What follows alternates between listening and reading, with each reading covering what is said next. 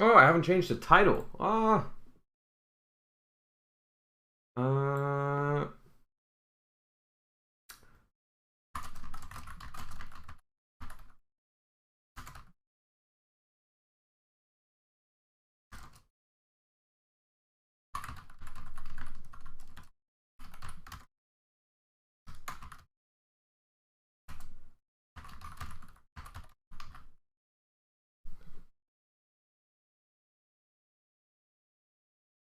Saved.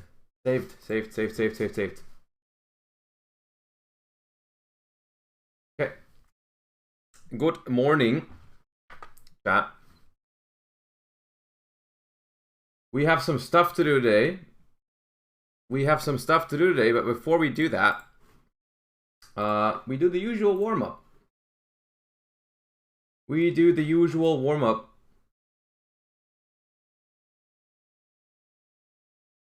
And we also need to wait for the Discord notification. So,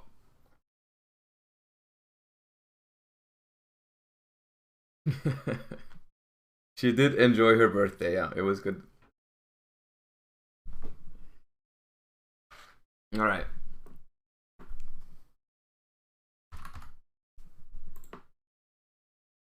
Yo, it's not an effect monster. What the hell? Good morning, everybody. What was yesterday's score? It was over 600. Yeah, it's gonna be hard to break. It was like 6. I think it was 679. Yeah, I think you're right. All right, we need a. Let's take Legin. Oh, level 4 Fiend Vanilla 1800 attack. Who can I think of? Chat? We have to get this one. There's no way we don't get this. Oh, it's high defense. Good morning, everybody. You've come right at the right time. We have to get this one third guess. Opticlops. It could be Opticlops. It's probably Opticlops. No, it's not. Oh my god. All right.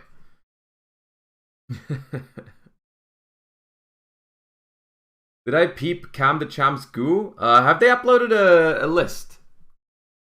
Dark Blade is a warrior. That is not a fiend. It has to be a fiend. The Dark World monster? It could be Zurei. It is Zurei. Alright. Easy clap. Easy clap. That was a quick one. Alright. That was a quick warm-up one. Easy.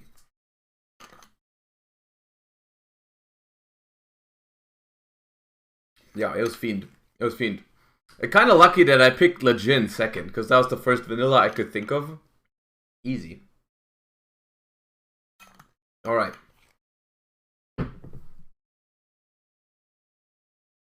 Are we going to get mad at Ishizu again? We'll see. We will see the level of madness we will get to today. My plan for today is, well, we're going to do the warm-up things, and then, as promised, we're going to open some Darkwing Blast and absolutely pull 3 Magnamoots. Yeah, it's here. It is here. We have it. We're gonna pull Magnamoots just like crazy today. Because I'm not paying that price. So we're gonna do that. And then after that, we'll get into... Don't say Shirley!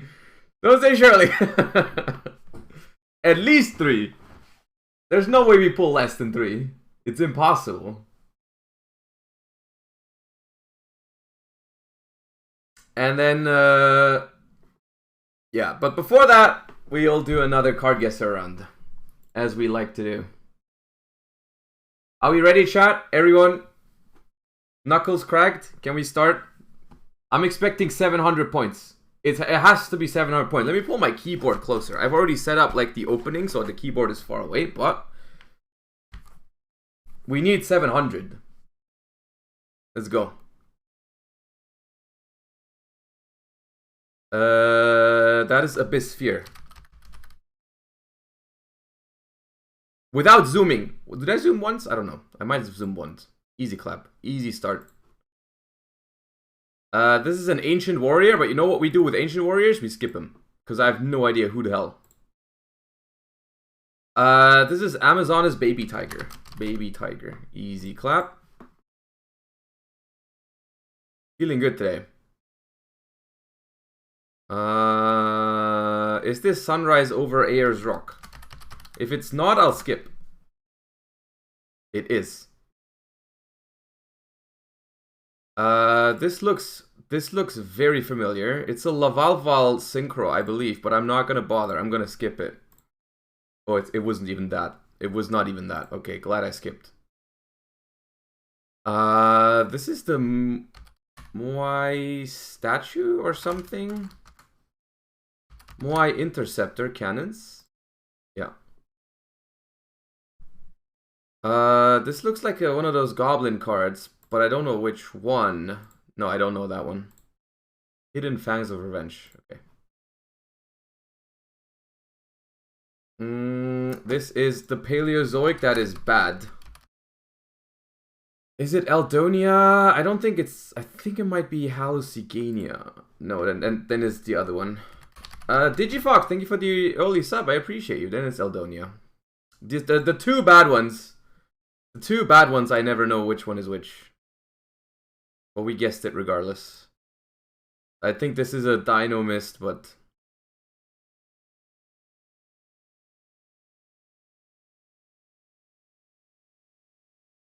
It's an old card, but... Oh, this is the vanilla. 1850 attack. Deep Sea Warrior. No, Deep Sea something. What is he called? It's none of those. Chat, please. It's not the vanilla?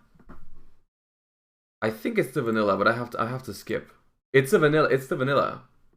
I think. No, it wasn't Kaiser Seahorse. Sea Serpent Warrior of Darkness. It is the vanilla, I think. This is Abyss Oshia, I think. Abyss Oshia. Yep.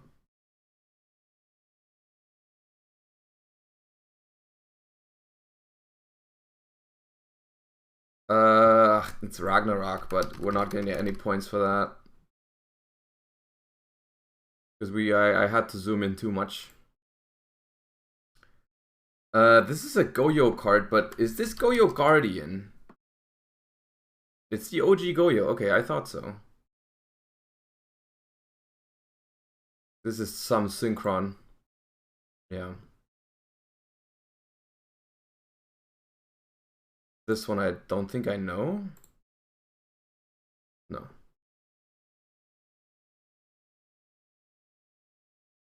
Oh, it's a very old card. It's a very old card. Cobra Jar. Yeah, that seems about right. Get going. Thank you for the 3 months. I appreciate you. Thank you. Welcome back.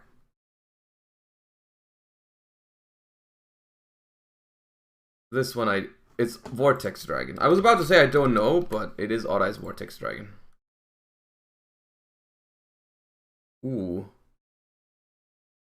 Ooh, I've seen it. I've seen it, but I can't name it. Bloodsucker. Alright.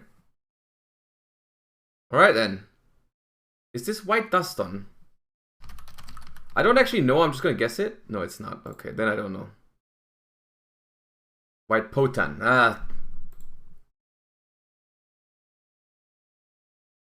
This is Mistaken Arrest, I believe.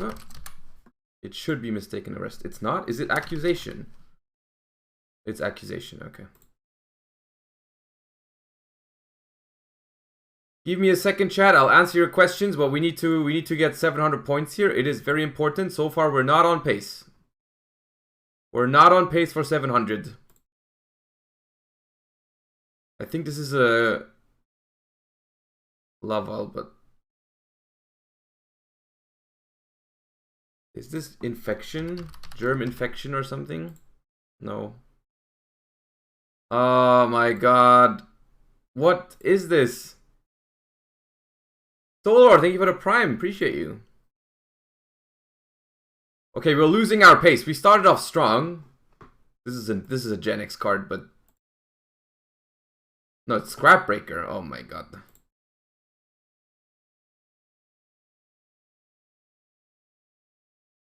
Can I get cards that I know? For once? Please, game. Give me a card that I've seen. Who is this? I don't know who you are. Oh my god. Yo, Chris, what the hell? 20? 20 this early into the stream? You're gonna... Oh my god, we're gonna lose the world record to you. Thank you. Thank you so much, my god. Thank you for the 20 gifts us. We hit the sub goal, so we're gonna do the... This is Tutu something. Cyber Tutu, I think. Yeah. Yeah, thank you so much. We hit the sub goal. We're gonna have a remix in a second. Thank you. This is a Valkyrie card. But, yeah.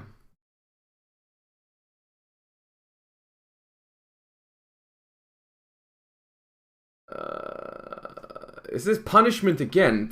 We had punishment yesterday and I didn't get it. I think this was punishment, yeah.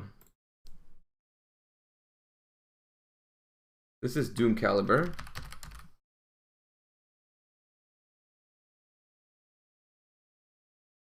This is another Dino Wrestler. I think we've had this guy 3 times, or they all look the same, but yeah, we've had this one before.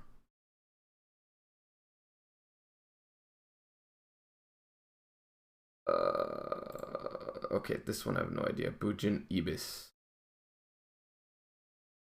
This is a goblin attack something. No, this is a goblin force, but goblin decoy squad maybe? No. Green goblin?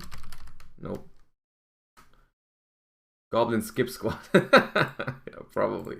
It's a goblin squad. I'm annoyed. Goblin Black Ops. Okay, that's a sick name for a card.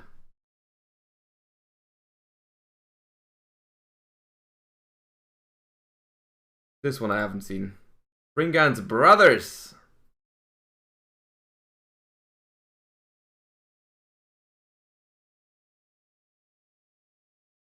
What? Oh, how did I not get Nightmare Cerberus? Oh, I'm embarrassed. Oh my god, what the hell? I was like, I've never seen this card before, but I've seen it so often. Oh my god, I'm throwing. This is one of the Exo Sisters. Chat, which one? Which one? For the love of god, I have no idea. Stella? How are there so many Exo Sisters, by the way? This is Stella. Okay, you are right. This is Lumina.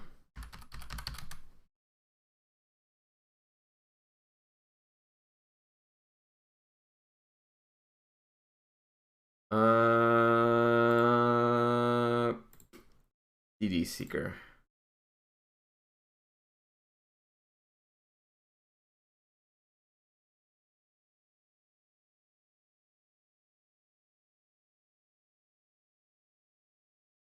Oh, it's giving me some vibes. It's a Gem Knight. It's a Gem Knight, but it looks like a Topaz. Just from the... Yeah, I was just looking at the gem at this point. I didn't actually know it was that one. This is Sky Iris. Aaron, thank you for the gift sub. Yeah, Chris, how do you not have a gift? How are you like top gifter this week and don't have a sub yourself? Enjoy your sub. Thank you, Aaron. FA. This might be Dawn Dragster actually. This might be the one that I know. Yep.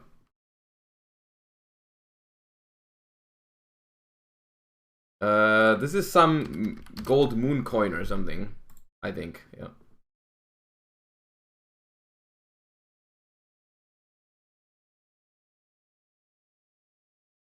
I think it's Great Bubble Reef, but it wasn't worth typing. When I have zoomed in, like if I'm on Zoom 1, it's not even worth typing the card name because like you get 2 points. We really need to know these cards.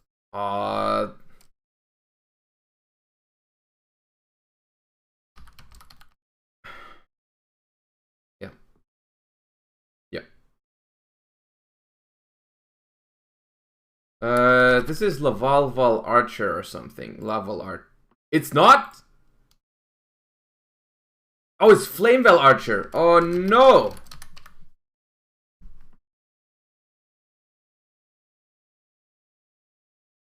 Oh, we had this yesterday. Phantom something. Seal of the Phantom. Or Seal of... Oh my god. I have to skip it again. I'm molding. What was it? This time, Deal of Phantom. No! Deal of Phantom, not Seal of Phantom. Oh.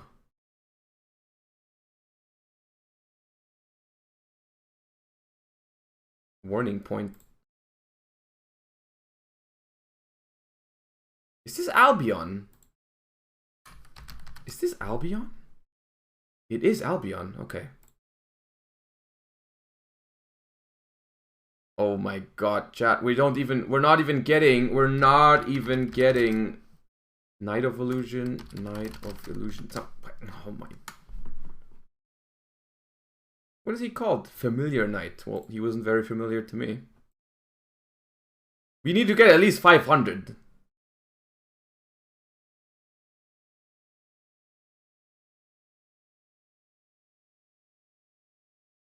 But in order for me to get 500 points, I need to get cards that I've seen before.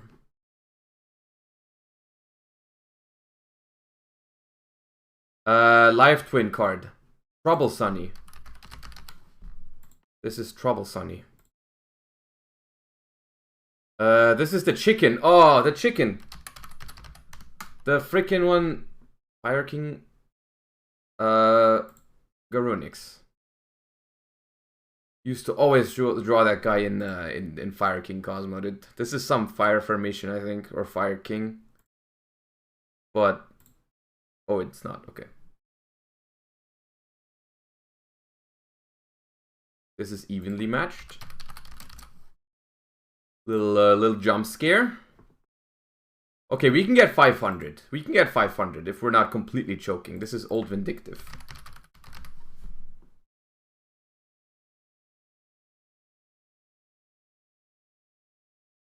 This one I've seen before, but I can't name it. Yeah, it's one of the Earthbound cards.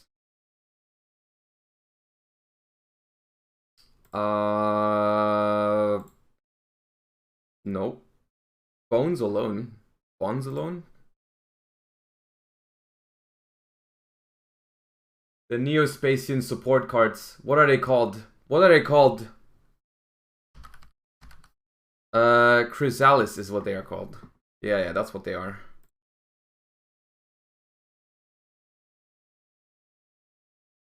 This looks familiar. It's a 6 Samurai card. This is a 6 Samurai card. Elder. This is Elder of the 6 Samurai.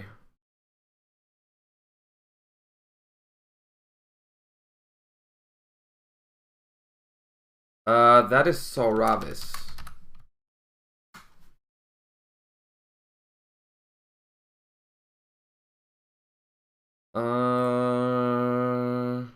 Oh, is this Firewall? No, it's Brotor. You're right. You're right. I thought it was Firewall for a second. Soul Tiger is what he is called, I think. It's not Soul Tiger? Then I don't know. Oh, I think it's Flame Tiger. Ah, it's Flame Tiger.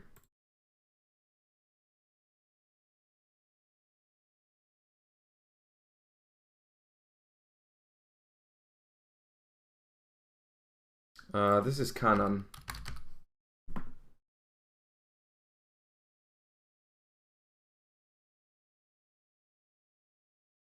Some Fire Fist. Oh, it's Dragon, but I'm skipping.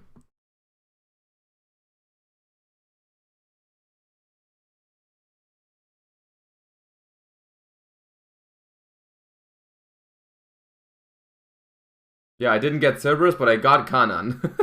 This is super ancient organism, I think.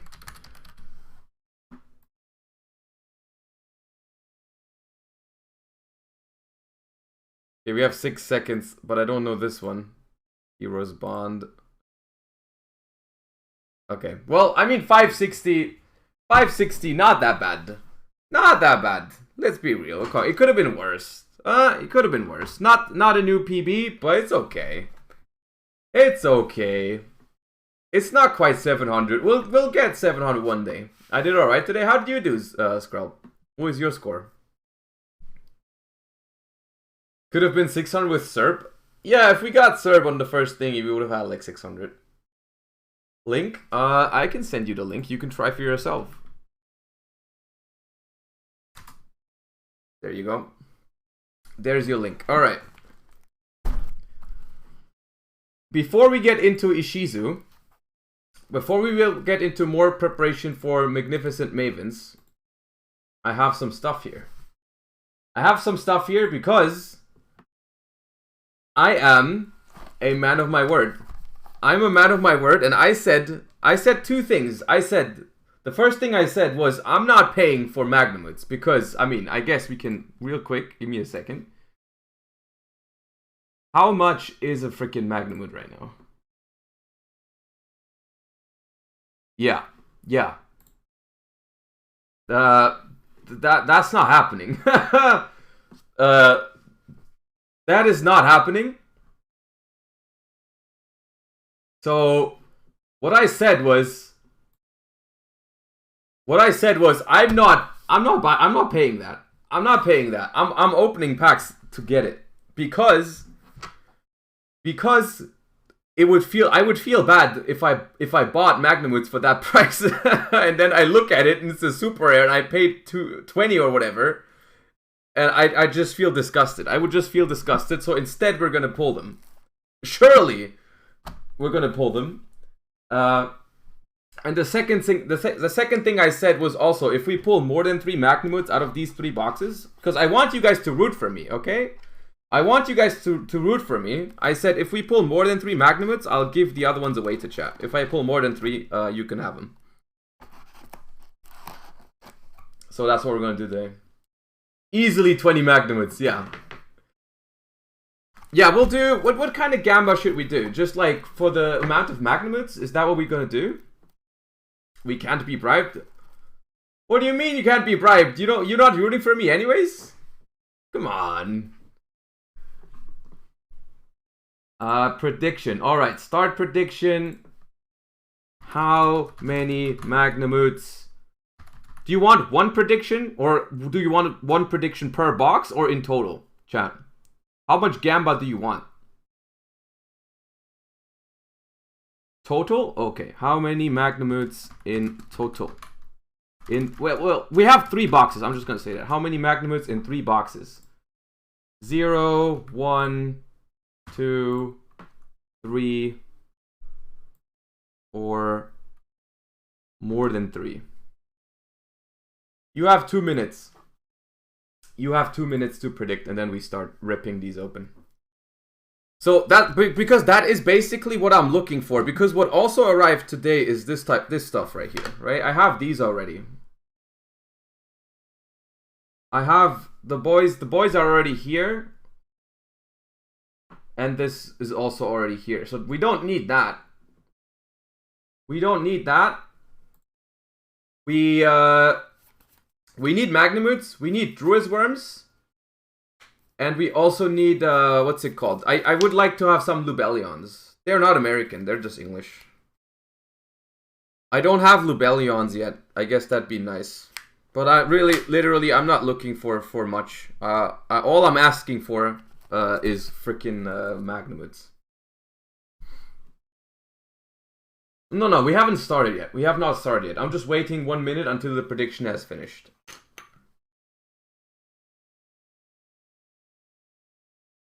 Can you stop shuffling more than 200 euros, please? What do you mean? Like this? Stop doing that? Like, that's gonna happen when I play them anyways. I don't care about that.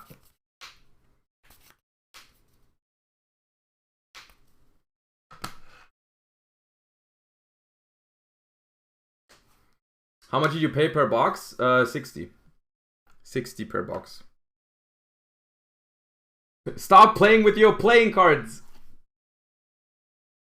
But before we do this, I want to say, do not try this at home. If I pulled 3 Magnamoods, that doesn't mean all you have to do is buy 3 boxes and get insane profit. Opening these, this is very much gambling for Twitch content. If you really just want the Magnamoods, maybe you just have to. Maybe you just have to freaking bite the bullet and pay for them. I don't know. We'll see how far we can get, dude. We'll see how far we can get. I don't know. The prediction has finished, so we can start. We can start. Also, oh, I forgot. I almost forgot. We hit the sub goal already. I wasn't prepared for this. Give me a second. Give me a second. We have finished. Okay, so for good luck, can we get some Pepe Ds in chat to start the opening, huh? Let's go.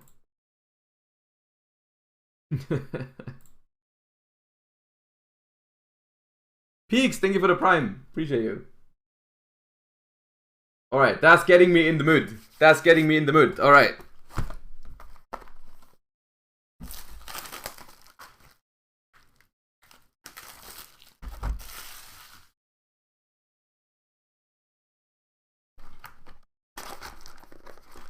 Alright. First box. I got English this time. Because I can't deal with abgeheuerlich. I cannot deal with abgeheuerlich, so I got English ones.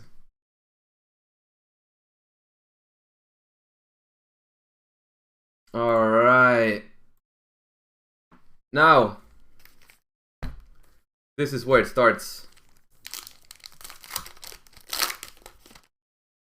This is where it starts. No further talking.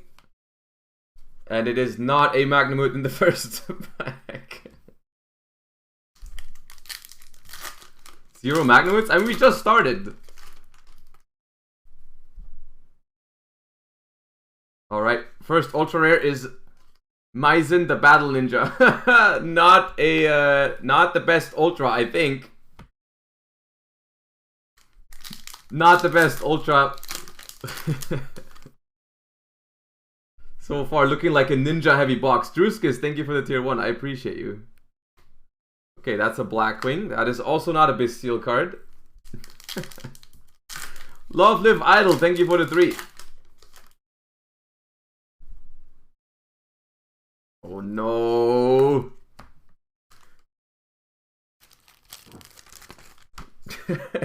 It's funny how you get disappointed by the freaking super rare. You guys can't even see this. How do I remove the glare from this? Where is it? I guess in the middle it works. Just up here there's some glare, right? Yeah, okay, up here is some glare, so we're opening down here. Alright.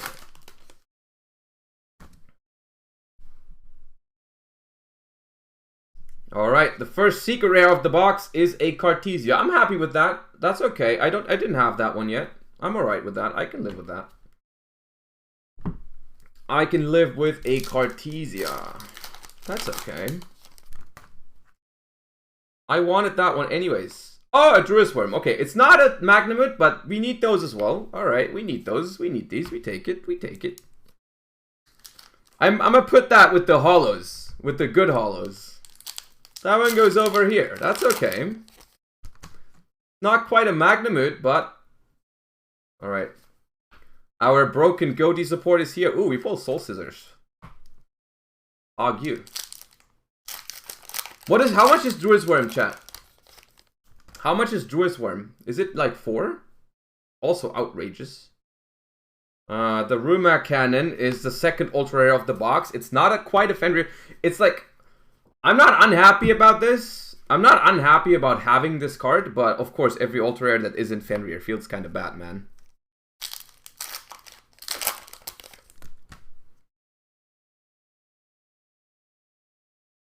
Alright, that's a Prediction Princess if I've ever seen one. No, the Roma Cannon is not bad.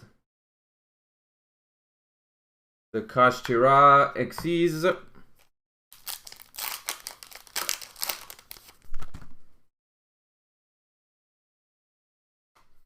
The Black Feather Whirlwind.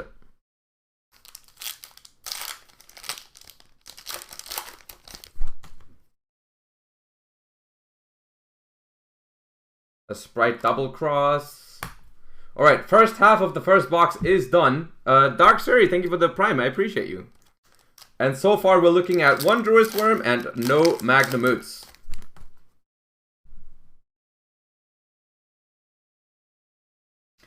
I was looking at an ultra rare, monster. I was like, Pog, you, it's gonna be Fenrir. It is not Fenrir. It is Bestial Albalos. This is loss.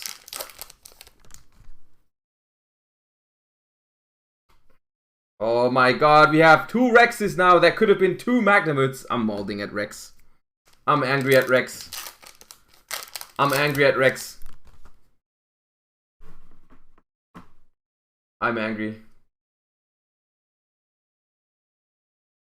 Meteorologic Aggregator. Good Ultimate Slayer target, by the way.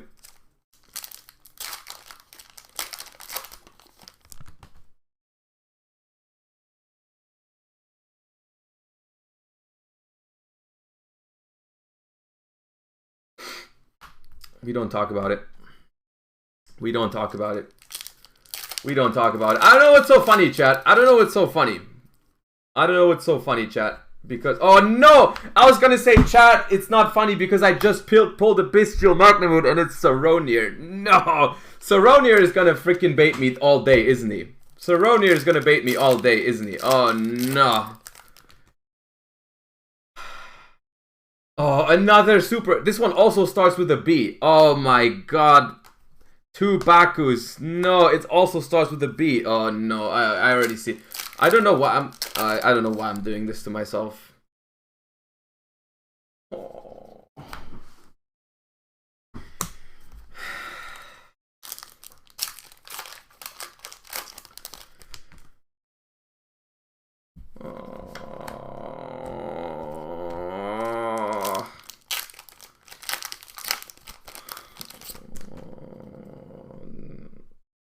Oh, more goatees. I'm already pissed off. Only a Magnamut can save us. We have Branded Beast. Oh no, 2 more. Please, Magnamut, save me. Save me, Magnamut. Oh no, it's Branded Regained.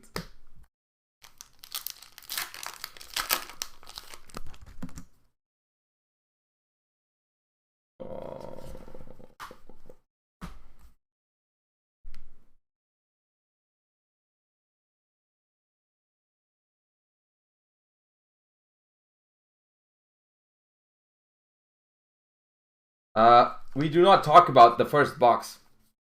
The first box incident, we will not talk about, chat. Okay? The first box incident, we, you know, do not talk about box number 1. Yeah, box number 2. It can only go... There's nowhere left to go but up.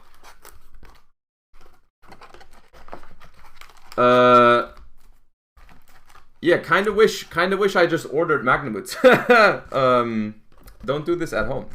Don't try this at home. My god.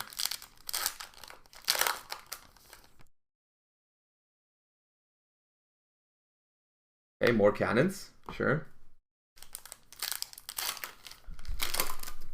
More cannons. More Blackwings.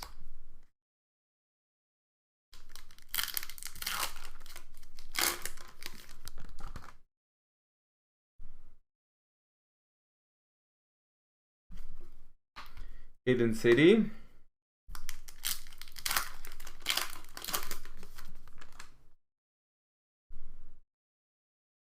Oh my god, stop it. I'm never doing this again.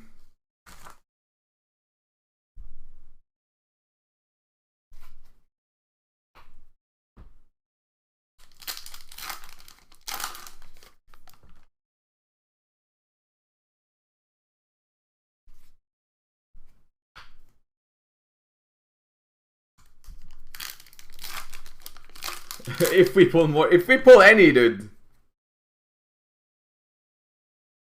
Oh, up until this point, it's always so freaking. Can you see this? Imagine this.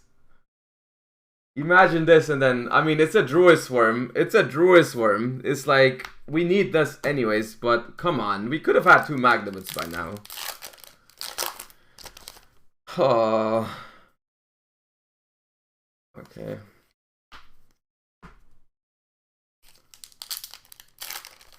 I told you to buy like 6 boxes. Yeah, but it's not the same if we just pull so many that it's guaranteed. Oh my god, we have a playset of Rex in the second box.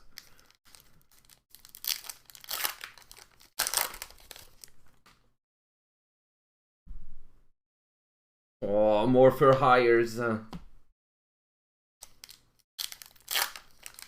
I just joined. How many did he pull? We don't talk about it.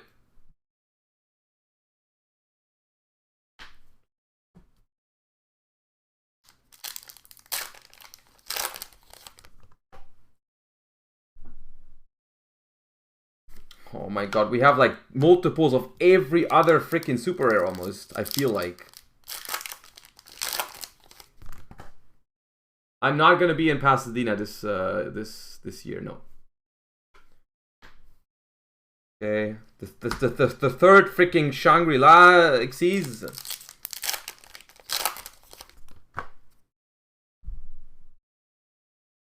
Okay, we hadn't had this one yet.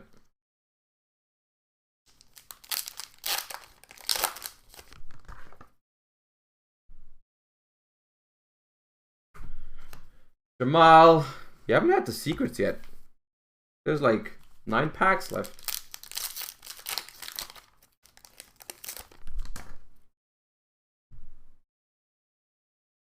Speaking of which, a Sprite Sprint. Guess that's okay for a secret.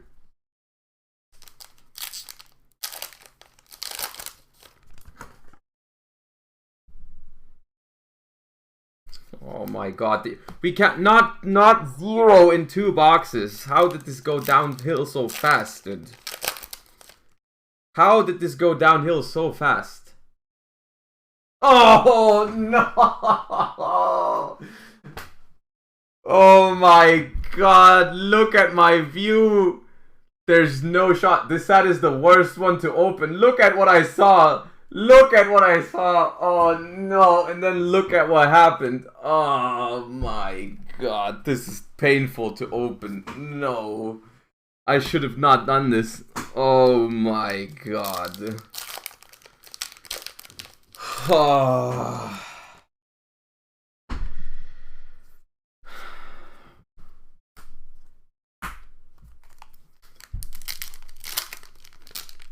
Let this be a lesson to all of you.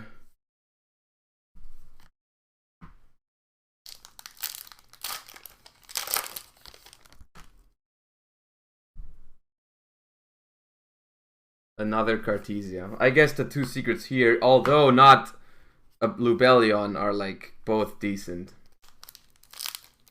No, this is the second display already.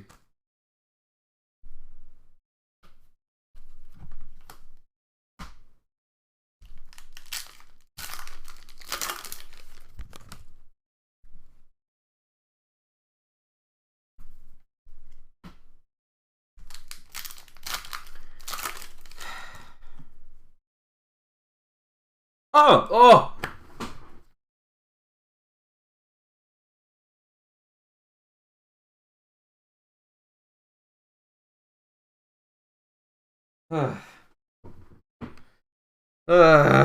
That's some last pack magic if I've ever seen it. Alright, I guess that's a good box then. I guess that is a pretty good box then. Woo! Oof! Oof! Thank you, Euler. I guess that makes it a good box. As opposed to... But still... no freaking Magnamoot. 0. 0 Magnamoots. We have 1 more. Oh my god, chat. I don't think I can give much away. I did not think this was going to go this way, honestly. I didn't think it was going to be that hard. We cannot go out of this with 0, though. My god, there's no way. I did not expect it to be this hard to pull a freaking Magnamoot out of these boxes. I guess we have, like, other super rares. We have, like, multiples of multiple. Why am I getting variants so hard? We have like play sets of almost all the others. Or like, no, well, no, I exaggerated. I take it back. Well, like we have a playset of Boreas. We have multiple aggregators, multiple double cross, playset of this, multiple of that, playset of the frickin' Fur Hire, double Vada. We have like most of them in multiples. Most of them we have in multiples, except for frickin' Druid's Worm we also have multiples. Well, is the only one left that we don't have yet. Magnamut, by the way. Is the only one we don't have yet Magnamut? Did we have every other super rare? How many different super rares are there? How many different super rares are there? 26?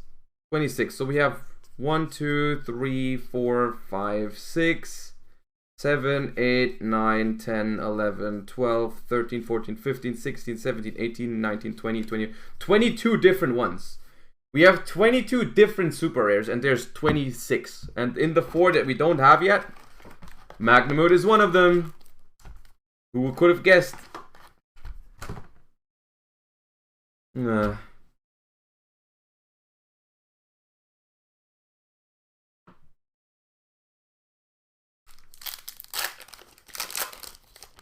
Last box. The 4th copy of Shangri Era. Cool.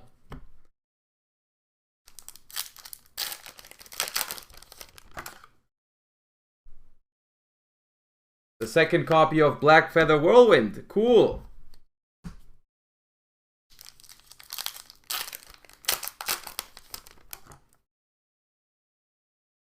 A Rule Kalos. Alright, I guess I needed that. I don't think it's going to be super expensive, but I didn't have one. That's alright. I can live with it. I can live with it. The 3rd copy of Sprite Double Cross.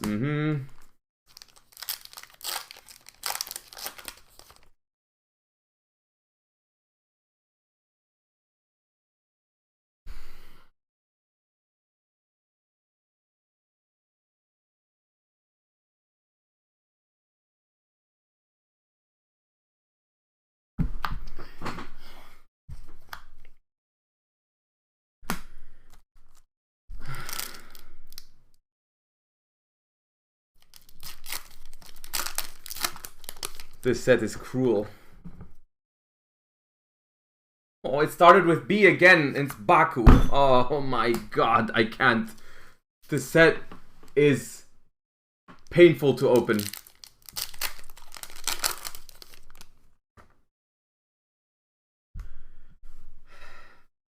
The 4th copy of Boreas. The Wicked Wind. Wicked. Oh my god. The 3rd copy of Goatee Fury. Oh.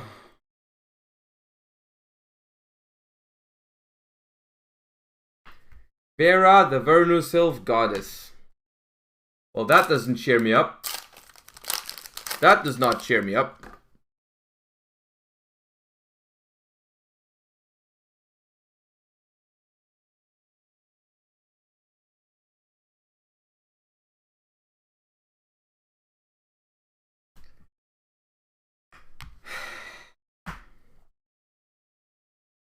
How many more? How many more are in here? Because if it's just one, I'm still not happy about just one. That's an expensive Magnamut right there.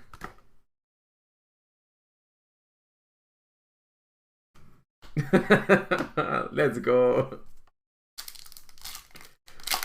Oh, God. More goatees, Pog.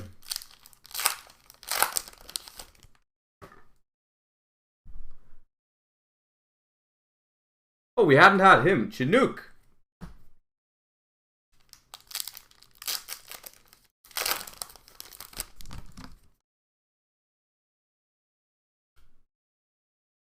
Is this a good Ultron? Probably not, right? There's no way this is expensive. The Maiden.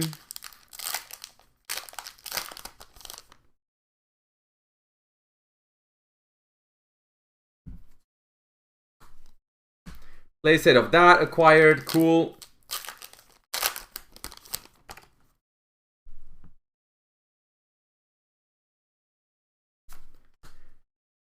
This card is very fitting for the opening, because that's what I'm doing right now. I'm tilting.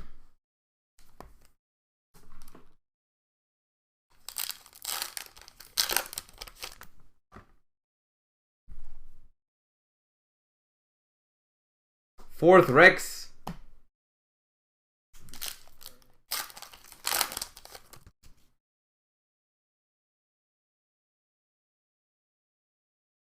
Yeah, that sounds about right.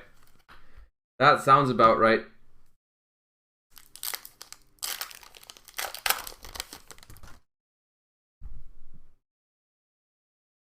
Place it of that.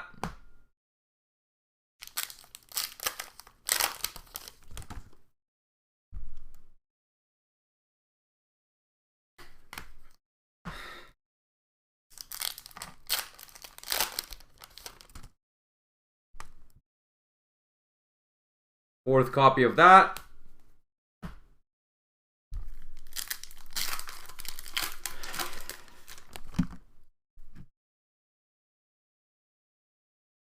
Third copy of Vada. Okay, I don't think we can pull. Yeah, we cannot pull another Magnamut because this is an Ultra and a Secret Rare. We have two packs left. We have 2 packs left, and unless we get completely gutted by Destiny, this is a Secret and an Ultra, so it's not going to be another Magnamut.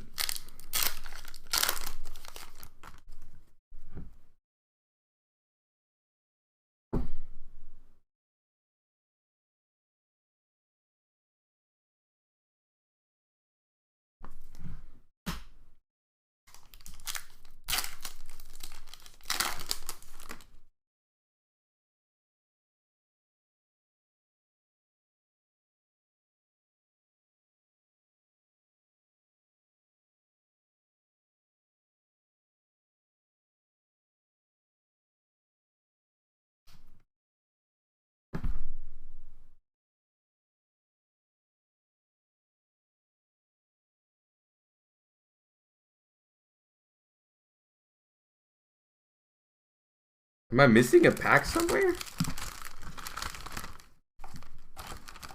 What's going on? 1, 2, 3, 4, 5, 6, 7, 10, 15. It's 24!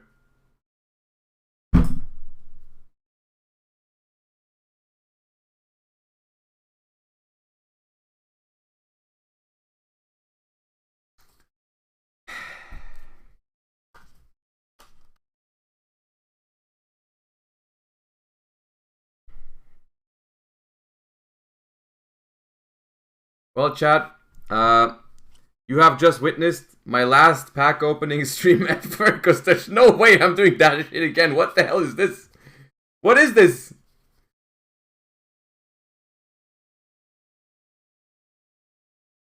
My god, yeah, no. Literally 4 Ultra Rares combined worth €3 probably, a Rule Kalos, and 1 Magnamut in the box. Like, yeah. Now imagine we wouldn't have freaking pulled the Fenrir now. Like, we would have spent like €180 for what, 70? It's still like minus 50 or something like that. Something ridiculous when you buy 3 boxes. Like, the last box was basically worth almost nothing except for the Magnamut. Literally ridiculous. Well, okay, well, I'm tilted now. I'm tilted now.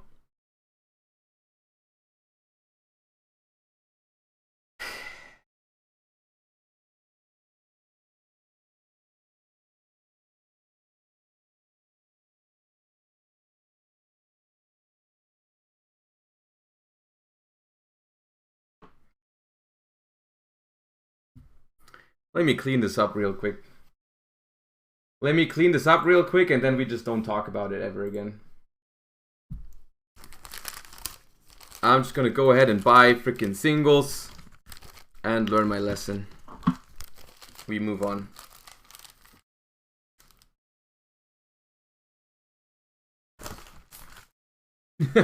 Yeah, okay. Alright. At least you are happy now. Alright. At least you're happy.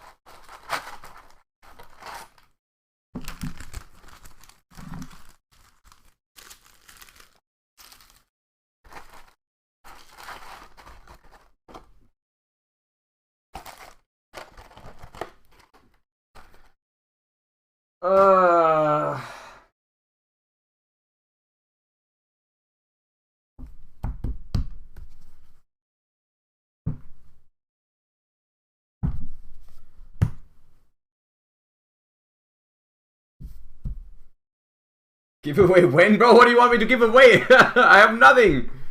I don't even have the stuff that I need. That was freaking painful.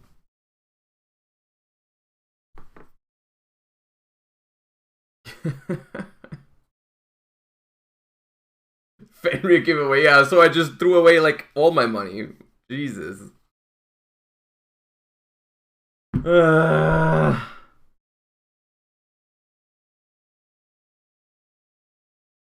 Yeah, I'll give away I'll give away the extra secret rare that I have. The 6th secret rare is gonna be for chat.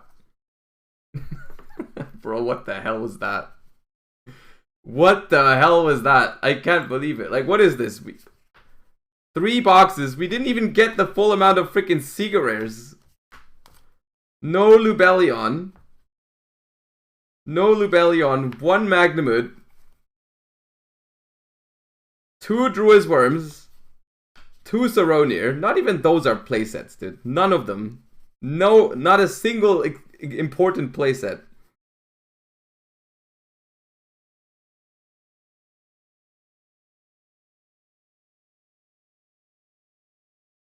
And then 1 Fenrir.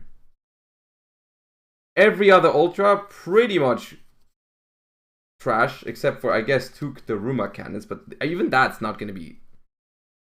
Like, all of this... Yeah. Well, I guess I understand now why Magnamove is expensive.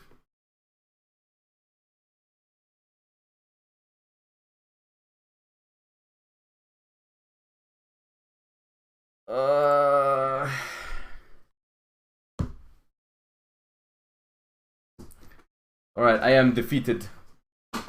I am defeated. Yeah, it's variance, but I guess it's a good... I guess it is a good lesson to all of you in chat.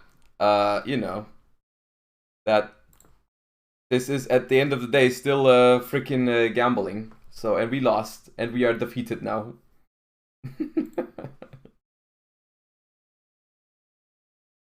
Vila Kazi, thank you for the prime. Thank you for trying to cheer me up.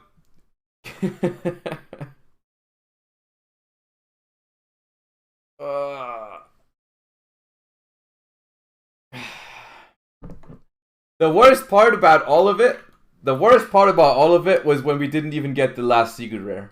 Like, even getting the freaking Goldie secret again would have felt better than just not getting a second one in the last box. Like, what the hell was that?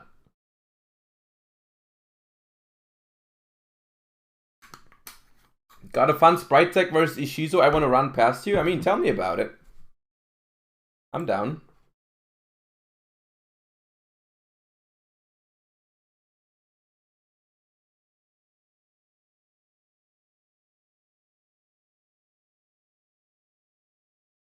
Have you experienced Pro Sprite on stream yet? No, the only thing Okay, so I guess that's a good segue into what we're gonna do for the rest of today. Except for be sad. We're going to... Yesterday we tried the Ishizu mirror, and let me tell you, I don't think it's a very good mirror match. I guess if you were here yesterday, you're not surprised by this, right? If you're not surprised by this, you were here yesterday. I'm not a huge fan of the Ishizu Tear mirror match. Now, the deck is looking very strong, and so what we're gonna do today is we're gonna try and see if we can beat it. We're gonna try and see if we can beat Ishizu Tear somehow. There's a few obvious choices. That we can try. Some being like we can try and see how well, for example, Pure Sprite can still compete. Maybe it can. I don't know. Probably a little weak, but we can try it.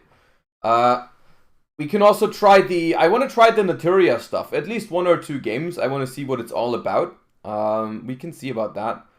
Flunder? I'm not going to play Flunder. What the hell do you mean? If I want a coin flip, I can also just play Ishizu Tear myself. Like, that's... Flunder is the same shit.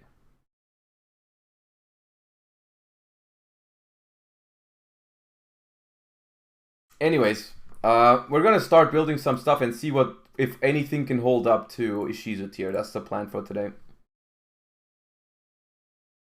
That is the plan for today.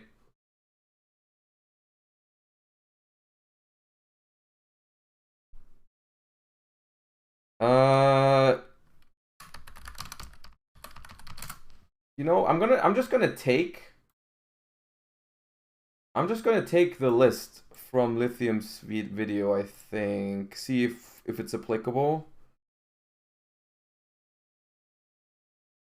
Yeah, this is just pretty much... Yeah, okay. We're just gonna...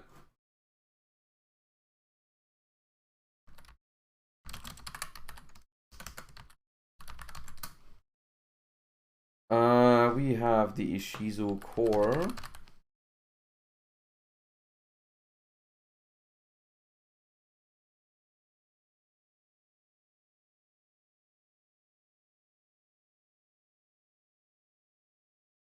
It plays full 12 Ishizus, it plays Herald. It's basically the same deck as the other one, just with Naturias instead of thingies. We'll see if that's good.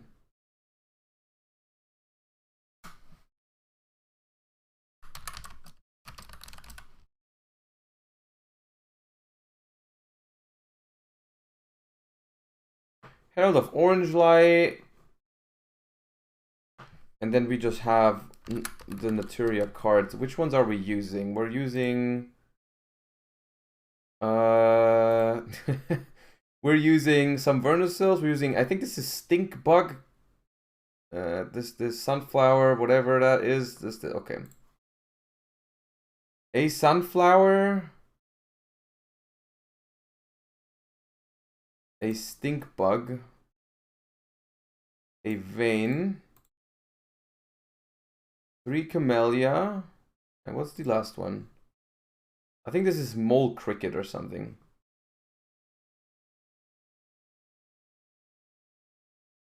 Naturia, Mole Cricket. That's the one.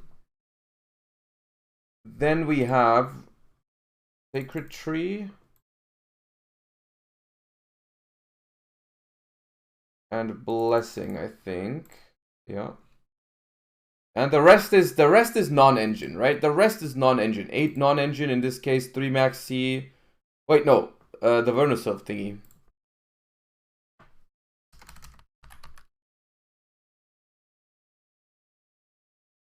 Vernusylph Duck. Is that from Power of the Elements, or is that from Darkwing Blast? Darkwing Blast? What is it? Is it an ultra rare?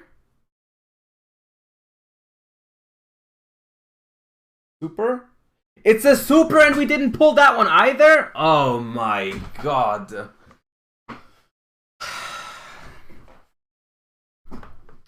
Now don't tell me that one is expensive. There's no way. Okay. Okay, it's not. Alright, okay. I can still be annoyed by it. I'm choosing to still be annoyed by it. I will still be. I'm still toxic. I'm still annoyed by it. Bruh.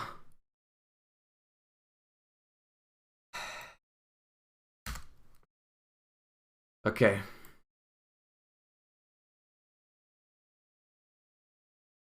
Zerubbabel, thank you for the bits. Thank you for trying to cheer me up.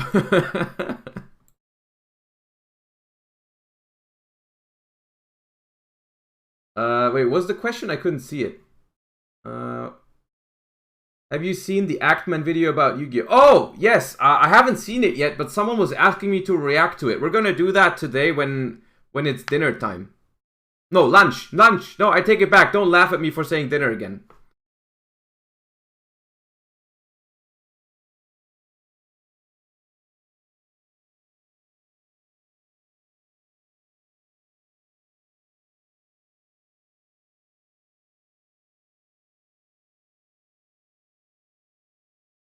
Okay, so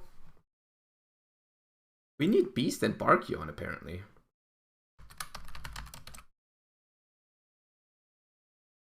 Which of these is tuner? Oh, Camellia is a tuner. And Vayne is a tuner. Okay. And Stinkbug.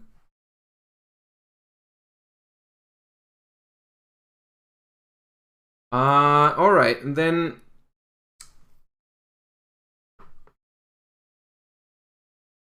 Jesse1186, thank you for the sub, I appreciate you. Thank you, welcome to the stream. So is the extra X super important here? It doesn't look that important, but I guess I'm just gonna copy it for now. I don't know if there's anything in here that's like that shouldn't be here or whatever, but Crystron,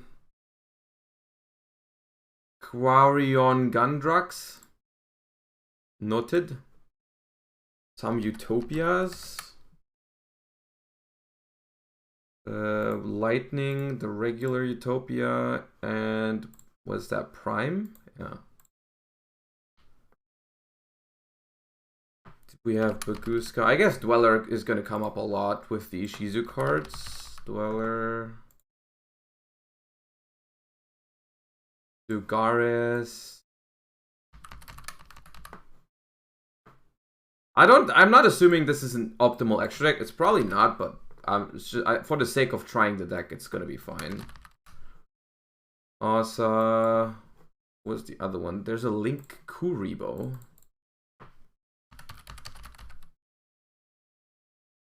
Link Kuribo, Curious, and Elf.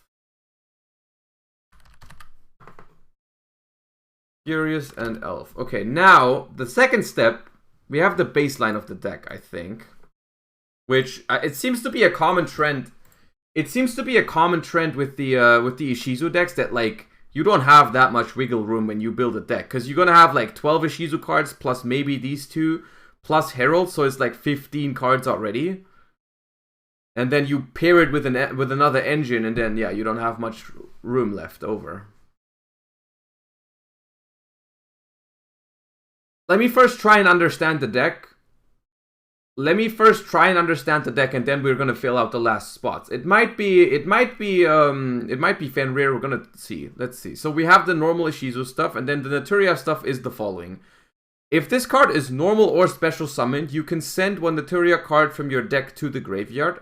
If you would tribute a monster to activate a Naturia monster effect, you can send the top 2 cards of your deck to the graveyard instead.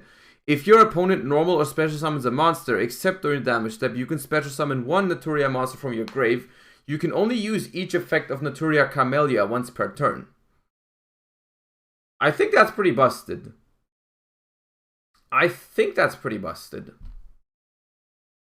Right? It's like, it's got multiple things going for it.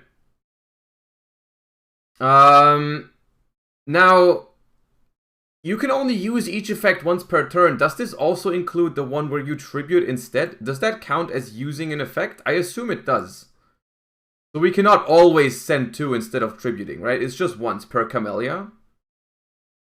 Well, not even once per Camellia, once per turn. Hard once per turn. We can replace. We can. Okay. That is once per turn. Okay, so she's an Armageddon Knight plus, like, she's an Armageddon Knight with bonus, and she's a tuner. Alright, that's broken. Mole Cricket. During the main phase, quick effect. You can tribute summon this card, special summon one Naturia monster from your deck. Or you can special summon 2 Naturia monsters if your opponent controls a monster with the highest attack on the field, even if tied. If your opponent special summons a monster from the extra deck, or you special summon a Naturia monster from the extra deck while this card is in your graveyard, you can special summon this card. You can only use each effect of Mole Cricket once per turn. That's also quite powerful. That's also quite good. So it's just basically a Lone Fire Blossom as a quick effect, but it can summon 2 if your opponent has the biggest monster, and it comes back from the graveyard. That's pretty strong. Okay. Naturia Vein. When your opponent activates a spell trap card quick effect, you can tribute 1 Naturia monster and this card, negate the activation, and if you do, destroy that card. You can, if your opponent, if you would tribute monsters. Okay, so basically, this is not once per turn. This is not once per turn. It's not Carrot, because you have to tribute 2 monsters, right? You have to tribute itself and another monster. But if we have Camellia, we can just mill 2 for the first negate, and then if they activate another spell trap, we can negate again, but this time we really have to tribute, right? This time we really have to tribute. Okay. Sunflower is, I think, the exact same thing for monsters. Yeah, it's the exact same thing for monsters. So we can set up like multiple. It's basically, yeah, it's a little bit like Sprite Red and Carrot here. And then we have Stink Bug, which is when a Naturia monster you control is targeted for an attack. Quick effect, you can set this card from the field to the graveyard, negate the attack, then end the battle phase. Okay, that one seems. That one doesn't seem like it's a staple, but it probably comes up where you just want to have this. You just want to have this so that they can't simply run over your negates, right? It's quite nice. Probably. But okay, and then so far we don't really have much graveyard synergy, so I think that's where the trap card comes in, because I'm pretty sure. Yeah, if this card is sent to the graveyard, add a Naturia card from your deck to your hand, except Sacred Tree, and that's not once per turn. That's not once per turn.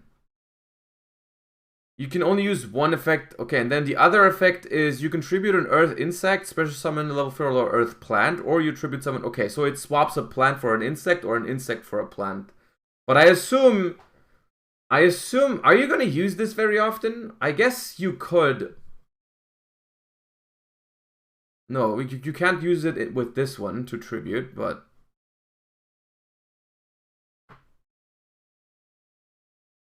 So you just send it to the graveyard most of the time, that makes sense. And then we have Naturia Blessing, which is activate 1 of these effects. Special summon a Naturia from your hand or grave. Immediately after this effect resolves, synchro summon a synchro monster using only monsters you control as material, including a Naturia monster. Ooh, I think that's why we have these 2 bad boys. Like, we can trish them on the opponent's turn sometimes.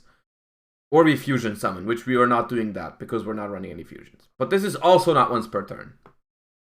This is also not once per turn. So you can like mill this and, you know, that type of that. But like, yeah, okay. So you mill tree over and over again. And search your stuff together. Okay. And then all month, and then just for completion's sake, the new duck. We've read it before, but you can discard this card and 1 monster or 1 Vernusylph card. You can not activate non-Earth monsters effects for the rest of this turn. Also add 1 Earth Fairy monster from your deck to your hand, and then you can reborn an Earth monster from your grave. Okay, I mean, the synergy here, the synergy between this card and the Ishizu cards is insane.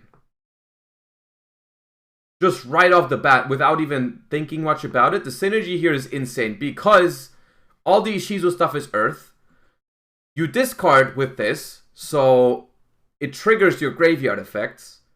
It reborns, And it adds any of your Ishizus from deck to hand that you're missing. So that's busted. This is straight up busted. With, of course, the only exception that you cannot use effects for the rest of the turn except for Earth.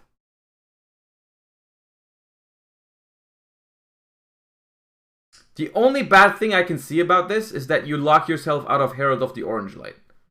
Right? For the rest of the turn. So if you have this, if you have Herald of the Orange Light, you don't necessarily want to start your place off with the Vernusylph.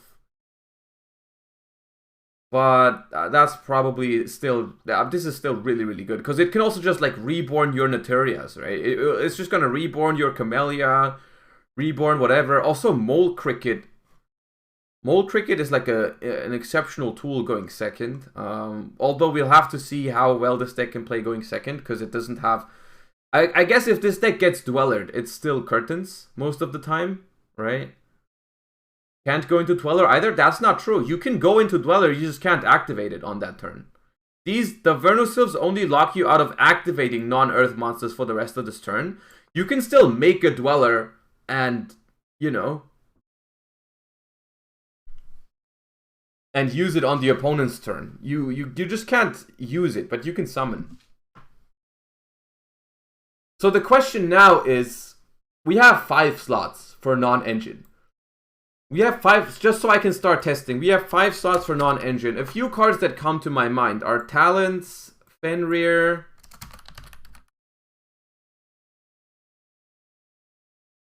You want to use Dweller on your turn? Yeah, but you can do that early, right? If you sometimes want to. You don't have to start with this. Because it's only for the rest of the turn. So Fenrir is Earth. Fenrir is Earth, so we can reborn it with this, right? We can reborn it if we mill it. We can... it seems pretty good to play Fenrir. Talents seems good. Another card that I think seems good in this upcoming format might be Droplet. Not sure about that yet. Droplet seems okay with the... because they get their effect. The Ishizu cards get their effect if you send them for Droplet, and it prevents Dweller. So I think that seems reasonable as a main deck option. RPI Barra, thank you for the Prime. I appreciate you. Thank you so much. Because it also functions with Sacred Tree, right? Droplet also functions with Sacred Tree. I could see Droplet. I could see Droplet. And then maybe we play 2 Fenrir just to keep it 40. Just to try it. That seems aight. That seems aight. Ishizu's trigger if they send with Droplet? I mean... if this card is sent from the hand or deck to the graveyard. So yeah, they trigger if you Droplet them.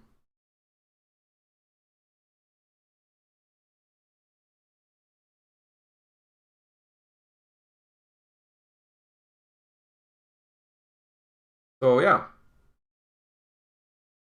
Do we really need exchange? I don't know. I just want to try. I just want to try. This doesn't have to be perfect yet. That's not the...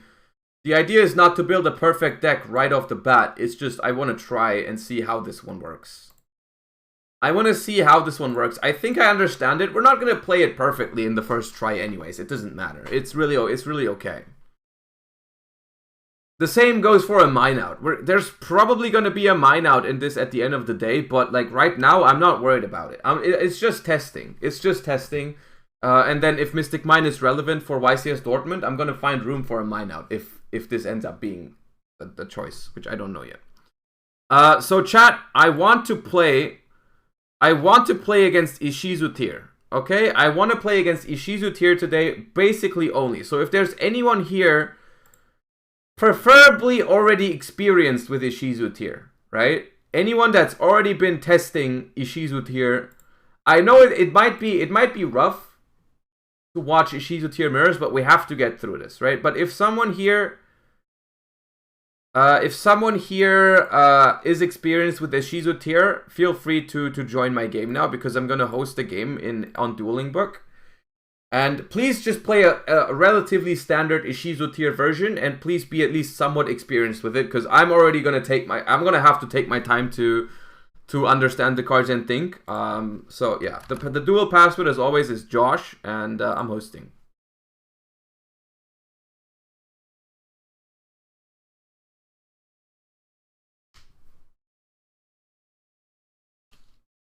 Is there any synergy with Sylvan cards here? I mean, not in this deck particular, but like the thing is, Ishizu cards, the Ishizu cards have synergy with every single graveyard effect in the freaking game. Right? They have synergy with every freaking graveyard archetype in the game. So like, yeah, there's synergy, but like, is it the best synergy?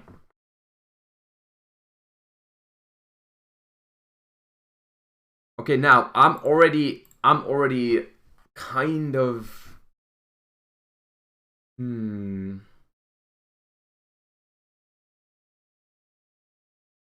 trying to think about how can we set up Dweller before we play. Always is my first instinct whenever I'm playing these cards. What I can see here, thinking. What I can see here is we could go Mole Cricket. We could go Mole Cricket, tribute itself, summon Camellia, send the tree at the Reborn. That's a level 4 on the board. Then we can special summon Keldo by sending... But then if we send Kelbeck, we can't... Can we play? Can you set up Gravekeeper's Trap in exchange? Discard one other Earth Fairy monster, special summon this card, plays Gravekeeper's Trap.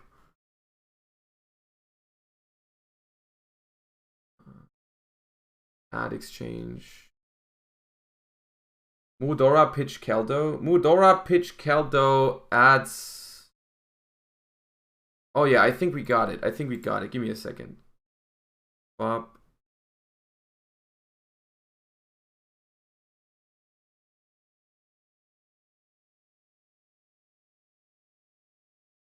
So we're gonna special Camellia here. And declare the effect.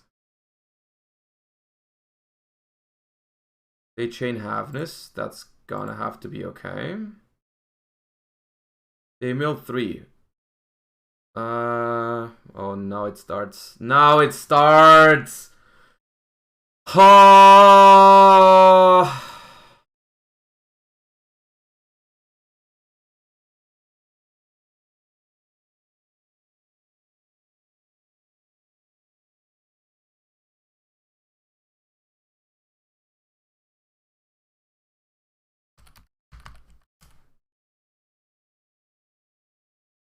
We milled nothing.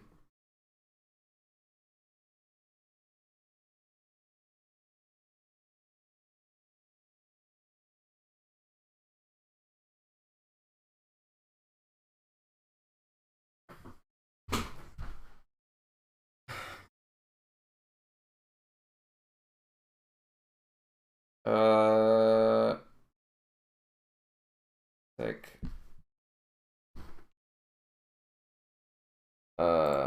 I can use Mole Effect. I can use Mole Cricket Effect. And I can also use Kelbeck's Effect, right? If a card is sent from hand and or deck to the opponent's graveyard, you can target a special summon this card from your hand.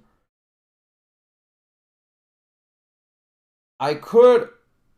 Yeah, I should have started with Mudora. I see that now. I should have started with Mudora at this card Keldo, so I had the graveyard interruption.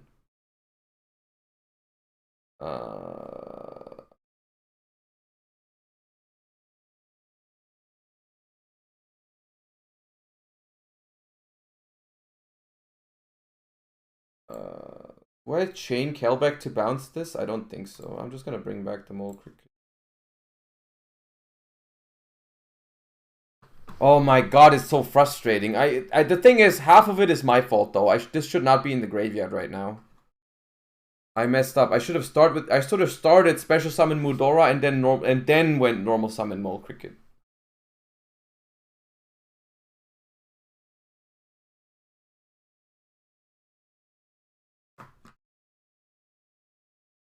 So there's a Rule Kalos now. I'm not happy about that. I'm not happy about that one.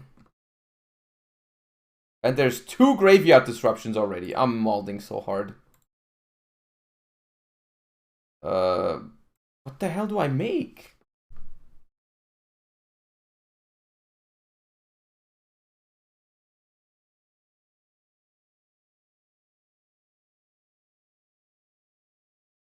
I guess I go Keldo.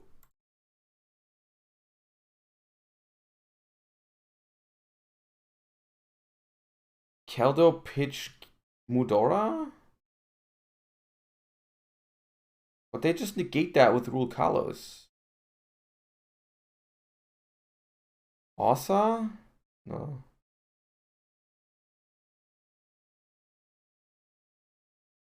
Bro.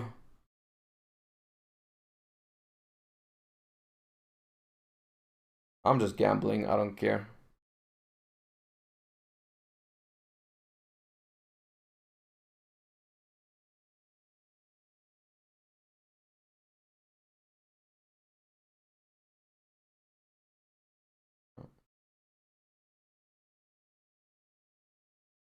Oh, wait, they chain. It doesn't trigger because it's cost, right?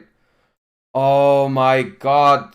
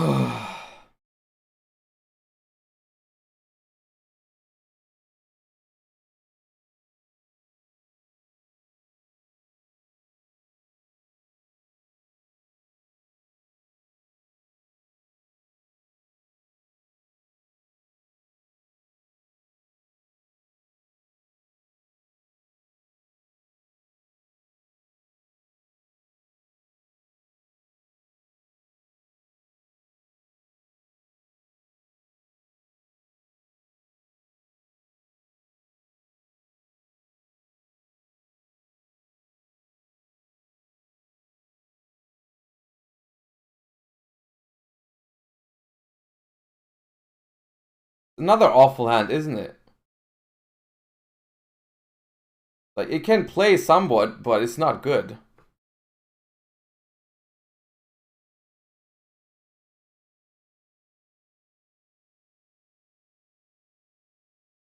Please don't have this me, dude. Oh my god. I'm scarred for life. Today's stream is gonna hurt me on so many different levels.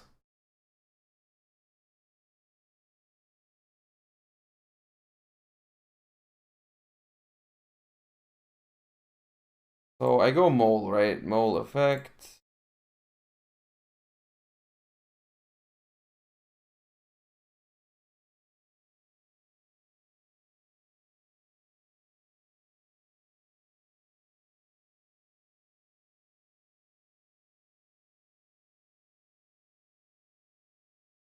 Understandable. Have a great time. And you test Elden Ring instead, bro. I don't know what to do. I don't know. I'm defeated. I'm literally defeated. The thing is, I can set a blessing, and then I have to end the problem. No, The problem is if I go, this is quick effect shuffle, right? So if I go activate blessing on their turn,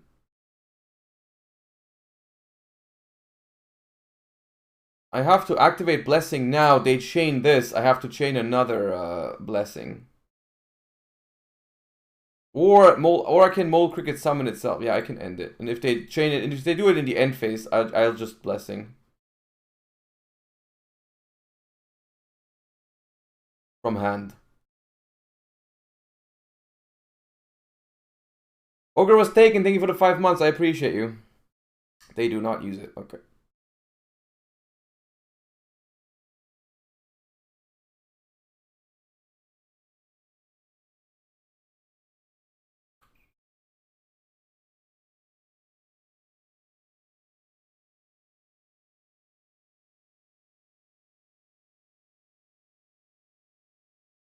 I think to be fair, we would have won the first game if I went Mudora first. I'm pretty sure we win that game. We do not win this game. uh,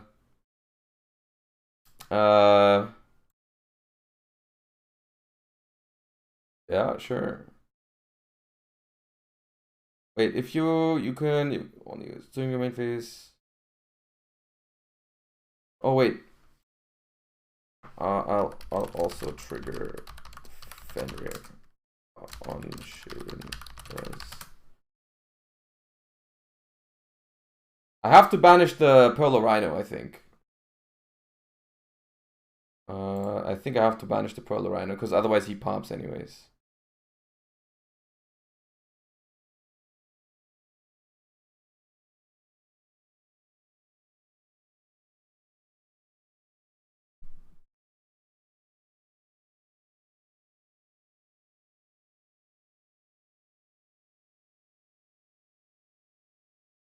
No, I think Naturia does not keep up with...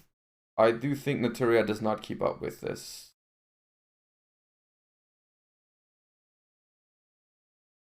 You know the biggest problem is right now as well on this particular board? Is that because I have Fenrir and I was forced to banish the Pearl of Rhino, it's also now I have the biggest monster on the board still, so I can't really, you know, I can't go Cricket into 2 monsters right now. I can't go Cricket into 2 monsters, I can only go Cricket into 1 monster at this stage. Unless they summon something bigger, but if they summon a Rule Kalos, they can just negate Cricket. No, this matchup is not good. This matchup is not good. I still shuffle mine. Keldo is... Can I read? Shuffle them, yeah.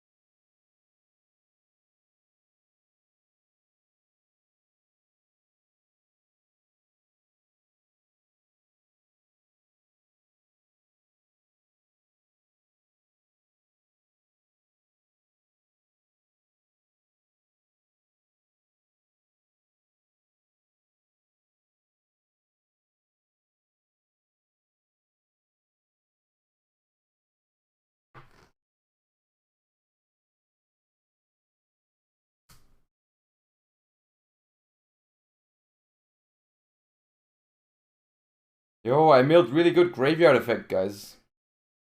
I milled really good graveyard effects.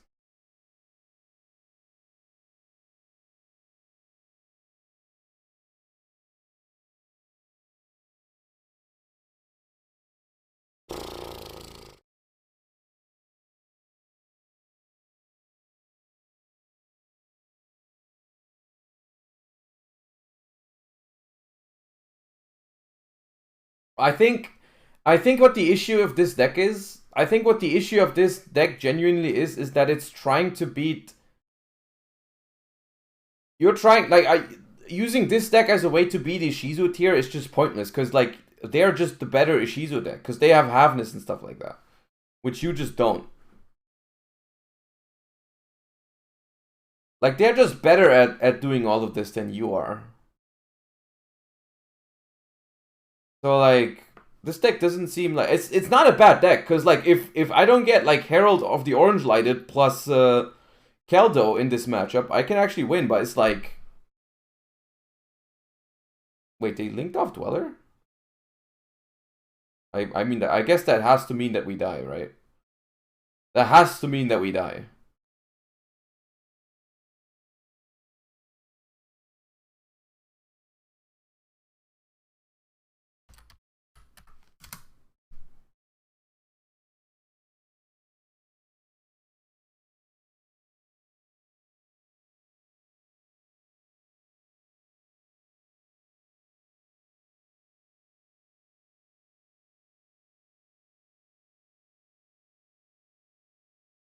Let's play Sword Soul again. Ah, yes, Sword Soul is the hard counter to this, because they mill all of our tennies, right?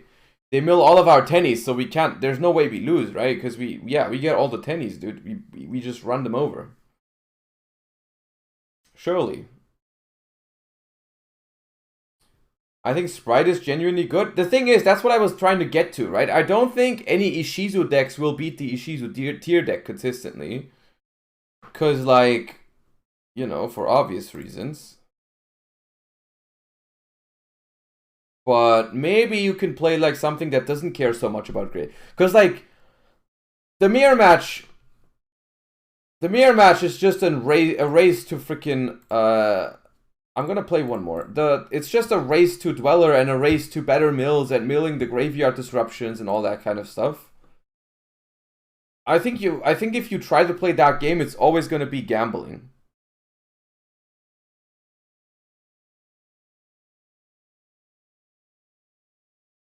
It's always gonna be gambling.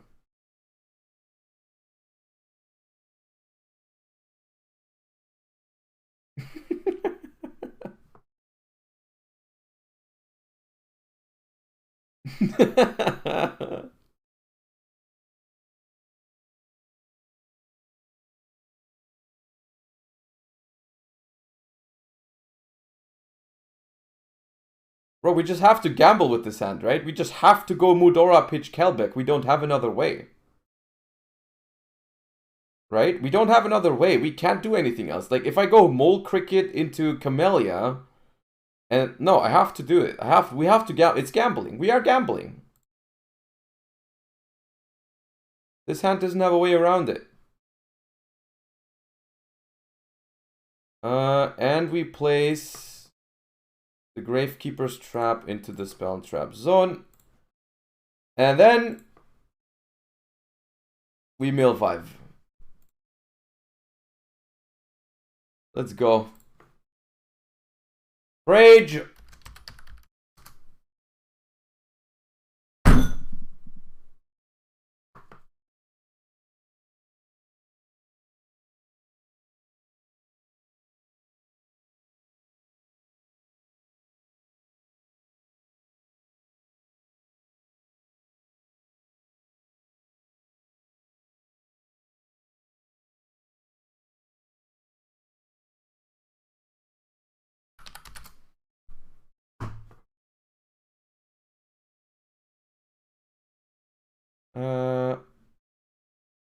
Banish this card from... I have to. Like, I have to. Freaking hell.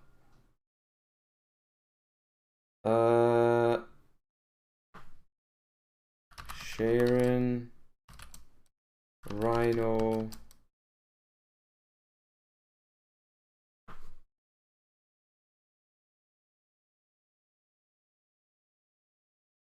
I guess I'll get rid of my Fenrir just because of... I'll get rid of my Fenrir because of Asa.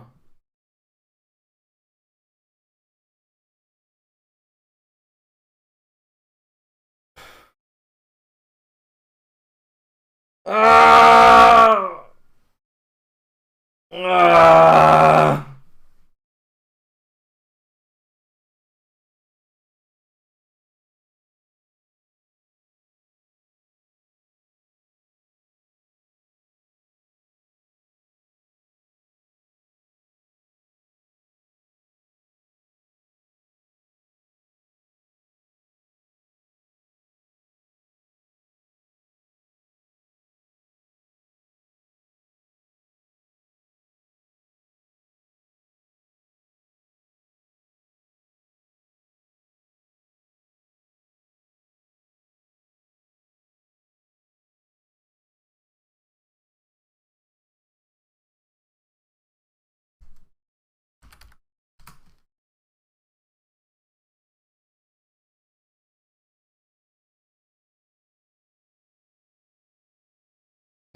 What the hell is happening?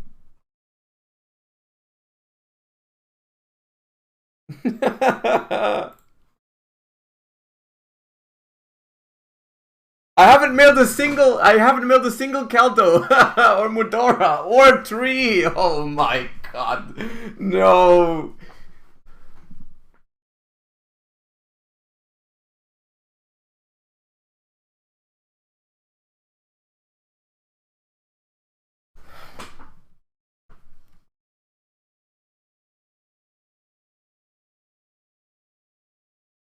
Jordan and Nilmi Elior, by the way, thank you guys for the subs. I almost forgot.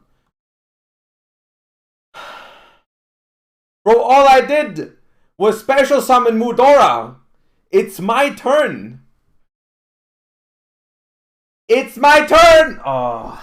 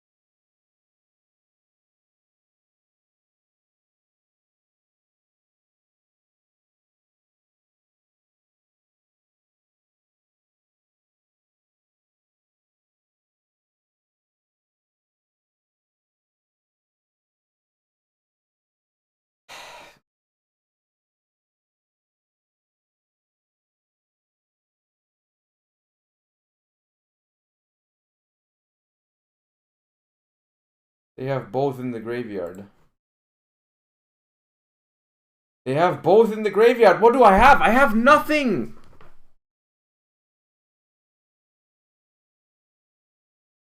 I have to freaking drop it on my first turn on the Roll Kalos just to be able to resolve my Mole Cricket. This one is gonna get stopped.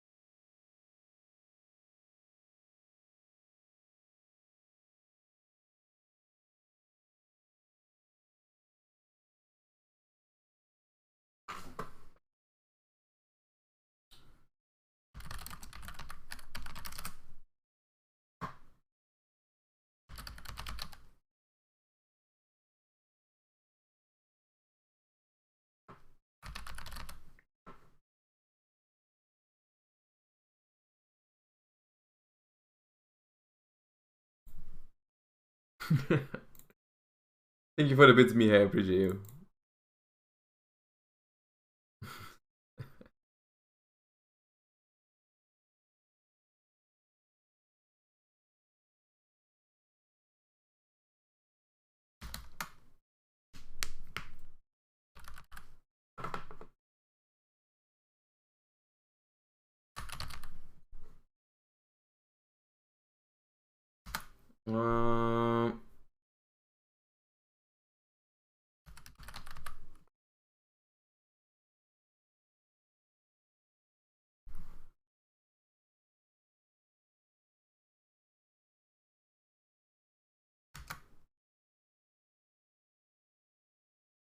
What do we want to summon? What do we want to summon next format of Gigantic? Is it frogs? Is it frogs that we summon off Gigantic?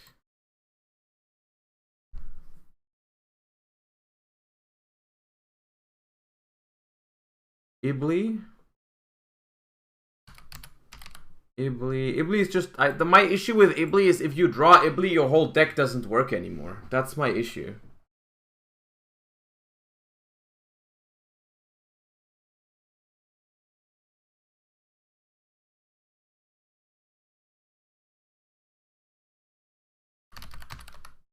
Diviner is an option. The problem with Diviner, the problem I have with Diviner is that it's not really a good normal summon.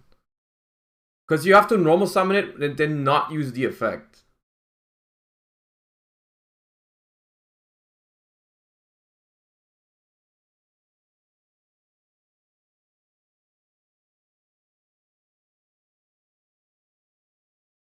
What about Stein? Stein doesn't work.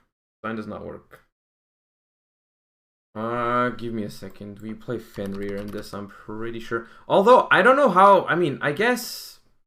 The weird thing about Fenrir is if we go second against Ishizu, if we get lucky and we mill the Angler, then we disable our own Fenrir. That feels a little bit weird. I think we need Bestials over Fenrir. I think we might do something like this. I don't think we try to hand trap. I don't think we try to hand trap Tear. I think we just try to run some Bestial stuff into them. Can we turbo out the Herald Synchro in the opponent's turn? I'm not sure how easy it would be.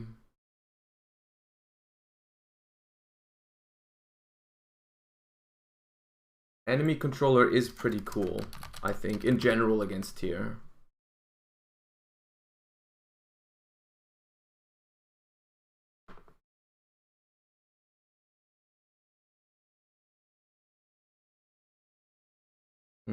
I'm not sure if we run 3 Anglers. We might run 2. I think I'm going to start with Swap Frog.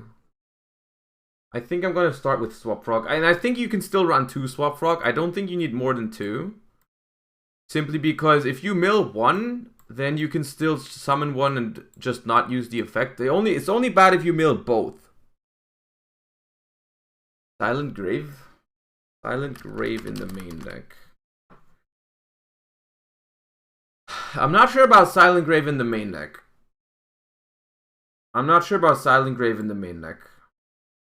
Because the only good discard for it you have is Angler, and you stop your own Angler. I don't know if I don't know if you can play through boards well enough without with Silent Graveyard. I could see Double Cross. Necomanic King is level 2. Yeah, but like what is the synergy? Also it's level 1. Change of Heart and Mind Control might unironically be good against Tear. Because like even if you go freaking first, they just spam their entire board. Like this card is probably just fine. It's probably just fine.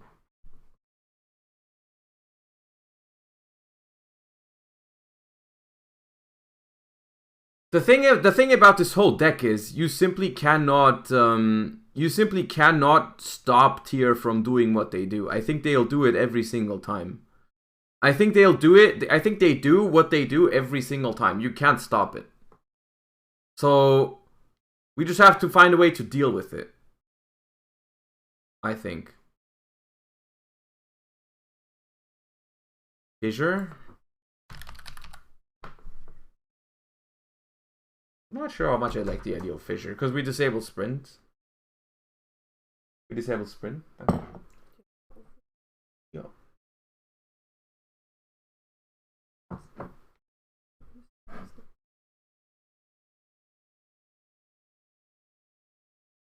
Play Shifter main. The problem is I don't think after Shifter we can kill them, can we? I guess it has some synergy with the Bestials, because you can even resolve 2 Shifters, but I guess we could try playing Shifter.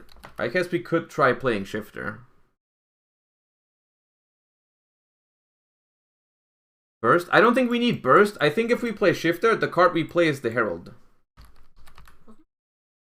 Yeah, that's fine. I think we play this if we play Shifter. The problem is... And then 2 Angler. The problem is... with Shifter, the problem with Shifter is when we test this now,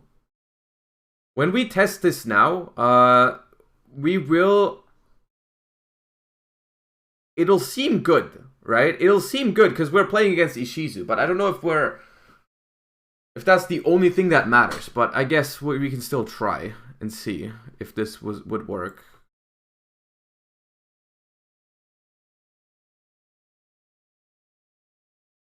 Anglers and Swap seems weird with Shifter. The problem is, I mean, the thing is, the idea behind, if you play Shifter, right?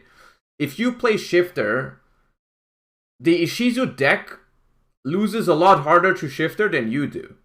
You don't care that your Angler doesn't work, right? Or your Swap Frog combo doesn't work, because their deck is completely dead, pretty much, right? There, that is completely dead, pretty much. X Crazy, thank you for the gift subs. I appreciate you. Thank you. And Mihei, thank you for the bits. Mystic Mine. You know why I don't think Mystic Mine works? You know why I don't think Mystic Mine works? There's a very easy out to Mystic Mine that a lot of people overlook, I think. And that's Pearl Rhino. You can out Necro Valley and Mystic Mine with Pearl Rhino because you can simply chain to Mystic Mine or Necro Valley. You simply chain the graveyard effect of Mudora or Keldo to shuffle in a Tearlament from the graveyard. And then on resolution, that triggers Pearl Rhino. So there is an easy out. They don't even have to play an out to Mystic Mine or Necro Valley in that sense. Because they just chain if they have Pearl Rhino. So like I think that's why. I think that's why it will not work. The freaking thingy will not work because of that, I think. Matt Shiroi, thank you for the Prime. I appreciate you. But the one thing here is I'm not sure if it's Shifter, the last tech card. If the last tech card should be Shifter, we can try it. We can try it. But first we need to finish this extra deck. We're definitely playing Dark. At least I think we play Dark, because we can, like, if we take Kaleido Heart. I think another card that's gonna make a comeback a little bit might be Area. Is Area good to take Rule Kalos?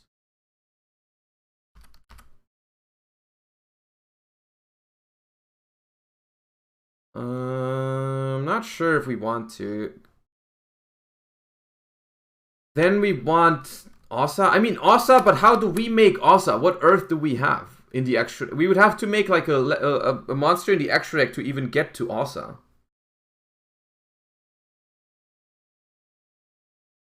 We don't play Fenrir right now.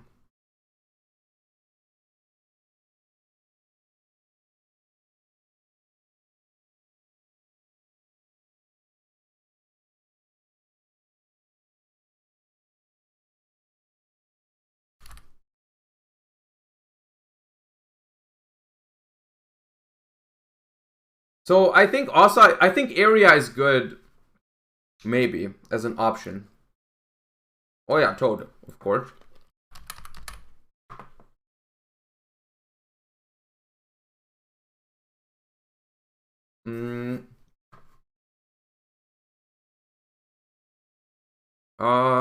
Chat.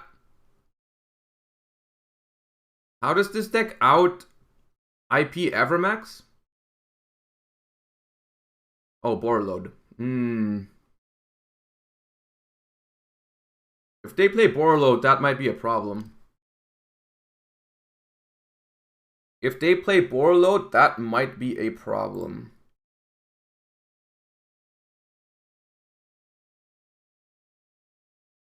We could still try it.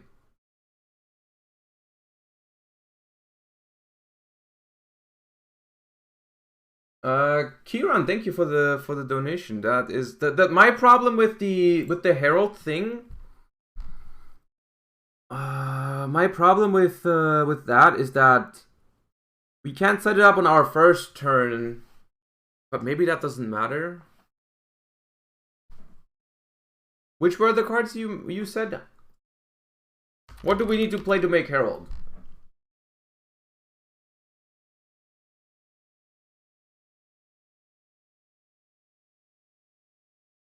Cat and Penny. Caddy and Penny.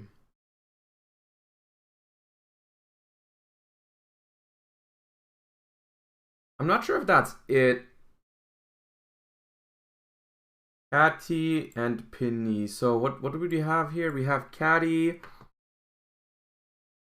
You summon this, and then if your opponent's normal or specials or targets, you can return it to the hand, then add a beast monster from your deck to your hand. So you add Penny. If it was returned to your hand, you can special summon this card from your hand and Melfi's in your hand. Okay, but what if we draw Penny? What if we draw Penny?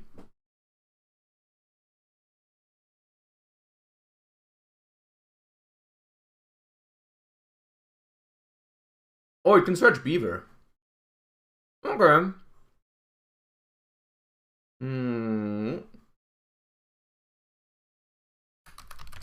Okay, I don't hate it. Because we have the backup plan, I don't hate it. But that would be instead of swap then, right? That would be instead of the frogs. Right? We would play that instead of the frogs then.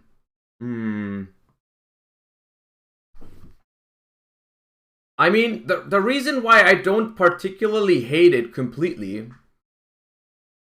So there's a few things about this. So like, Toad, I think a double Toad or triple Toad negate would generally be better.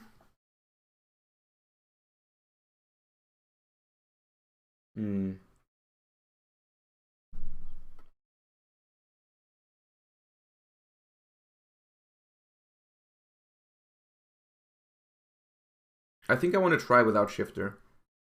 So, this engine, honestly, doesn't seem that bad. You know what my problem with it is?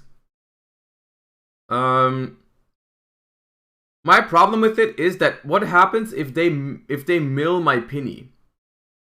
What happens if they mill my penny?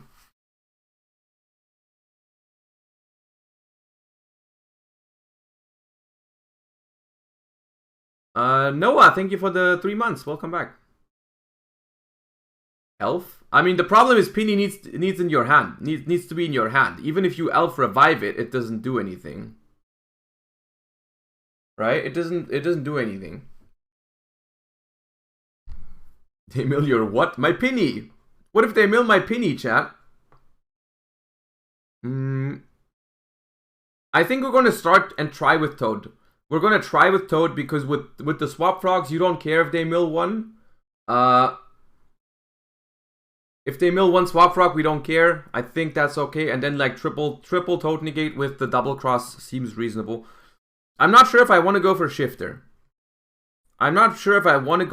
It's an option.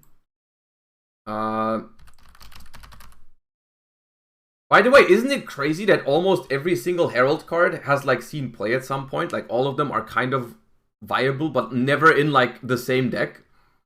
It's like, oh, this deck can make Herald of the Arclight. This deck uses Pure Light. This deck uses Orange Light. It's like crazy to me, but okay. So we have the baseline here. We have room for one more tech card. If you could name a good non-engine card for next format. Should we add another Bestial? I don't think we would want another Bestial. Dark Ruler? Droplets? I think Droplets is not good in this deck. Alpha. I mean, Alpha in the main deck. I don't think we can do that. I guess. Okay, chat. Wait. How big is the chance that if we open Alpha, that we can still use it on our first turn?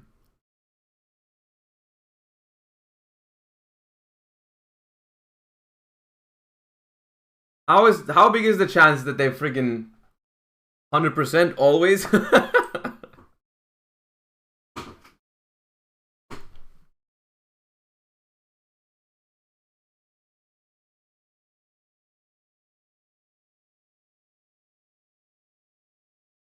Ultimate Slayer?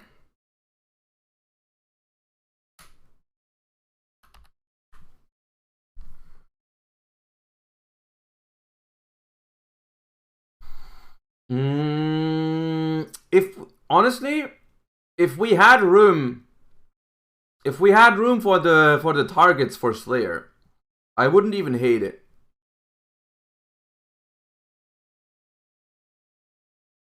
If you Slayer rule Kalos, they just revive it? What do you mean Slayer rule Kalos, they just revive it? It goes into the extra deck.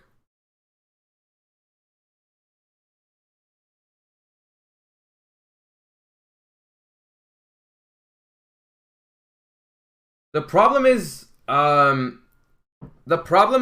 in general, chat, with some of the cards you're suggesting right now is I'm not looking for a card that is only good against Ishizu Tear. Because even though okay, chat, put a number in chat. How much percentage do you think Ishizu Tear will have as a representation at YCS Dortmund and YCS Pasadena? Like, what's the number? Because I don't actually know. 70? 70 seems so much, dude. I don't honestly. I think if the mirror match wasn't that bad, we would maybe see 70. But there has to be a lot of people here that don't want to play the mirror match, and that's why they're not gonna play it. There's no way. Like, I'm the only one that feels this way. There's no way I'm the only one that feels this way right now.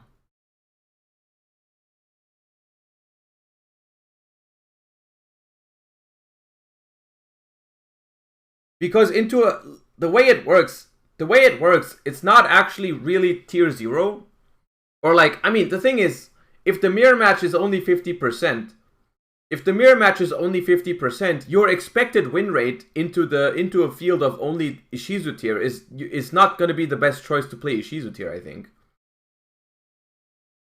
I'm not sure yet. I'm not sure.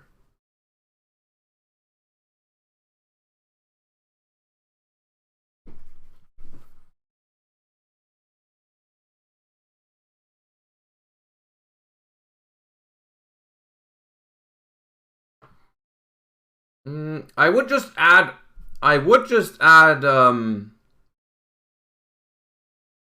what do I want to add to just try? Super Poly? We could try Super Poly. Maybe Super Poly is okay. If we can fit the targets. Try Fenrir? I think if I want to try Fenrir, I would have to cut Magnamute and Druisworm. I think the problem with Fenrir... one problem with Fenrir is that you will have the problem of getting it offside very often. Ripton, thank you for the 3 months. I appreciate you, right? If it's the same with Alpha, by the way, chat. Can Alpha not be summoned with Ossa? Alpha cannot be normal ascent. Must first be special summoned. Okay. Alpha would be okay then. Maybe. Alpha could be okay. Because the problem is if I play Fenrir, most of the time they're just gonna mill it and then they're gonna Ossa it and then they have the Fenrir instead of me. And Fenrir is like, I don't want to give them a free Fenrir. I'm kind of afraid of that. Unicorn is wind? Yeah, but like, Unicorn is just a vanilla body. What do I search with Unicorn? Add a Kashtira spell? What do I do? Like...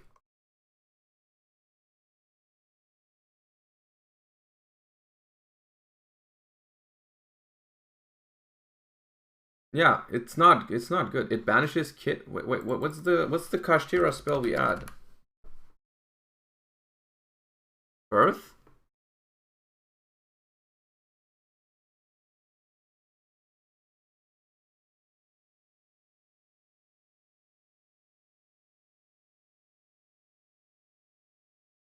If this was in response to a monster effect, wait, no, this is a trigger anyways. No, it doesn't matter. No, this is irrelevant. This card's irrelevant.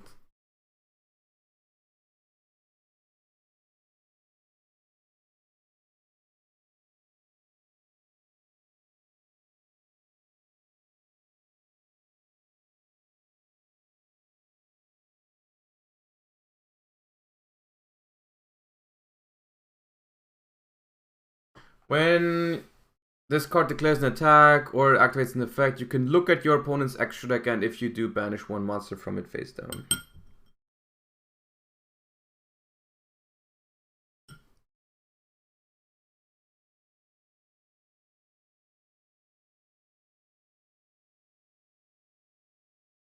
The problem is, going second, when going second, it doesn't have any impact. It doesn't have any impact going second.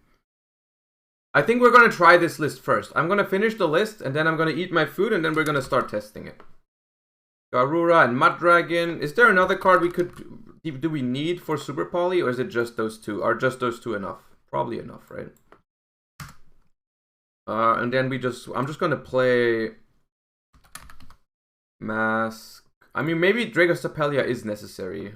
I don't know if we want to play 3 targets for Super Poly, though. Because I think I mean, like, Draco's Stapelia is like more situational than the other two. IP, Unicorn, Avramax. Something like that. Am I missing something incredibly obvious right now? Not really, right?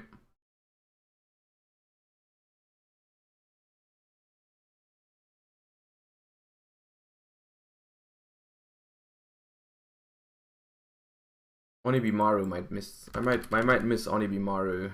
Oh, we're missing Zeus. No, we need Zeus. There's no way we can't play Zeus. IP has to go then.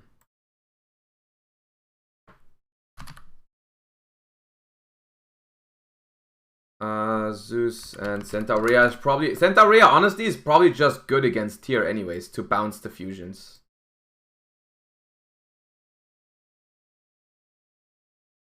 And Downerd also. Downerd. I don't think we can play Super Poly. I don't think we have the room for it. Because now, besides Elf Toad, we go Elf Sprint Toad, right? So that's our end board. I think we just go... But like Masquerena...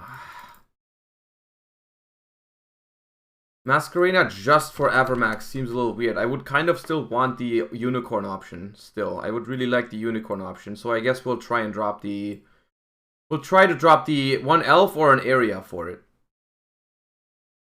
I'll try dropping this for the Unicorn and see what comes up.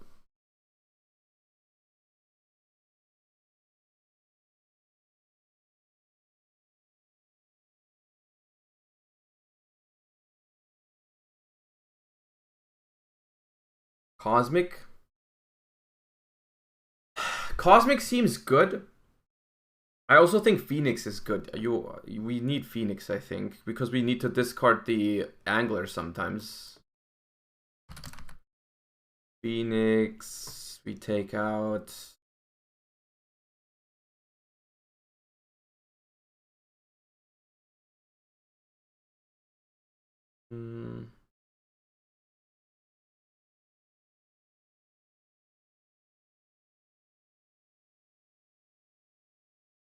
I think you might end up not playing IP Masquerena. I think we might end up not playing IP Masquerena. But we'll see.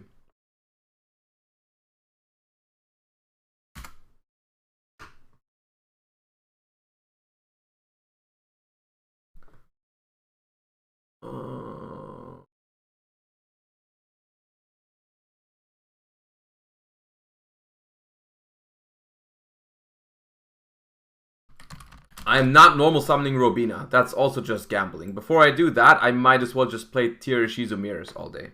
Honestly. Like, there's no reason... There's no edge in going Robina.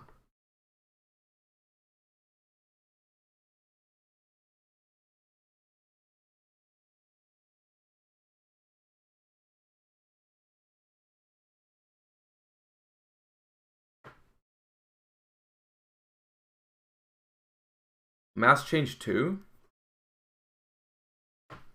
Mask Change 2.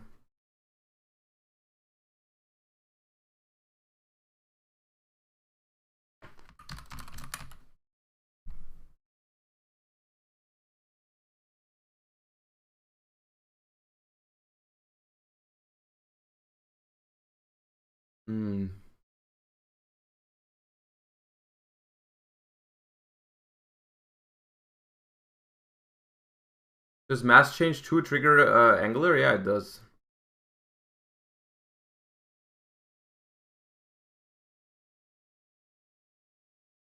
I guess we could try it.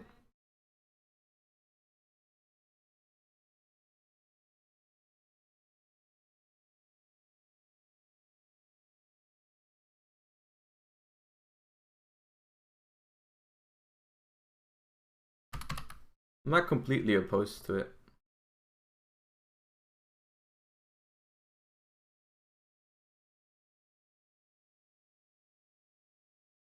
I'm not adding Shadow Mist, chat. I'm not adding Shadow Mist. We're not going that far.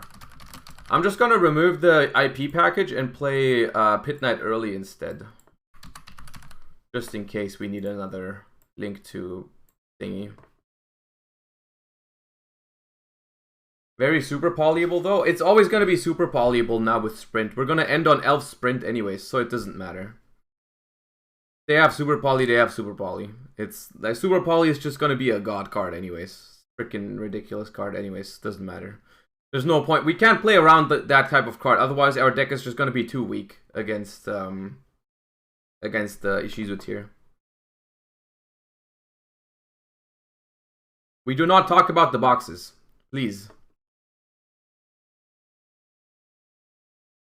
Okay, now my food is getting cold. I have to eat it, but there was a video that people wanted me to react to because apparently a big channel did something about Yu-Gi-Oh! That. Give me a second. Yeah, they have like almost 2 million subscribers. I'm not familiar with them. I'm not quite familiar with them, but maybe I should be. Maybe I should be familiar with them. And they did a video called... We're gonna do that real quick just so I can eat my food. Why was Yu-Gi-Oh! So awesome and what happened to it? It's a long video. We're gonna not watch the... We're gonna, you know...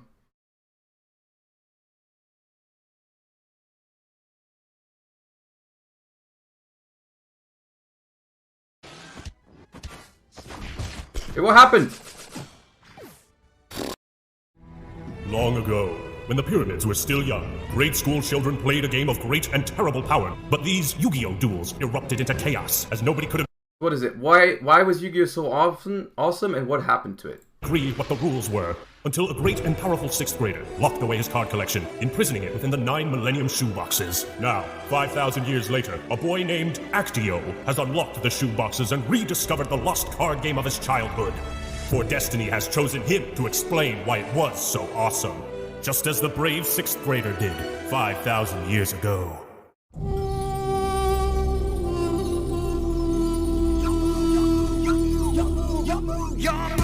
I wonder whether this is just about the show or also about the card game.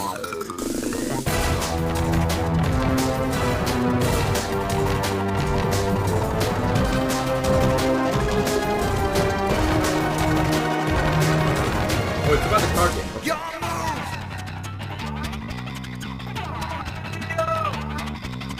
It's time to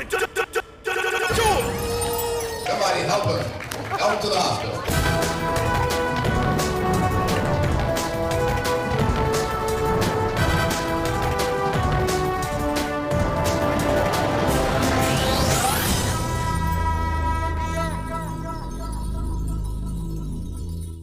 What's up, duelists? This is the Act Man here, and today it's time to discuss my favorite trading card game.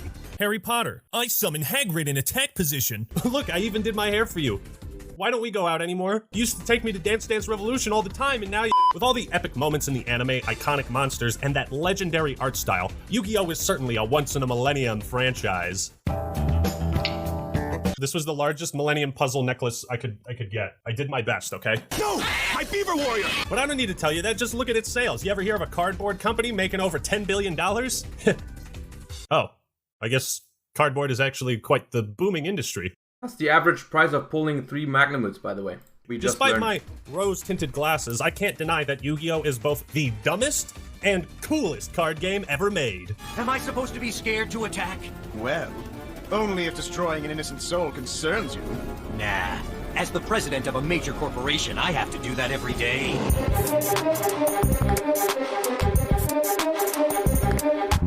You know a game's complex when the characters spend half of every episode explaining what their cards do and making up rules as they go along. Then I'll activate my Pot of Greed! This lets me draw 2 cards! Oh, so that's what it does. I had no idea. Pot of Greed lets me draw 2 cards from my deck! I heard you the first time, actually. Pot of Greed! It allows me to draw All right, I 2 get new it. cards to refresh my hand. You don't have to keep It allows explaining me to draw 2 more this cards. card. So I can draw You 2 can stop. cards. This lets me draw 2 more cards! Quit it! So I draw 2 cards! What does Pot of Greed do again? And yet, because of its absurd complexity, there are countless methods to pull some sick combo on your unsuspecting opponent. Activate. Re-blasting the ruin. But Yu-Gi-Oh! Is such a broad topic with the anime, the massive changes between the Japanese and English dubs, the somewhat forgotten Season 0. Yu-Gi-Oh!'s history spans over 20 years, so it'd be a monumental task to try and cover everything about it in one video. so I won't. So the main focus of today is going to be on the trading card game Duel Monsters. And anytime you say Duel Monsters, you have to kind of put on an epic voice. You can't just say Duel Monsters. No, it's Duel Monsters. Now that we got the field set up, what was it about Yu-Gi-Oh that made it so cool? How did Duel Monsters succeed, and has it lost some of that initial cool factor that made it so appealing in the first place? Why was Yu-Gi-Oh so awesome? And what happened to it? Now, you can't talk about the game without mentioning the anime. Long story short, It's still a small pretty kid cool. named Yugi gets For about bullied a 2 lot weeks. because he doesn't have green hair. He lives in a world where everyone has ridiculous haircuts, and eventually he obtains and solves the Millennium Puzzle. Yugi then absorbs the soul of an ancient Egyptian pharaoh named Atem and gets an alter ego, Yami Yugi. And together the two run amok within society by challenging people of questions. No, we're not a react channel now. I'm just eating lunch, and people wanted me to react to this. Morals to We a go game of back chance to and let them suffering lose, the new format killing them, after. banishing their soul to eternal damnation in the Shadow Realm. Wait, the main character does all this? That's right, the protagonist of Yu-Gi-Oh! Was a mass-murdering vigilante. Now that's fucking badass. But what we got here in America was the pussy version of Yu-Gi-Oh! The show, as the company responsible for the English dub for kids insisted on removing anything remotely related to religion, sex, titties, basically anything cool. They censored Taya going to the bathroom. Why? Some of the things were very obscure that they would censor. They would censor like midriff, stuff like that.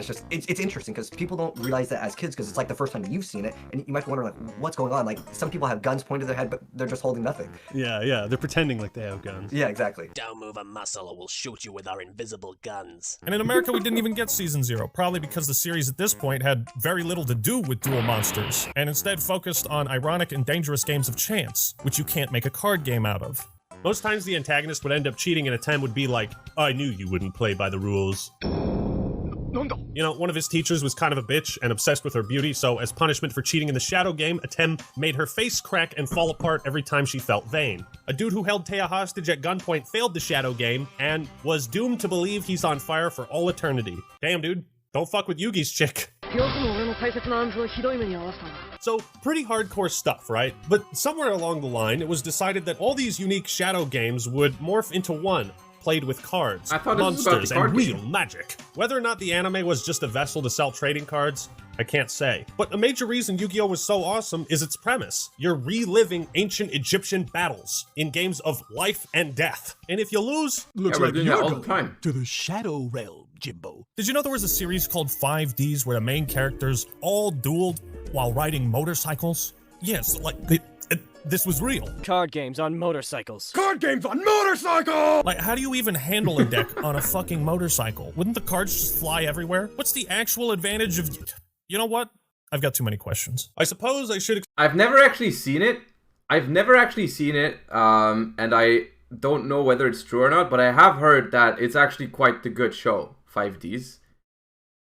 At least some people have said that, even though, you know, it does sound quite ridiculous if you talk about it that way. But I guess you can put everything into, like, you can say stuff in a weird way about everything. But it's like, yeah, okay, the concept about it sounds weird, but like it can still be a good show. Like I've heard that it's actually quite good. 5Ds. Explain how Yu-Gi-Oh! Is played for all you heathens that are unaware. Where? Because I figure, if there is intelligent life out there, then let's teach them how to duel. On paper, it seems pretty straightforward. Each player has 8,000 or 4,000 life points, and whoever runs out first loses. Monsters are the main form of attack and defense. Spells usually have some positive benefit for you, while traps act as traps for your opponent. You triggered my trap card! To me, like, that's almost like indicative of what Yu-Gi-Oh! APS. Is like, you've activated my trap card, right? Like, you don't just get to like do your turn and then freeze and like nothing else happens. Trap it's like, card you've is activated my W. trap, I use this, I use that, you know, you thought type of, you know, those sort of comebacks. You thought, yeah. Yeah, you thought. There's a lot more to it than that, but Duel Monsters was all about building a deck of 40 or more cards that synergize and create a cohesive strategy. You know, come to think of it, why does the society resolve all their personal disputes by playing a children's card game? You know what? Doesn't matter, because what does matter is that Pegasus stole Grandpa Moto's soul, okay? And we're getting it back. So, okay, we got this cool idea around losing and gaining life points with monsters. What sorts of mechanics can we build around that? Too many mechanics is the answer. You don't think the game needs more methods of summoning? Oh, certainly not. Anything but that. Now, to understand where I'm coming from with my critiques and praise for the game, I should tell you my experience first. I have a confession to make, and I think I owe you all some honesty. I have a lot of Yu-Gi-Oh cards. Unfortunately, no, I am not a virgin. I hope you can accept me into your ranks despite that. I discovered Yu-Gi-Oh! At the best time possible, while in the 4th grade, must have been 2003. It was the point where, you know, I was starting to distance myself from the things I thought were too kiddie for me. So at that point, Pokemon just wasn't cutting it for me. I needed something to fill the bottomless trap hole inside me. So why was Yu-Gi-Oh! Worthy? Why is it something I'm still spending money on, collecting, and talking about? Because Yu-Gi-Oh! Never stopped being cool. Did you just say he stopped playing Pokemon because it was too childish, so he started playing Yu-Gi-Oh! Because he needed something for grown-ups? Is that what he said? Drawn OG, thank you for the Prime. Yup, basically. What? But that's not the case. They just made a bunch of new stuff that was lame as fuck.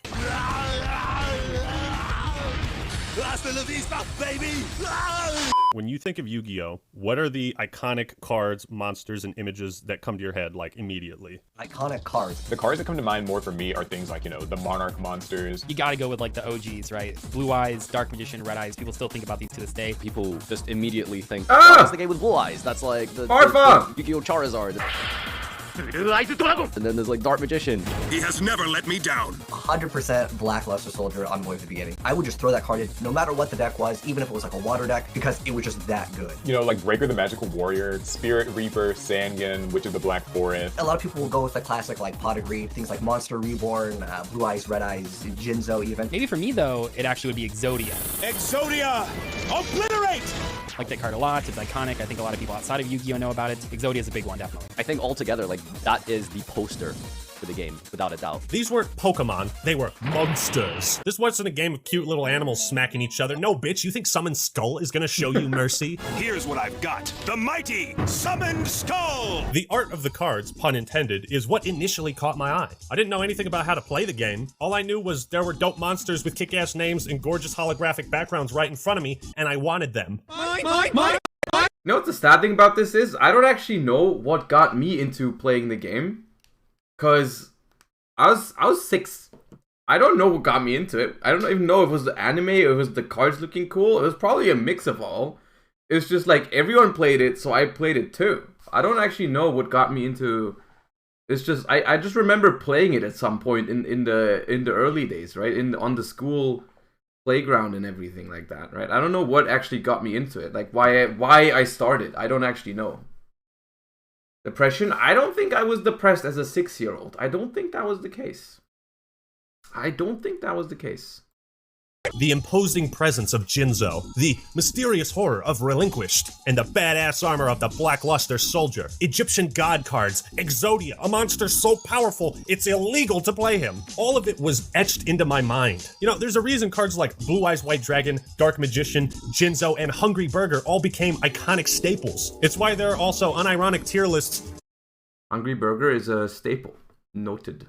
Rating the Dark Magician Girl card art. I think some of you have taken things a bit too far. The card game sold because of the anime, and people watched the anime because of the card game. Now, kids wanted to roleplay as Joey Wheeler and get his structure deck, throw out Time Wizard and Red Eyes Black Dragon, or they wanted to play as Pegasus and summon Relinquished and all his wacky toon monsters. That's not to say every card was a slapper in the art department. I mean, Griggle and Firegrass, what's wrong with and my Griggle? personal favorite, Bat.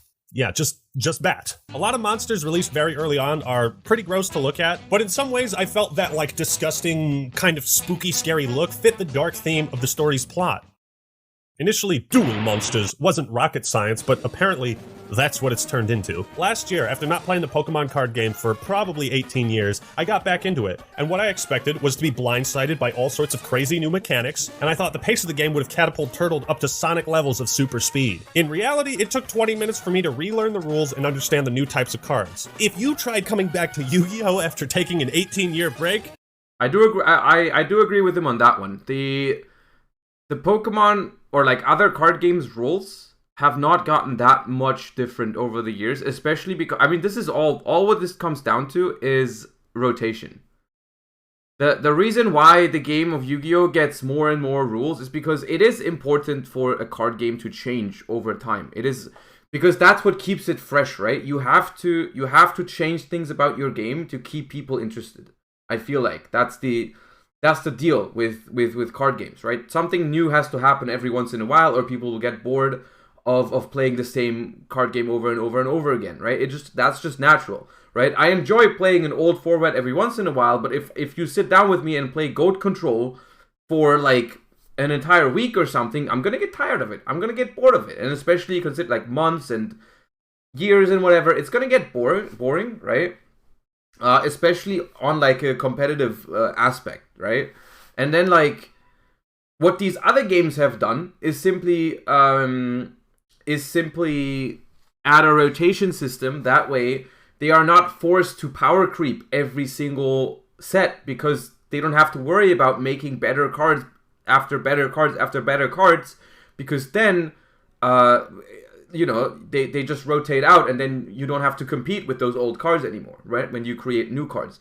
In Yu-Gi-Oh!, because we don't have rotation at all, they do have to in a way power creep things, because things don't only have to change for people to still enjoy the game, but they also have to get better and stronger for people to actually need to play those new cards, right? Only because new cards are cool, that's not going to make people actually buy it, right? Some people will get a new card just because it's cool, get a new deck just because they think it's fun. But for people to actually, like, for actual demand to be there for the cards, they have to get stronger and stronger.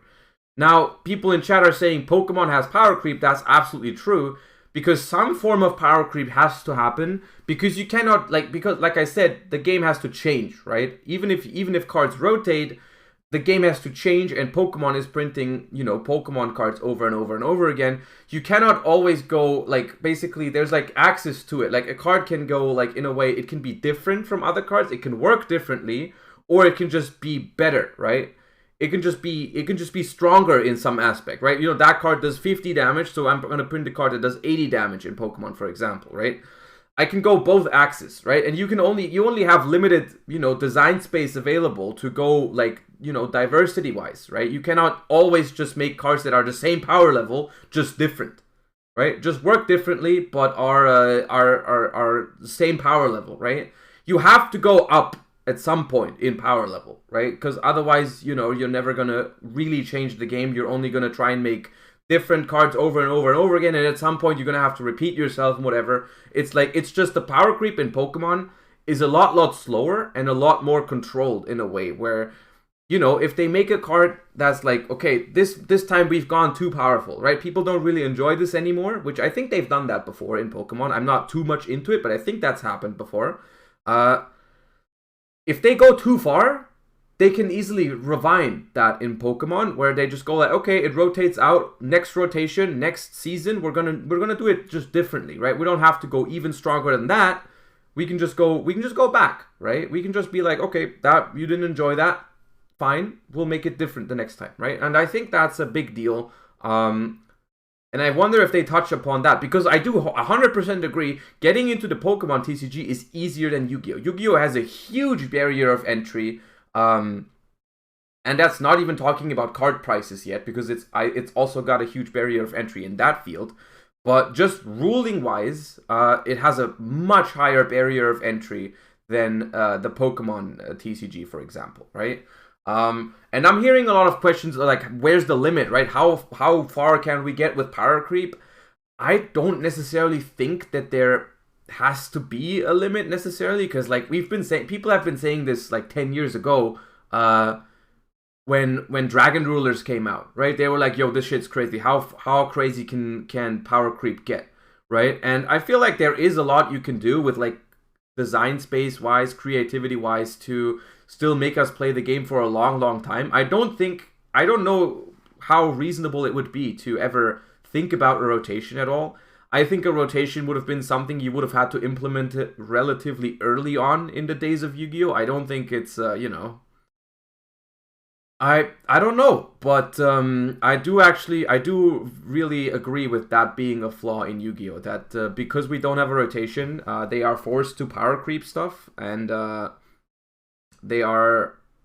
it's kind of spiraling upwards much faster than other card games, and it makes it very complicated for people to keep up if they only play it in a casual way, or just even enter the game after it's been around for 20 years. you got no chance. What is that? What the fuck is that? The amount of new mechanics and stuff you gotta learn just to competently play will make your head spin. That's another thing too, is like, you know, modern Yu-Gi-Oh! The power level of it is extremely high. There's been a lot of power creep in this game, and people sometimes try to get back into it, and they're like, hey, can I play the same deck I played in like 2010 or something? It's like, no, you can't. I mean, that deck might have new support by today's standards, but like still just the stuff that was good even just a few years ago isn't at all competitive today. How did this simple game of strategy turn into a fucking Einstein project? First, I'd like to dispel the myth that Yu-Gi-Oh! Never had balancing problems. The game was flawed from the start, okay? Although monsters were divided by type, attribute, and level, whether or not they were good usually came down to two things. How high is its attack? How many tributes does it require? Level 4 monsters don't need a tribute, I mean, that's been the case for like the first year and then not anymore. That is just not, that's not the case, that's always been like that. That mattered for like the first 2 sets, and then, you know, effects mattered a lot more. And the thing is, like, simpler does not always mean better, right? Like, a simpler game is not always a better game, because the simpler the game is, the faster it's going to be to get boring, right? It's incredibly boring to play a super simple game, that's just like, if it was only vanilla. Imagine Yu-Gi-Oh! If it was only vanillas. Like, how freaking boring would that be? You would just simply play every deck would look the same, and every game, every decision was basically made for you, right? Because you simply just, okay, I compare these 2 cards in my hand by simply looking at which one has the bigger stats. Look at the board. What do I, you know? It's incredibly simple, right? And there is a balancing, right? There's a balancing between how simple should the rules be and to how complex or how complicated should the gameplay actually end up being, right?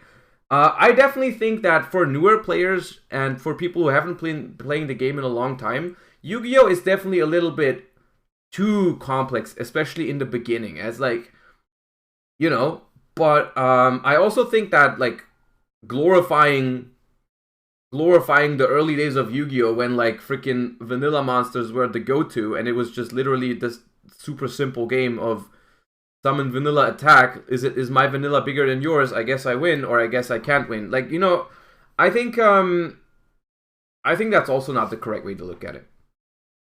5 and 6 require 1, and anything above that, 2. My grandpa's deck has no pathetic cards, Kaiba. Except for all the 4-star monsters that aren't Lajin, the mystical genie of the lamp. The best normal summon monster was Hitatsumi Giant at one point. Then it was Lajin, Mechanical Chaser, Gemini Elf, Alexandrite Dragon. Keep in mind, in the early days of Yu-Gi-Oh!, monsters with effects were pretty uncommon, and the ones that did have effects, often they were so bad it wasn't worth using them. So even as a child, I knew it was stupid that some cards were just arbitrarily better than others for no discernible reason. No!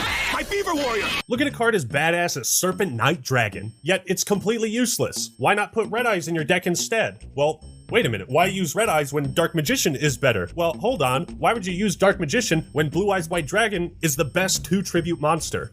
Looking back, it's clear the anime had a huge influence on the card game itself, but they couldn't just copy the rules from the anime because the rules made no sense. Yugi's dragon is no match for my Great Moth, and none of his land monsters have the ability to attack me in the air! What are you talking about? They just gave normal monsters effects that were convenient for the situation they were in, which is certainly a lot more interesting than characters saying, haha, my monster has higher attack. Bye.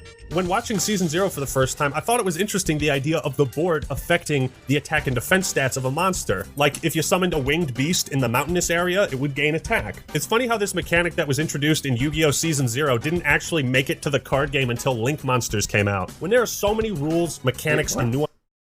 That literally was in the game from the beginning. It's called Field Spells. And what does that have to do with links? You mean zones? But that has not... Zones mattering? Nuances to the game, it's impossible to properly balance over 12,000 different cards, especially when all it takes is for 2 of those cards used together to break the game. Because if you just sort of like dump someone into 2022 Yu-Gi-Oh! And you just say, here, take this starter deck or structure deck and like go to locals and figure it out, it's like hell on earth. Like, I mean, you know, there's so many things, so many nitpicky rulings, so many crazy decks that will just overwhelm you. And I think like Yu-Gi-Oh! Doesn't really have a format that is new user friendly? Yeah, new user friendly, yeah. Point is, Yu-Gi-Oh! Was always flawed. And I love. But that's not true though. We have Speed Duel. We have Speed Duel. We have Rush Duel. We have beginner friendly ways of getting into the game and playing stuff that very much resembles the old game, right? Speed Duel is a different game. It still is Yu-Gi-Oh, right? It's not the trading card game. Like, it's not Yu-Gi-Oh TCG or OCG, but it is a way for people to get back into Yu-Gi-Oh, I think. Duel Links, right? Stuff like that. It's not the worst thing. It does resemble Yu-Gi-Oh. It is simpler, right? It is much simpler. They are fairly recent. They are recent, but this video is from like 3 days ago, right? So like, the video is more recent than these. Duel Links has been around for a while. And I've heard from a couple of people that those games get them back into Yu-Gi-Oh! On like a regular basis. And you know what? Like, the thing is, the game is complicated, but look, it does feel overwhelming for new players at some point, I'm sure. But if you actually sit down and learn this stuff, you're gonna have it down after a while, right? It depends how much time you put in. But like, learning how a synchro summon, an Xyz summon, a pendulum summon, and a link summon works is not like, that's not the biggest deal. That's not rocket science. They make it out to be rocket science, but it's not, you know, like, it's over-exaggerated. It is over-exaggerated. Loved it regardless. But when a monster's usability is mostly determined by one stat, well, it sets the stage for power creep to take over. And take over, power creep did. The nice thing about Yu-Gi-Oh! Is any complaints I have with the game aren't really that important. Just because Konami releases a set of cards that I think are really busted or stupid or I don't want to be fucked to read them, well, that doesn't change how me and my buddies play the game. You know, I'll be like, hey Roman, can you not play with any pendulum cards? Thank you. So if I start ass blasting dual monsters, then just know I love Yu-Gi-Oh! And that will never change. Please. With that being said, holy fuck, the game mechanics have been power crept. Yu-Gi-Oh! Has gone up to 11 so hard, I don't even know where to start with this. Would you say the power creep has kind of evened out now? I don't know, like, because we're currently in a format in the TCG where like power creep has gotten pretty out of hand. So that's where it's like, it kind of comes in waves, you know, you'll have like lulls, you'll have high points of power creep. I think right now, specifically, power creep is a bit out of hand. What drew me to Yu-Gi-Oh! Was the creativity and like, I like playing against my opponent. He makes this card, what can I do to deal with this? But now, modern Yu-Gi-Oh! Is you make enough cards to say this card negates and destroys my opponent's effect. You make 6 of those and it doesn't matter. Like, you could be the best player in the world, it doesn't matter. The thing is, this does not represent current Yu-Gi-Oh! It's not correctly representing the way it currently is. There's no single deck at top level that does what he's talking about. Like, it is just plain incorrect. If you go to a tournament right now, you will not face anyone making those boards. It's just not happening. We do not talk about it, but thank you for the 3 months, Butler. Appreciate it. We did not pull 3 Magnas. We do not talk about it. I personally don't think that power creep is necessarily a bad thing. The only thing that I look at when I play a format of Yu-Gi-Oh! Is I care about the better player winning. I care about having some freedom when it comes to deck building. I care about the games actually being good games of Yu-Gi-Oh! Where like decision trees and like making smart decisions matter and whatever, right? That type of stuff. And I think the current format is actually one of the better formats we've had. It's actually a good format. I feel like we're playing good Yu-Gi-Oh! Right now. I think it's something that people are just always opposed to, you know, changes. People are opposed to change a lot. And that's why they will always like be like, oh, why can't it be like back in the day? Why do we have to change? Why do we have to get these new rules? Why do we have to get a new summoning mechanic? Whatever. I'm talking before Magnificent Mavens, by the way. I'm talking before Magnificent Mavens. I think of course, the Sprite and the Tearlaments stuff is power creep.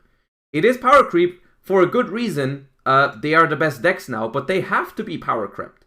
The old decks have to be power crept in order for us to be able to play new decks, because otherwise you'll just play the old decks over and over and over again, right? And people complain about that too. If a format stays for too long, people don't want that. People don't want to play the same decks over and over again. So nothing is wrong with a little bit of power creep every once in a while. And I would totally agree. A format where someone goes first and makes infinite negates would be a problem, but that is not the world we live in right now. It doesn't happen. It's not true. It's actually not what's happening in Yu-Gi-Oh! Right now. You go to a tournament, you face one negate at max, and the rest is actually just like solid interactions that you can play around. It's not, your hand is not being negated completely for, you know, in every single match right now. It's just not true. How good you are. You cannot outplay certain mechanics of the game. Certain things will just say you can't special summon. Doesn't matter. You can take the worst player, give him that one Yu-Gi-Oh card, and like even if he's brand new to the game, he can activate that and it's game over. I don't know. Maybe the problem is the business model. How do we sell new cards? Just make them better than the old ones. It's the same problem MMORPGs have, where a new expansion has to increase the power level somehow, otherwise why buy it? This goes back to the fact that this game is exceptionally old. And when you have a game that is running for 15, 20 years plus, how do you sell your new product? Well, I mean, you have to make and create new cards that are enticing and interesting for people to want to play. Well, naturally, if there's no end point where you just keep making slightly more powerful cards, 5 more iterations of Raigeki, you're just going to end up with these ridiculously overpowered cards that just trump them in every way possible. Pot of Super Greed, draw 3 cards. Yeah, pretty much, right? Looking back at Pokemon and from what I know of Magic the Gathering, the amount of things you can do in a turn is limited by resources. Yu-Gi-Oh! Isn't like this. I will now initiate a pendulum summon! Pendulum? I will now place 2 monsters in my pendulum zone and I can summon 5 monsters at once! What the fuck? There is no limit to the number of monsters you can summon, cards you can search from your deck, cards you can get back from your graveyard to your hand, or cards that you can fusion and special summon and do all this crazy shit. Yu-Gi-Oh! Has gotten to a point where so much shit is happening, you can end up having 15-minute long turns, where someone goes through half of their deck, has 10 cards in the graveyard, and like 8 cards in their hand, 5 monsters on the field on the first turn, and they all have effects that negate other effects, so your opponent is basically locked out of playing, which is the most unfun thing that can happen in Yu-Gi-Oh! This is why everybody hated the Yada lock, because it just locked you out from playing the game. That's not fun. Yu-Gi-Oh's gotten to the point, literally, where your whole goal turn 1 is literally to make it so your opponent cannot Yu-Gi-Oh! And it's a very interesting design decision. I mean, this is even at the highest level competitive. I can't play my deck. I can't go into my X deck. If I try and play with just my cards in my hand, you just negate them. And I just sat here for 10-15 minutes waiting for you to just set that up. So Konami kept increasing the power level and utility of cards in a new set, but then the one after has to be slightly more powerful, and then the one after that. And when you keep that mindset for over 20 years, well, it certainly explains the state of modern Yu-Gi-Oh! If you try to duel a modern deck with something in GOAT format, it would go something like this. Alright, so I'm going to sacrifice the Legendary Fisherman to summon the Legendary Fisherman number 3, which banishes all of your monsters. It banishes all of them? Okay, so then I'm going to activate Mirror Force since you attack and destroy it. It can't be destroyed by spells or traps. What? Alrighty then. Yeah, Legendary Fisherman number 3 really is the problem. That's where I draw the line. That's where I draw the line. And I really think that if you enter a tournament with a GOAT control deck right now, you should have a chance. That is a very reasonable take. It's a very reasonable take. If you enter a tournament with GOAT control right now, you should definitely have a chance. That is very reasonable. You should just like be a customer that hasn't bought a single card in 15 years or 17 years, have not upgraded your deck in 17 years, and you should absolutely expect it to still perform. Yeah, that's very reasonable. I special summon Blue Eyes to attack your Legendary Fisherman. He can't be destroyed by battle.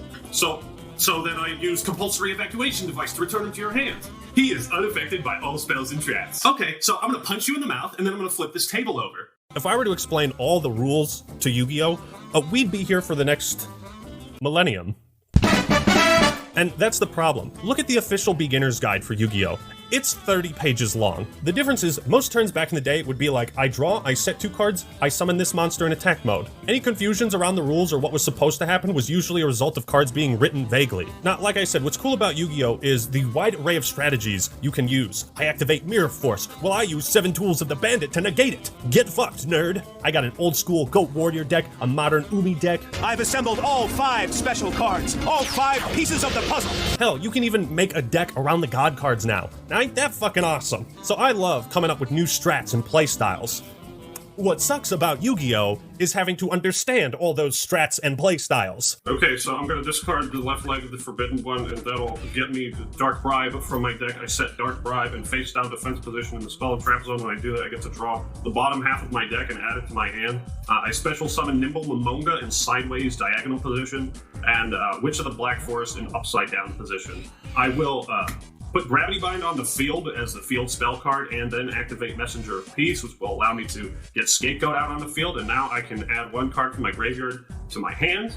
When the left leg of the Forbidden One is added to my hand by a card effect, I get to add the rest of my deck to my hand. I have now drawn each of the 5 pieces of Exodia. The game is over, and I win. Just look at all the ways there are to summon monsters on the field. Normal, special, set, tribute, flip, fusion, ritual, synchro, Ixies, pendulum, and link. You think that's enough? Look at this. It's a fucking mess. You gotta keep track of the different phases, when a card can be activated, in what order card effects are supposed to happen. To illustrate the unnecessary complexity of dual monsters, here's an example. One of my favorite decks is called Bad Reaction to Samochi. Anytime my opponent is supposed to gain life points, I suck that shit right back, and they lose it. In order to make this deck work, I have to stall for turns. One of the cards I use is Gravity Bind, which prevents monsters level 4 or higher from attacking. But, uh-oh. I summon a Link monster and an Ixies monster, and neither of these have levels, which means they're completely unaffected by Gravity Bind, for some reason. Even when you look at the Ixies cards, it's still got the stars, they're just on the other side, so naturally you'd assume that Gravity Bind would work the same way it always has, because why wouldn't it? So it makes the card far less useful in modern format, because Gravity Bind wasn't created with the idea that monsters would at some point just not have levels. Here's another example. Let's say your opponent has a powerful Link monster on the field, and you go, haha, I summon Tsukuyomi, and use its effect to flip your Link monster into face-down defense position, where I can attack it and destroy it. Nice try, guy.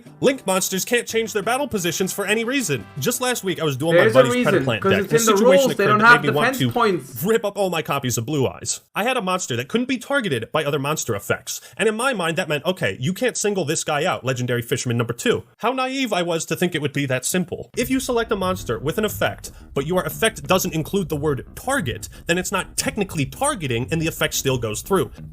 What fucking sense does that make? I pick that monster. I use this effect on that monster. I pick it. I target it. When I play a match of dual monsters, what I want to keep track of is what's on the field, what's in my hand, what's in the graveyard. What I don't want is to have to read every single one of my opponent's card effects to make sure it includes the word target. I think too often, duels with newer cards just turn into like debates and science projects, or a fucking reading lesson. It's not fun. I guess I wouldn't be so butthurt about new Yu-Gi-Oh cards if my old ones could still compete. Maybe dual monsters is meant to be played in formats or eras, you know? Reading is fun sometimes. Are we mad right now that we have to understand our opponent's cards? Is that the point right now? Yep. Okay. So the critique point right now is that in 20 years they have printed new cards.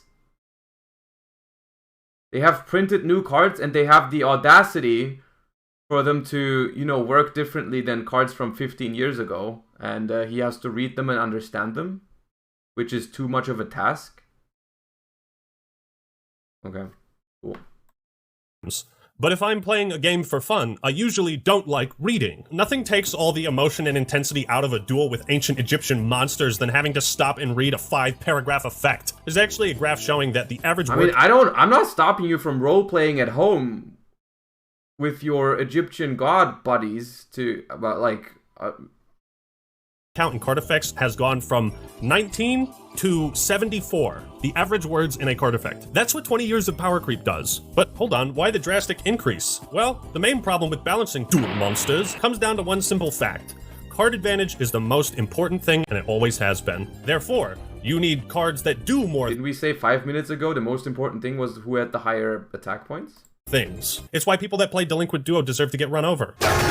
Forcing your opponent to discard with little downsides is absolutely crippling, and it's also why Part of Greed is overpowered in Yu-Gi-Oh!, whereas in Pokemon, the same card isn't? I think there's a couple of aspects that Yu-Gi-Oh cards like really struggle with. Number one is the power creep and making sure that cards are strong enough. And how do you do that? Well, usually just the more they do, the better of a card it is, right? A card with 3 effects is sometimes just going to probably statistically just be better than a card with 1 effect. So in the olden days, spells, traps, and effect monsters could usually do 1 or 2, maybe 3 things tops in a single turn, and that was it. So Yu-Gi-Oh had a lot of really cool spells and traps and monsters with elaborate effects. As long as they could only do a couple things, it wasn't that hard to memorize. A wall of text on Black Luster Soldier might seem daunting to read, but in reality, 1/3 of the effect is just the summoning requirements. The 2 effects BLS has can't be activated on the same turn. Same thing with Relinquished, what I call the first novel card. But now in modern Yu-Gi-Oh, that's like every single card. For some reason, every card has to do 4 different things, even the commons. Yeah, it's a tough sell. Like, are you ready to sit here and read all these cards and memorize all these effects and like all the kind of nitpicky writing that gets it's fussy, right? Like, whether or not this has a semicolon or not, that changes everything with the effect. So many cards have interchangeable effects that all morph together. They'll do something when added to your hand, when you summon it, when it goes to the graveyard, then you can banish it from the graveyard to do something else. None of these are a problem on their own, but when combined as often as they are, it just becomes a fucking nightmare. And then it's like, I'm not sure when this endless combo my opponent is playing is ever going to end, so I don't even know when to activate my traps. My fucking god, when will it end?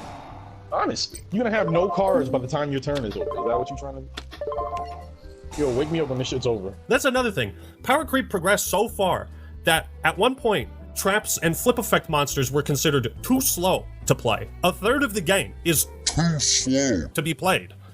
What? So they had to come up with hand traps. Basically, traps you activate from the hand. And that's the thing. Hand trap?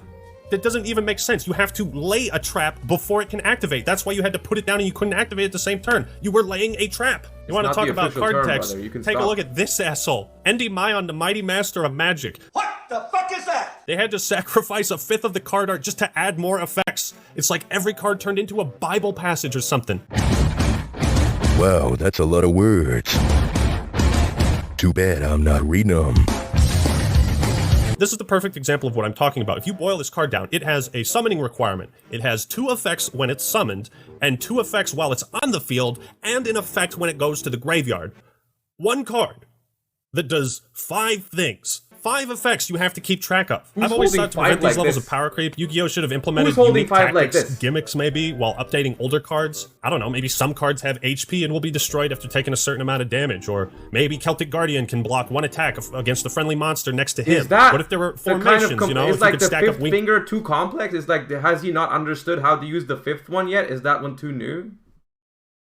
Monsters in front of strong ranged ones. They kind of dabbled with that in the show. It'd be naive to think that Duel Monsters would be the exact same game for 20 years. Not many card games stay relevant without innovation. Wait, what? Dude, new Solitaire just dropped? Holy shit! Whatever painful choices Konami had to make, well, it's kept the game alive. And I'd rather people be able to play and enjoy new Yu-Gi-Oh!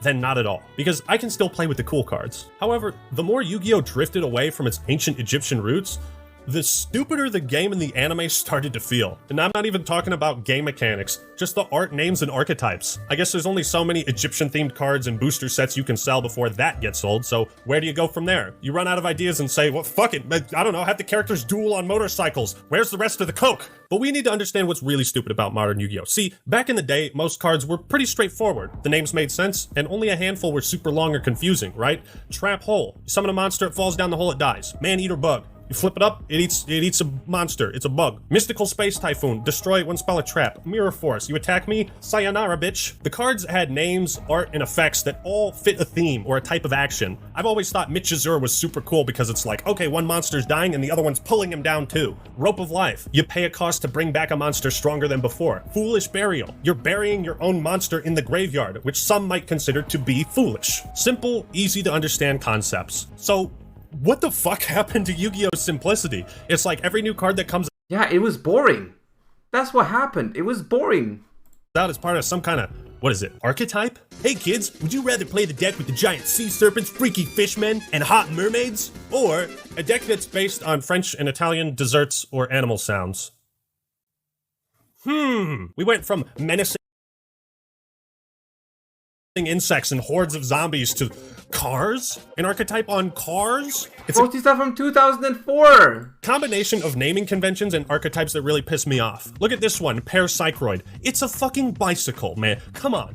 You summon a bicycle? We play in Yu-Gi-Oh! We're training for the Tour de France. Yu-Gi-Oh! Was a game that had you announce every move you made, so it'd get real tiring if all your cards had stupidly long names or, you know, names that just sounded really dumb. Speaking of which, I can't wait to duel you with my Ga deck. And then I have a Do deck. Yes, those are real archetypes, and I could not stop laughing if you played one against me. I thought this naming convention was just a joke reserved for Gigo.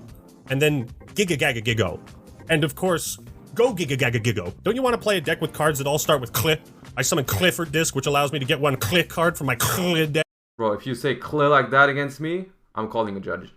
Now they got an archetype based on cubes? What is this, Minecraft? Next you're gonna tell me there's an archetype about stuffed animals. Jesus Christ, look at this name. Crimson Nova Trinity, the Dark Cubic Lord. Number 38, Hope Harbinger Dragon Titanic Galaxy.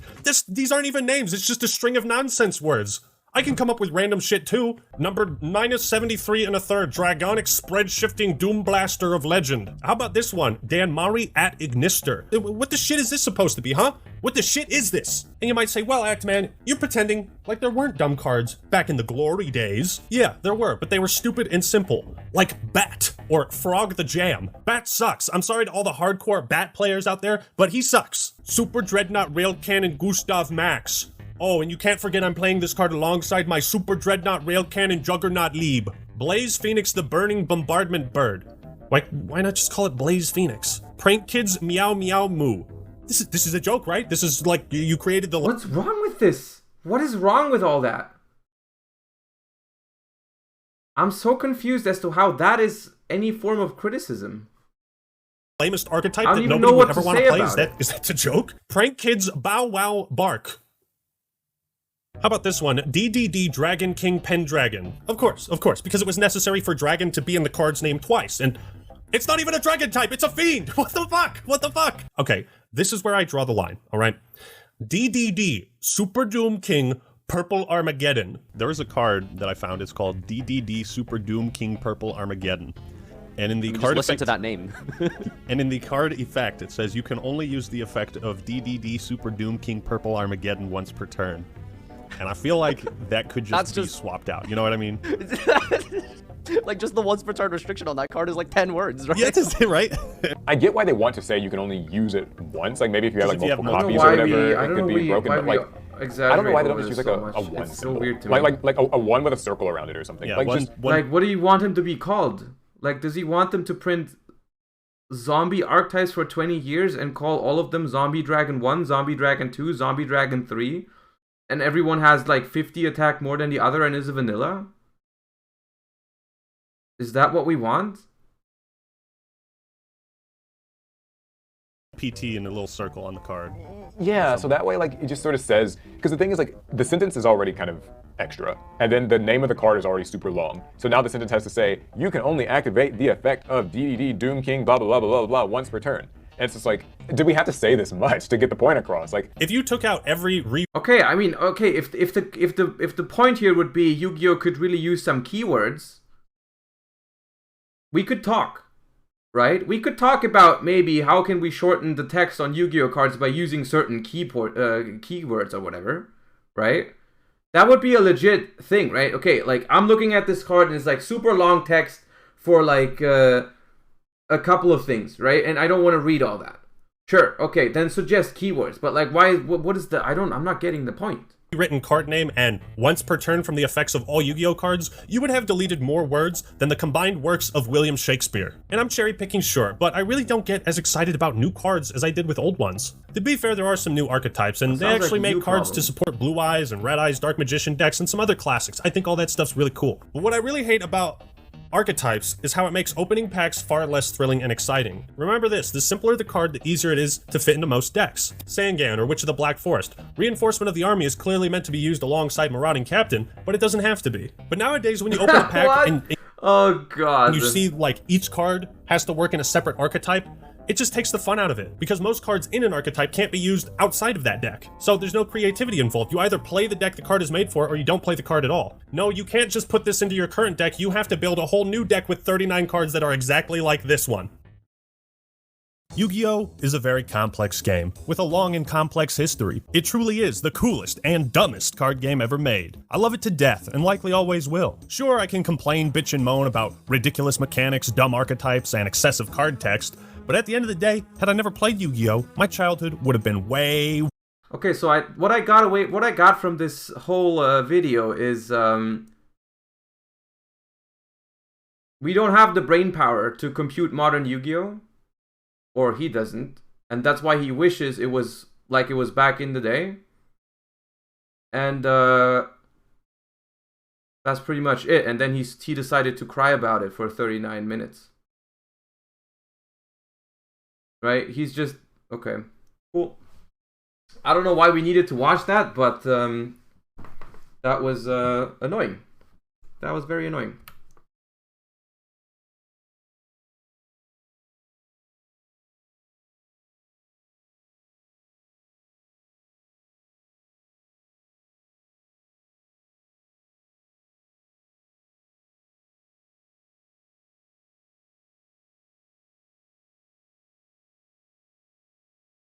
I'm not going to spend the time. I'm not going to spend the time to read the comments on the video. I'm not going to. I am not going to. SSBYGO, thank you for the sub. I appreciate you. Thank you. It was fun to watch. I don't know. I was kind of molding at how badly he was representing the game. I feel like that was very much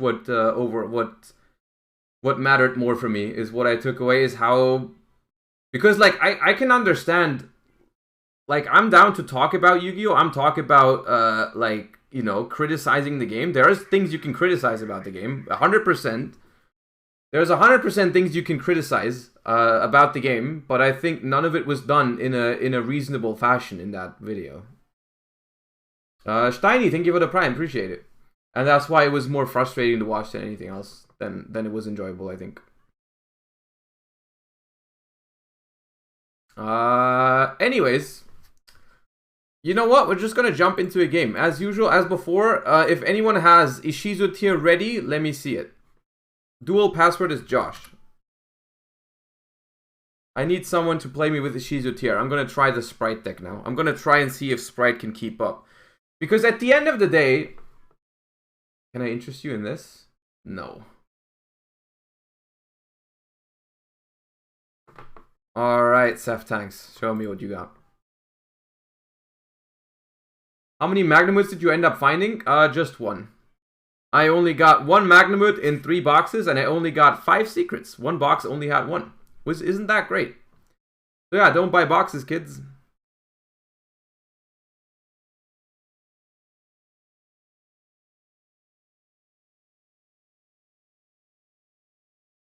Right, surely this hand is playable. Surely this hand is playable. This hand is we can't draw better than this.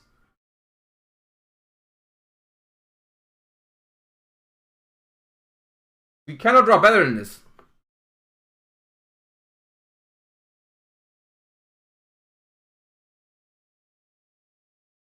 Havness and Mill, Mudora, Rhino, Staliak.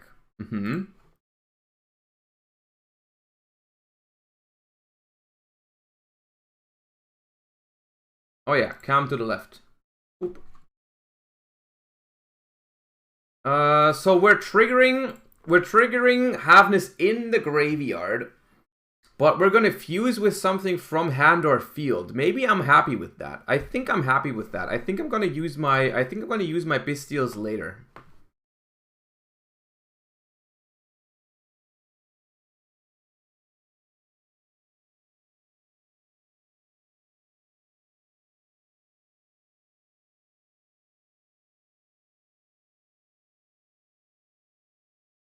Yeah, mass change not being able to be used on Bistials is a problem.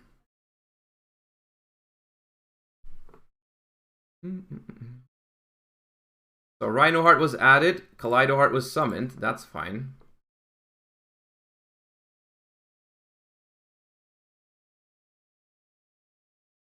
The mass change I'm really not sure about. I feel much better if this was like a different non-engine card right now, but it's whatever.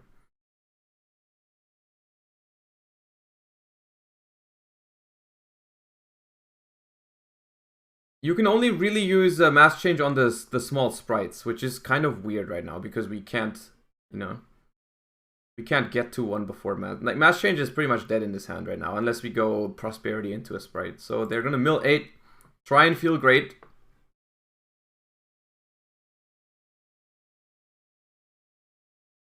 Sharon has not been used yet. Spell.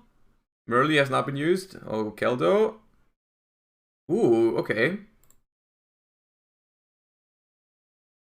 Merle and Sharon in the graveyard. That's the last 2 effects.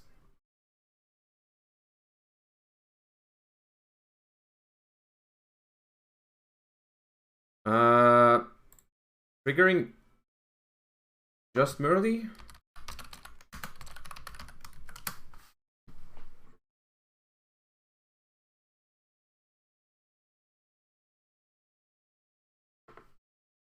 I'm gonna try and hit that with the Magnamut.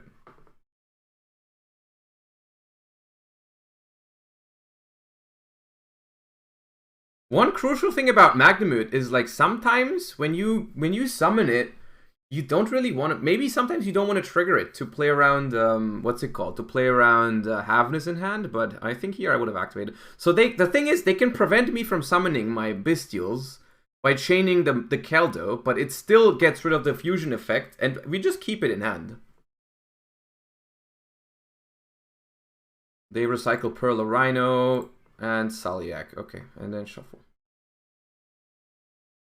On such a big bestial package, think Beatrice could be good? I mean, which, what card do you want to send with Beatrice? Like, Nimble Angler? I don't know. If anything, I would play Wallow. Yeah, Wallow could be okay.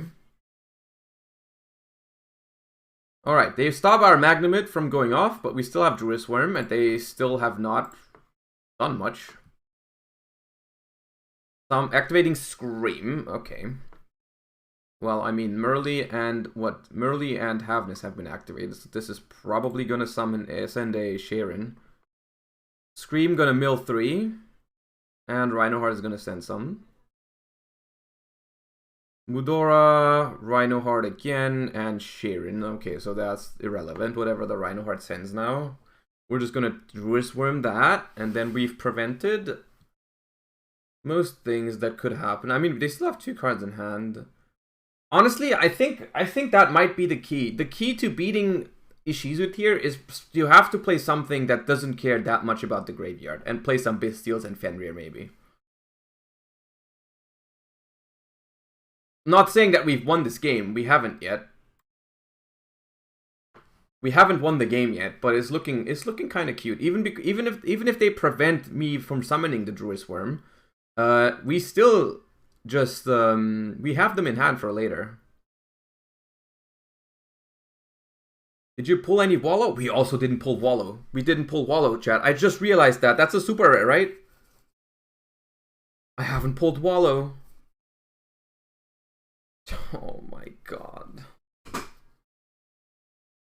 No, I haven't. Oh my god. It's the worst freaking packs ever. Oh. Why did you have to remind me? Oh my god. 3 boxes. 3 boxes. 0 Wallow, 1 Magnamut, 0 Vernucell Ducks.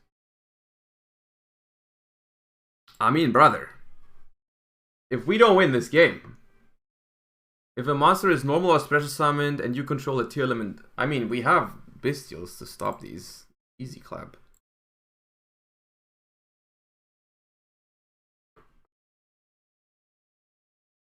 I'm just gonna start with Prosperity, because if we find actually I could have maybe probably gone for a game, but now it's I'm just gonna Darklaw them. Elf, I don't think we need the Zeus package here. 4, 5, 6.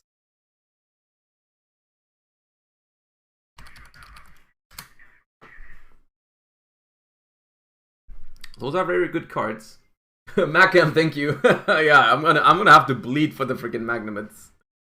I will grab Jed. I'll grab Jed here.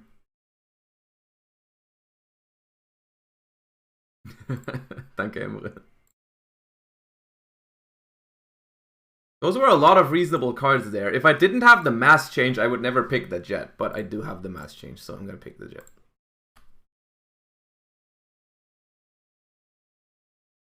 Yep. Sharon, Pearl Rhino, Akido. Uh-oh.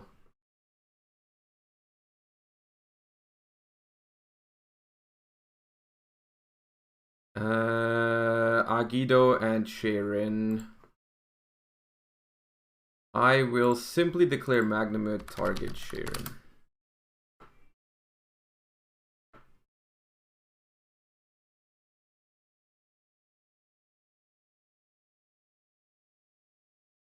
And then we both mill 5 more. Right?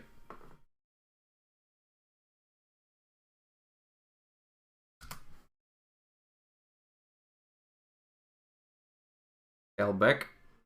Eldo.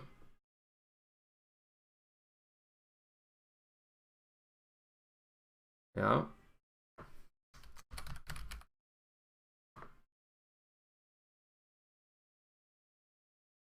Havness. Just Havness. Okay, I mean.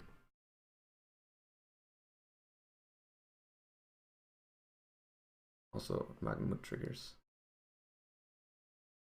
At some point, Magnamud triggered. Magna triggered earlier.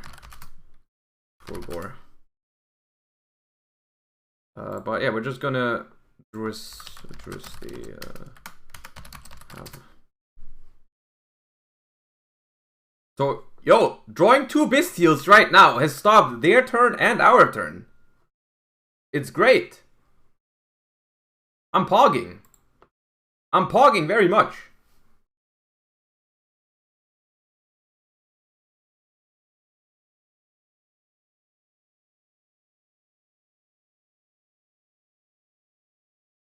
So, I mean, we don't win this turn. We don't win this turn because we prosperityed. I don't think we can put up 16k.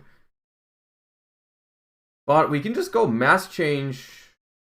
I'm just gonna go mass change, target my jet, and move on, you know?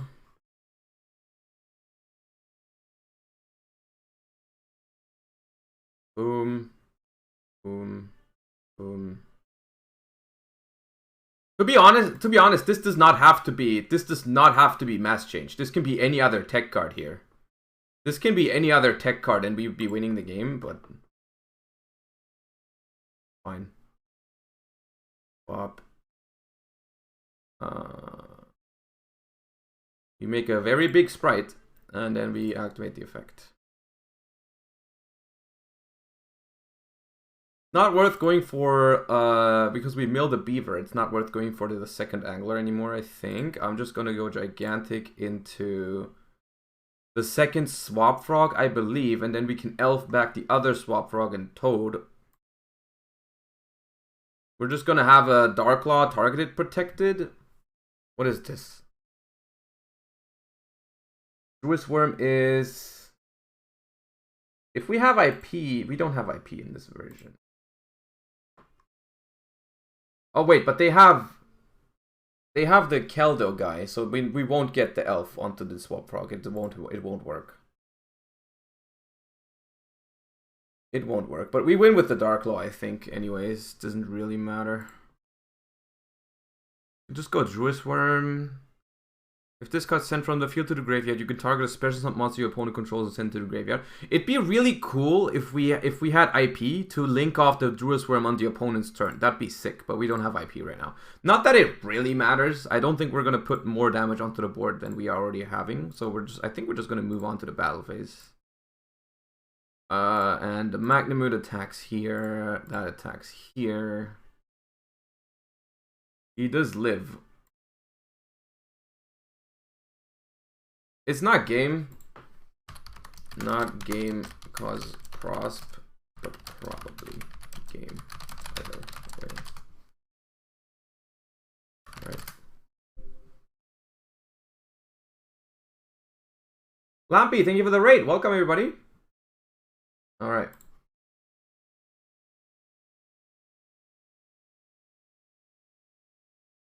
Ooh, I could have bounced Bystials with swap. You're right. I could have gone Swap Frog, bounce Magnamute, and then end phase Magnamute search another thingy, and I would have 2 more Bystials. This is looking like a lost cause. I'm gonna be honest right now. This is not looking good. This is not looking too poggers.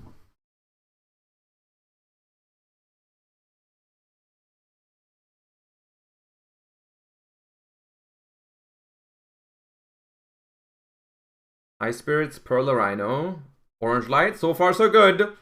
We're gonna mill Angler. We're gonna mill Angler now. Or not. Or not. Uh-oh. Uh-oh. Uh-oh. Yeah. Yeah. This game is over. Because the Mass Change 2... I don't think Mass Change 2 is it, guys. I don't think Mass Change 2 is it. Enemy Change of Heart, Mind Control, all that stuff seems nice. The Mass Change is not it. Can Tear Ishizu side anything to counter the Bystials? I'm not quite sure what you want to do against the Bystials. It's like...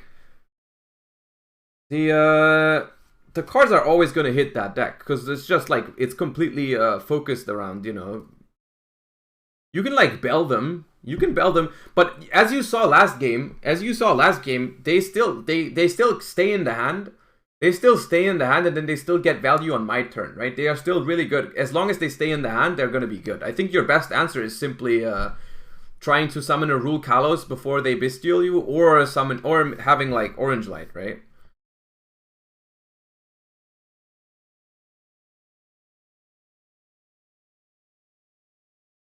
We might actually just play Saronir. Honestly, we might actually just play Saronir. Unironically.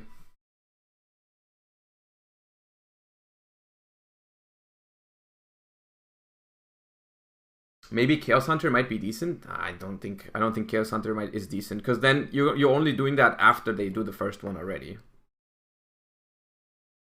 Mind controlling their stuff into Mass Change? I mean, I guess I could, but like, it's not gonna. I don't think it's gonna work. Hellbeck as well? Oh gosh.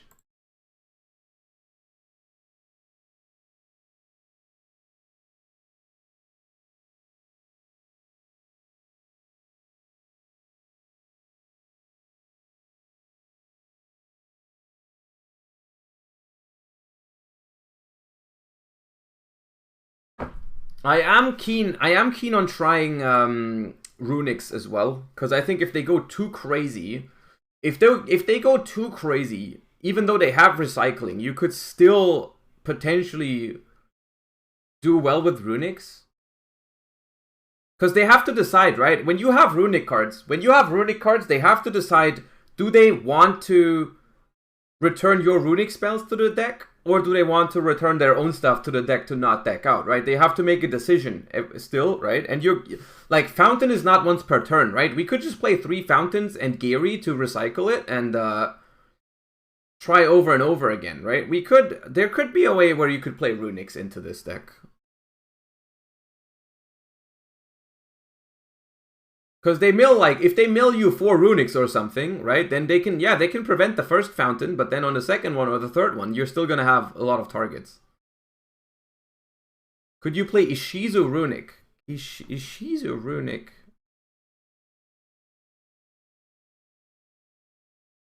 Oh, I have to mill 5. Oh, my bad. Never Angler, always Beaver. Oh, God.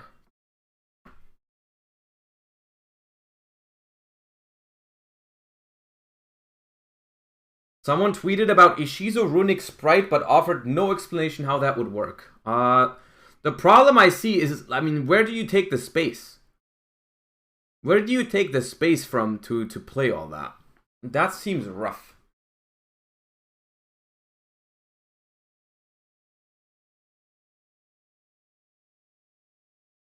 You cut the sprites? I don't know how you would ever cut the sprites, though. Because then I think the problem remains, how do you get your Runic Fusion monster out of the extra monster zone without like overlaying it? You either have to play Synchros or XYZs, and the Ishizu stuff doesn't get you to either of them.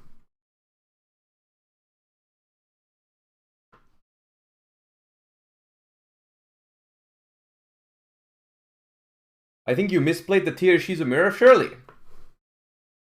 I definitely didn't play it optimally yet, because it was my first one yesterday.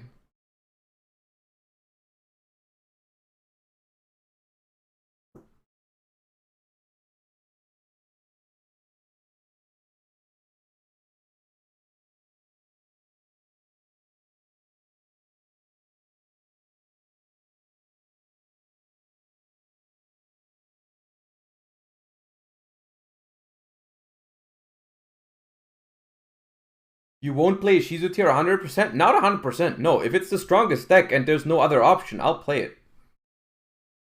Oh, Redwellering? Nah. Redoer, okay.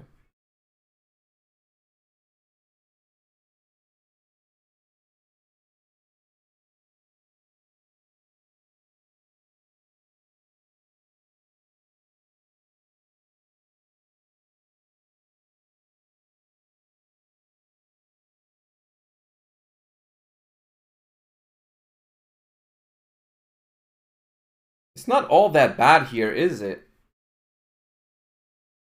Asta, thank you for the sub. Appreciate you. Click the option to resolve the redoer. Of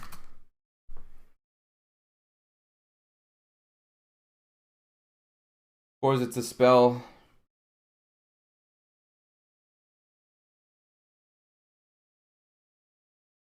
I mean, honestly, we just have Change of Heart, take Kaleido, and double them, which is quite nice, actually. And then we can go starter into Sprite stuff.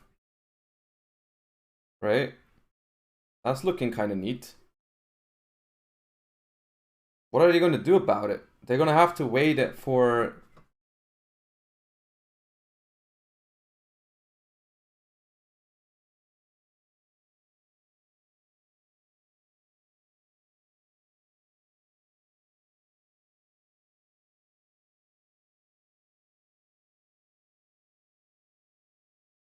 Change of Heart is kind of good against Tearlaments. Especially now that they play on your turn as well. Quite the card. Because, like, even if they mill, like, as much as they want, even if they mill infinite and everything, it's like, as long as you don't waste your interactions on that type of stuff, because that's kind of pointless, the stuff that they make still ends up being somewhat beatable. If you take this, then Econ? I mean, I can Econ, take the Rule Kalos, and then negate the Rhino Heart, right? Yeah. Oop. Even if they chain now.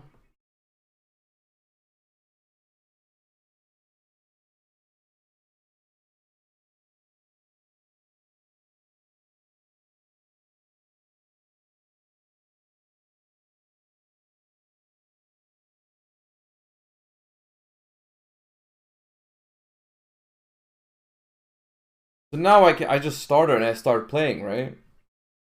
I just start her and I start playing. I still think you're cooked. I don't think I'm cooked. I don't think I'm cooked. No. The mass changes are awful though. In my hand right now. Just gonna be starter here. They have two that they have the ones that do the graveyard disruption. That's the most annoying part about this. They always have that. We still have the easy jet into whatever. -11. Declare blue.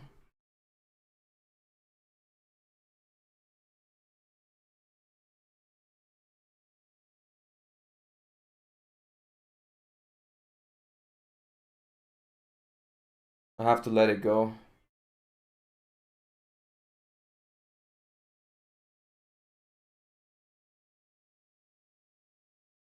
Jet.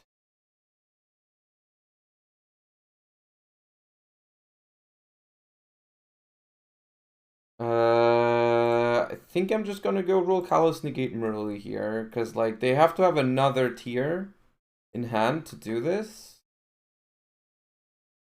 And otherwise they just summon Drago's Tapelia anyways, so I'm gonna have to do this now.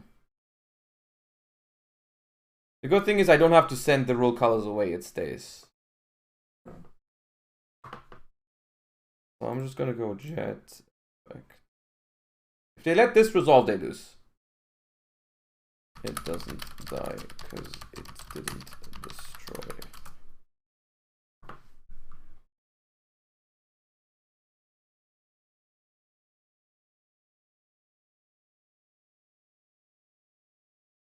The rule color stays if you negate a grave effect with it because it didn't destroy anything. Jet, fine.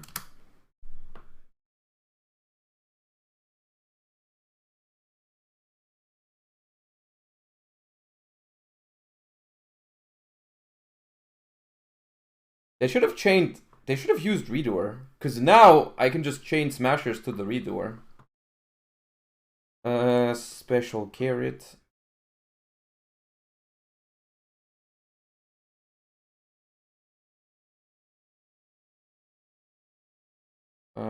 I'm gonna overlay blue and carrot here into gigantic.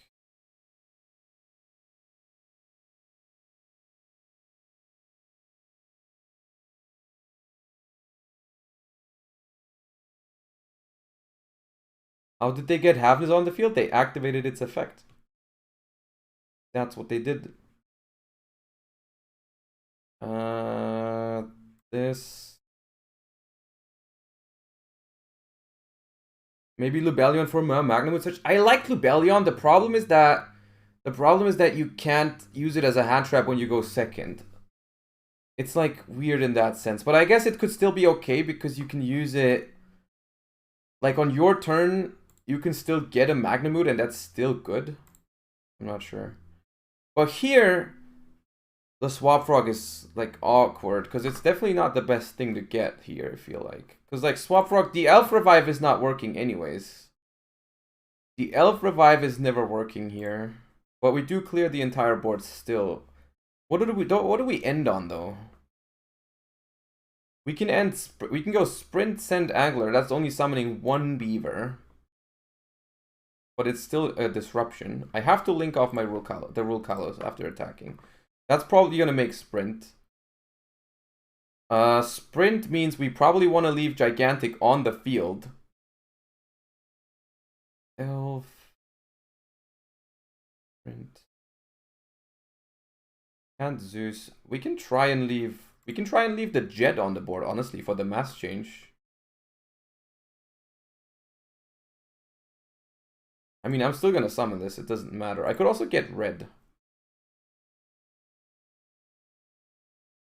Do I get red here ever? How do I kill this Havness without doubling it? I could go dark. It's probably dark.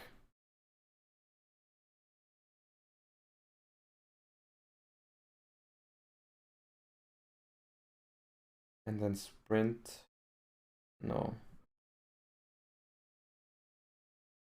Dark. Target Merly. They probably chain one of those. They have both now, which is annoying. But it's gotta be dark. Target Merly.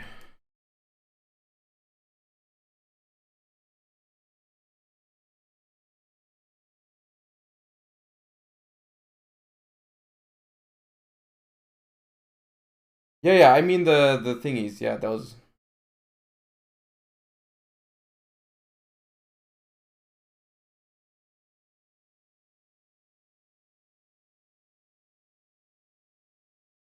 Redoer is pretty much dead now because they are locked into level 2s thanks to Gigantic. The problem is it still draws a card and it still comes back. I kind of still want to kill it, but I don't have to. You are right. I don't have to. But I still want to, I think. Which means I have to go battle phase now. The problem is it's so weird. I think I have to let the Redoer resolve.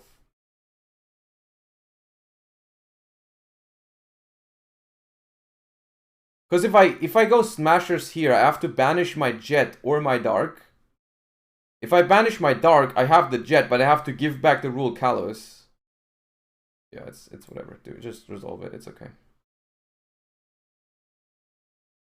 But it outs my Dark Law anyways. No, it's stupid. It's stupid.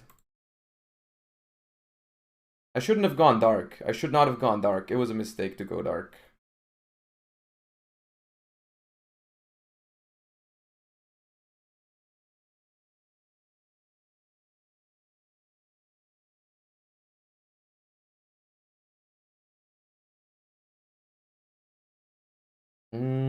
Now I can go Elf.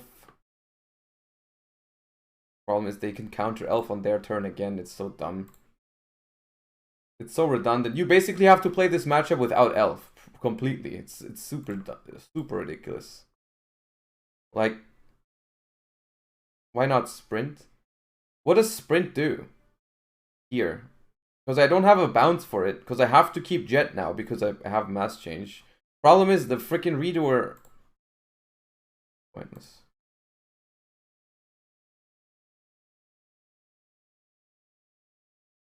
I don't know what I want them to return to my deck. I guess a Beaver. I just want them to return a Beaver. Or they let it resolve. That would also be fine with me.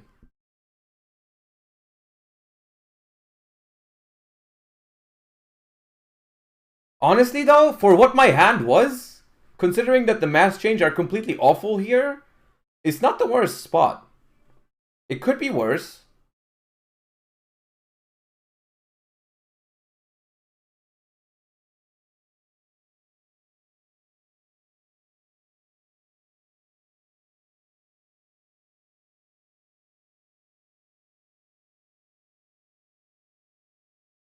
Held redoer for game 4? I don't know how much the redoer... He might just not have a Tearlament monster in their hand. Like, how do you know?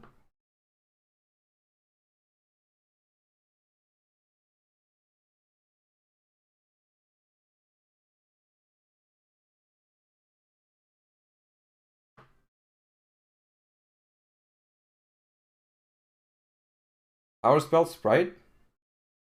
Yeah. He had Havness? Yeah, and he used the Havness very much corrected.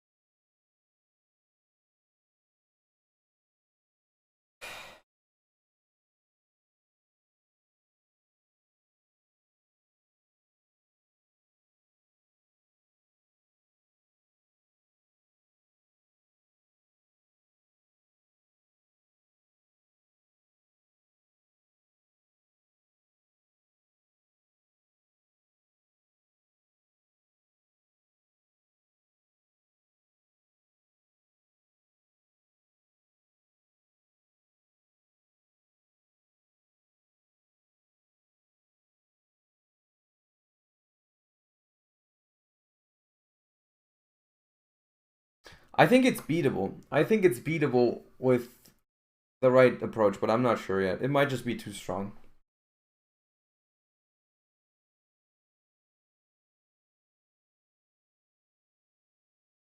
All I know is that if we had a Magnamud, we'd probably have won the game already.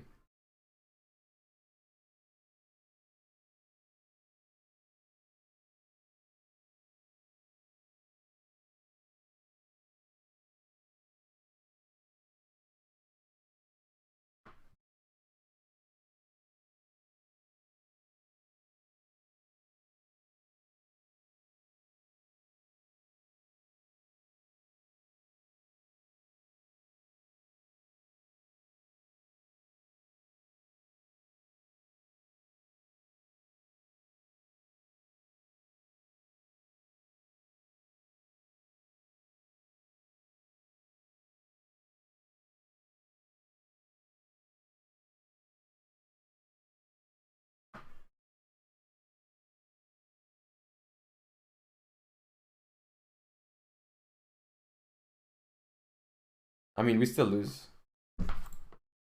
Can't target. There. Target blue.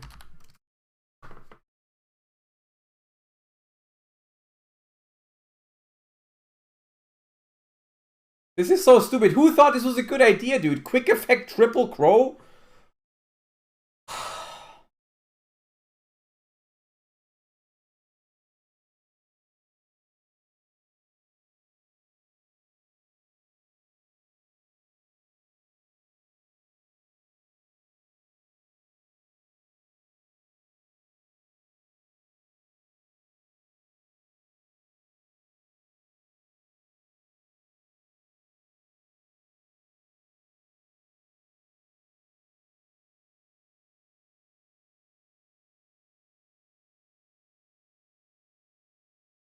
Problem is, I mean, of course we lose now. They just doubled. The instant fusion just was a neck breaker. If they didn't have the instant fusion, honestly, there was a chance. Ah, yes.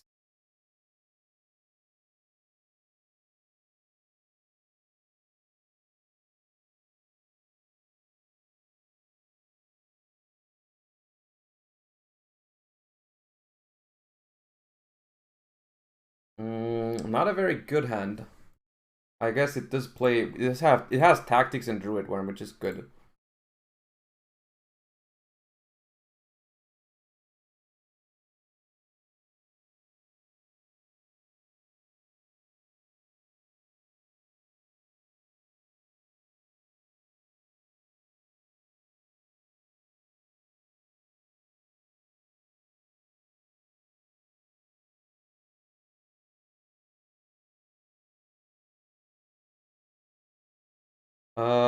So yeah, I mean, I have to decide now between the triple toad or a blue jet smashers.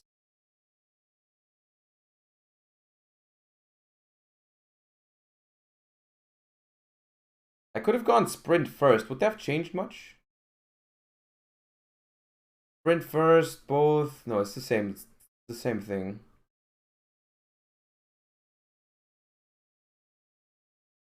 No, I'm gonna go for sprint. I just do these first.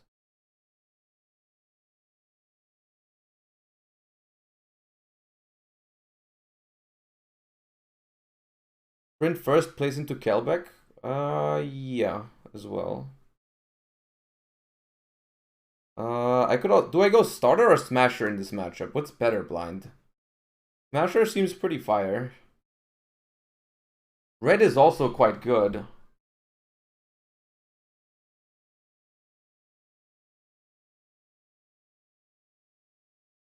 Starter for red.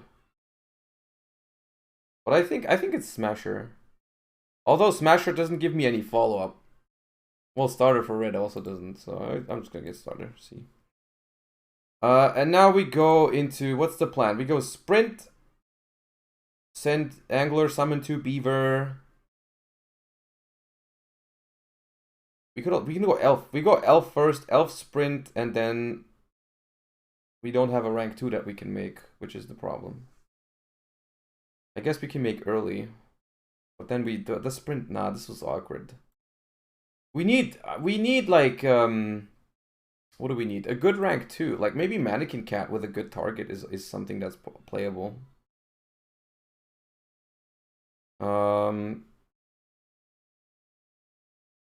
I guess we just go sprint first.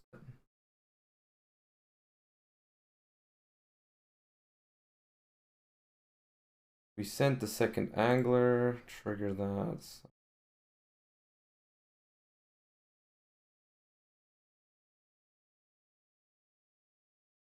And these just make elf.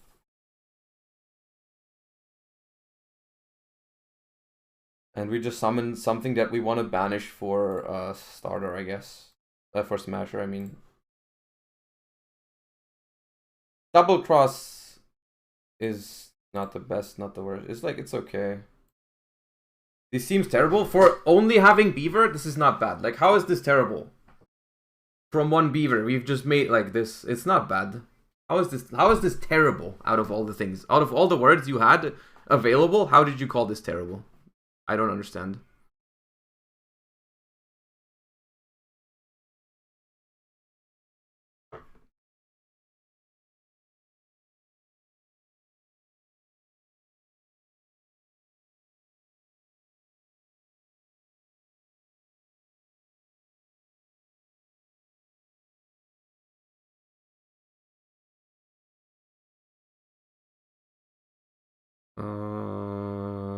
The Druid's Worm.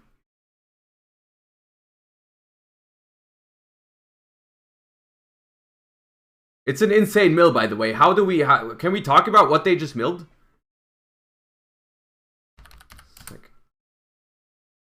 I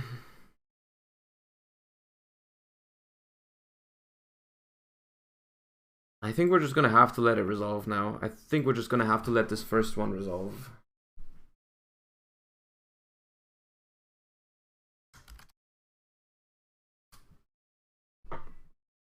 Okay, that's a lot of bestials that we just milled.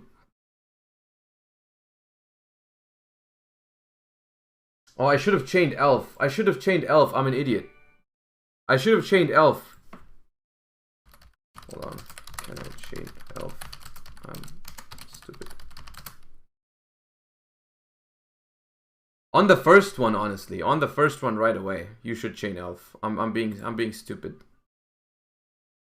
Toadgoat, thank you for the gift subs. On the first one. On the Sharon already. Elf add, okay.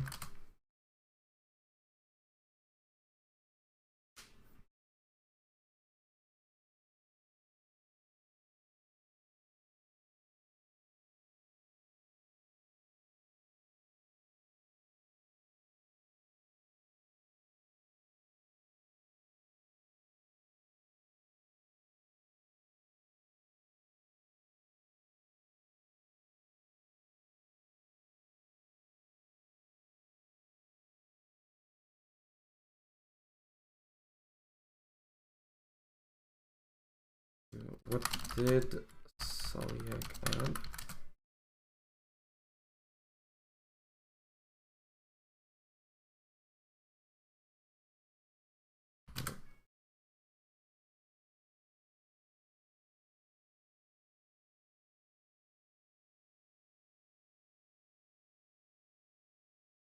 And in Graveyard we used Sharon, right?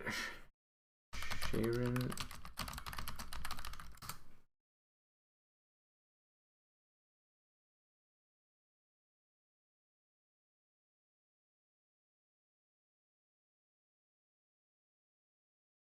Do we bounce this Kid Kalos? Do we bounce this Kid Kalos? I don't think we do. But they could just go battle phase after this. But then we would double cross and Smashers 2 of them.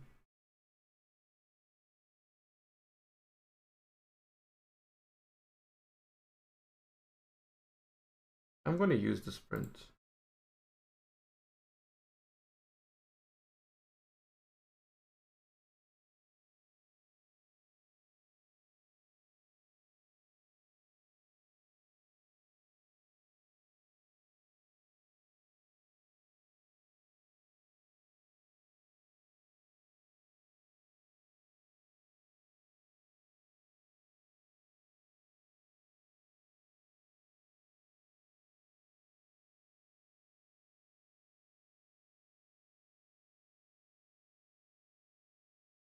I wish we ran IP. IP with Druid's Worm is so nice. IP into Unicorn with Druid's Worm, shuffle one, send another is very cute. Did Kid add something? Or did you forget?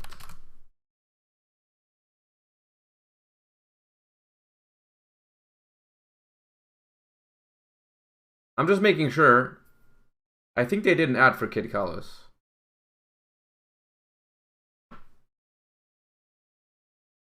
Yeah, thought so.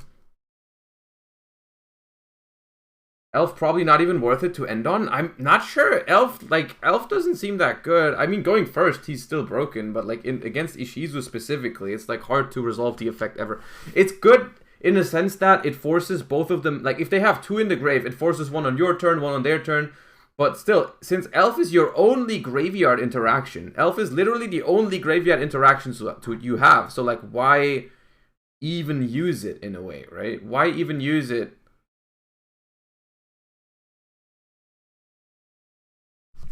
Hold on. I think I let the Merly resolve. Yep. The Rhino is banished. That was engraved, right? Okay. Thinking on summon. Thinking on summon here. We haven't normal summoned yet. The thing is, though, they've already used Merly and Sharon in the graveyard. They have two Halfness in hand. Why am I scared of this Kid Kalos effect? No, this is fine. Fine. You can continue.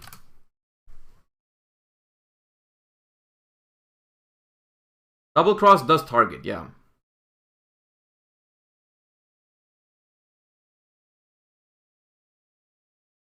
Cartesia. Okay. Fusion summon. Are they making a Dragos Tapel? What are they making? Because Chimera can't pop. The worst thing is if they have a Rhino Horde. You have to have this. Right. That's all I know.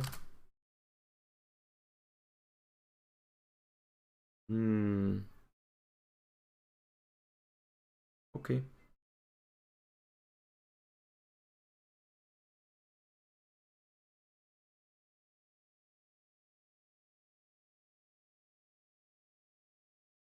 Sharon has been used already. Okay, Halfness can be used. That's the last fusion. Oh, they have Rhino Hard Draw. That's annoying. That's so annoying because that makes... Wait, no. Chimera needs to be made by a spell to trigger.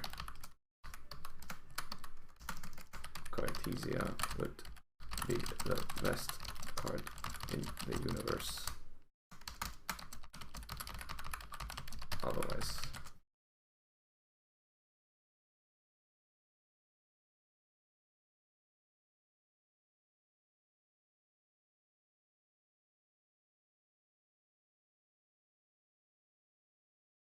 Clueless.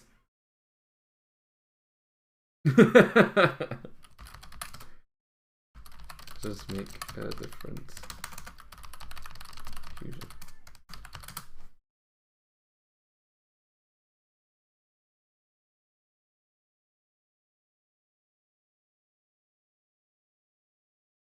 Yeah, if Blazing Cartesia was able to make a freaking Guardian Chimera with effect, that card would be the most busted card ever.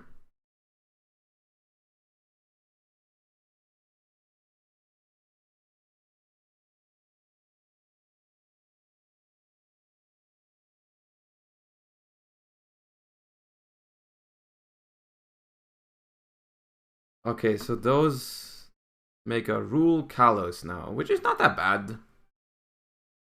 Except for the fact that it negates my Druid Worm if I now use it, which is annoying. So I guess that's just gonna be okay for now.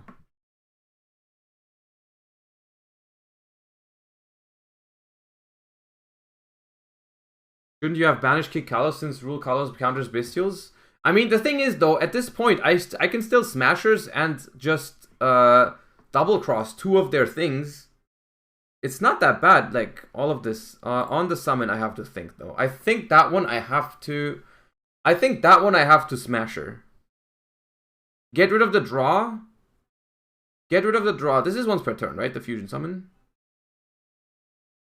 Yeah, okay. This is once per turn. Because Barone is an issue here. Barone is an issue, and they draw. So I think I'm going to have to Smasher. Banish my jet.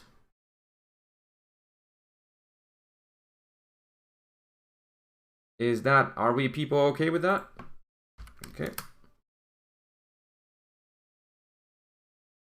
I'm thinking about banishing my elf, just so I have a second way to use my double cross here. And the thing is, these are too weak. I just take damage by these, so anyway, I'm just gonna banish my elf. And banish their Gura.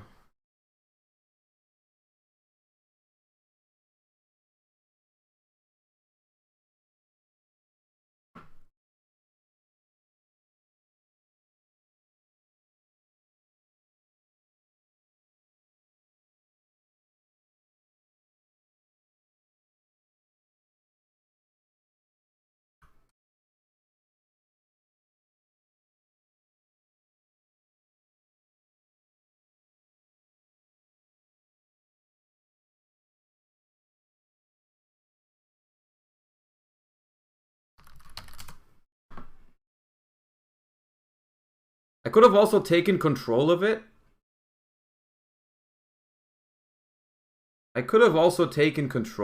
Maybe that was better. I'm not sure. But now, if they don't kill Gigantic, I can use it again.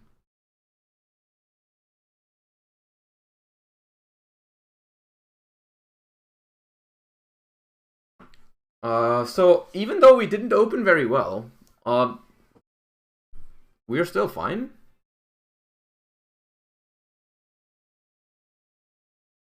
It makes Gigantic 32. That's what I was really hoping. I was really hoping they attack the Gigantic with Sharon, and then on attack declaration, I go double cross, attach the Rule Kalos, and then they just go into it.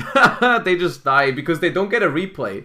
They don't get a replay because the number of monsters only changed on their side, not on mine. The number of attack targets, of legal attack targets, is still the same, so they don't get a replay. It's hilarious if that happens.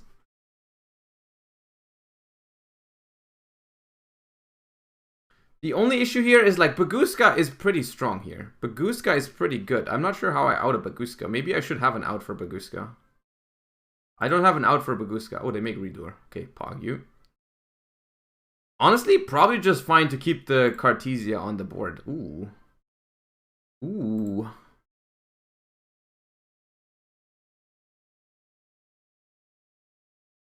Always a spell, dude. Can I... main phase? They should use this right now. They should use this right here, right now. Ooh. That's a mistake. Because now I just go effect.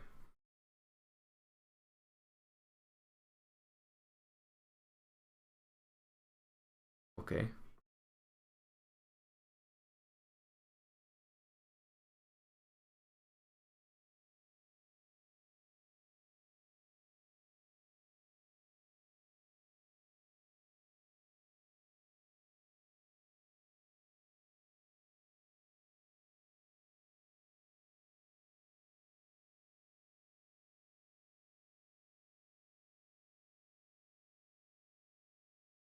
I mean, okay, sure.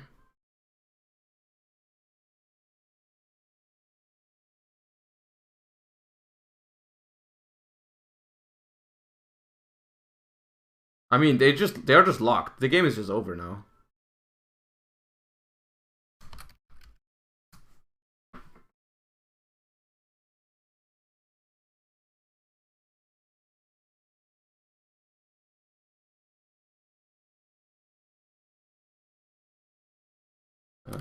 You're locked by Gigantic.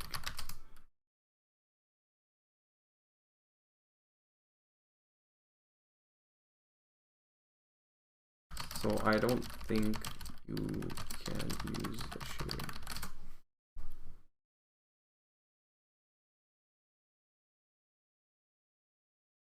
I agree. They should have just done Redoer in the standby phase, but honestly, I think I still win that, even if they do. If I just go... How do we kill here? There surely is a way. Take with Change of Heart. 3,200. Special carrot.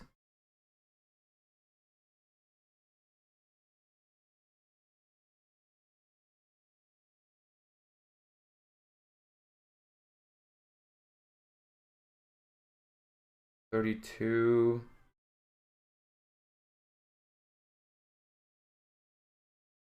Talent to yoink or draw. I mean, the thing is, we don't need to yoink with talents because we have change of heart. We can look at the hand. Although I don't think there's anything that can happen. Really. Special carrot. Make a link to overlay into gigantic. Take 32. 32.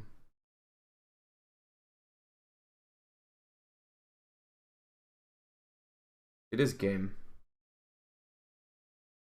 I think it's game if we tribute summon Druid Worm. Yeah. Special carrot.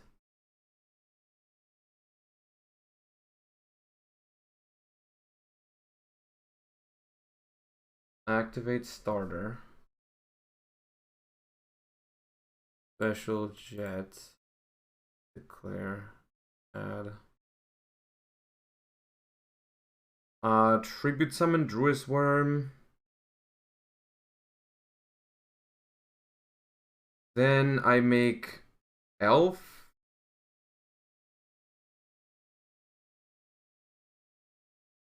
With these two. And I just take. Right? That's 14, 3,000, 55. Yeah.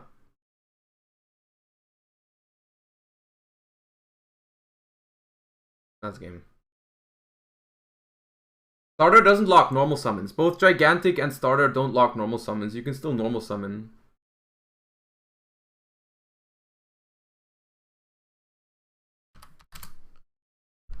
Okay. So I'm not gonna say that it's good against the deck, but it definitely feels like I have more control over the games than the mirror matches.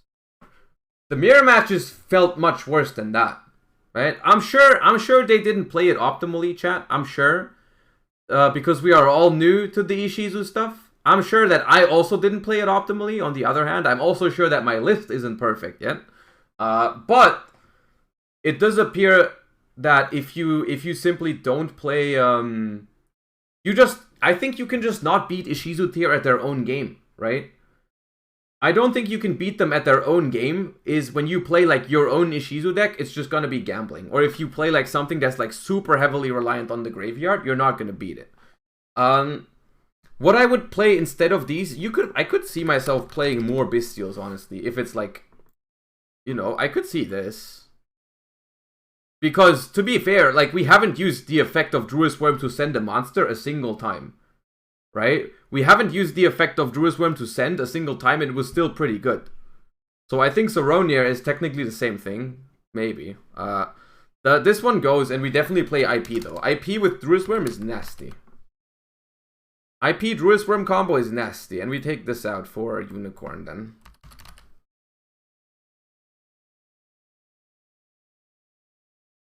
And then I'm not sure about some of the other. Like, I don't think we need 3 elf, honestly, in this environment. I'm not sure if we need 3 elves. And I'm also not sure if area is worth it. Because, like, area, I feel like, even though the idea is interesting to steal rule Kalos, they always have the freaking graveyard guys, right? They always have the graveyard thingies. I could see myself playing Mannequin Cat. I could see myself making Mannequin Cat. Because Mannequin Cat plus IP is actually an interrupt, right? Because then you'd simply summon Druid Worm and link it off, right? You just summon Druid Worm and link it off, and you get basically an interruption from it. Sometimes that could be good. Or you can summon Magnamut if you don't need it. We could play Wallow. We could also play Wallow. Wallow seems interesting, at least to try it if we play so many level 6s. And then also, I think we want Avramax though. Something has to go for Avermax if we play it this way. I'm not sure what can go, though. It's really hard to take out anything. Really hard to take out anything. It could also be, honestly, it could be Zeroboros instead of Avermax. Doesn't matter. Some rank 4. I think some rank 4 is going to be necessary. But, like, being able to clear the board... The problem is you can never really resolve Elf IP. That's the problem. Elf IP combo against Ishizu is impossible, right? Elf Ishizu... Elf IP combo against Ishizu just doesn't happen. So I think it's Avermax, if any. It's probably Avermax, if any. And then what do we take out? Wallow? I guess Wallow has to go. For now. That seems reasonable. Hop Ear? Hop Ear.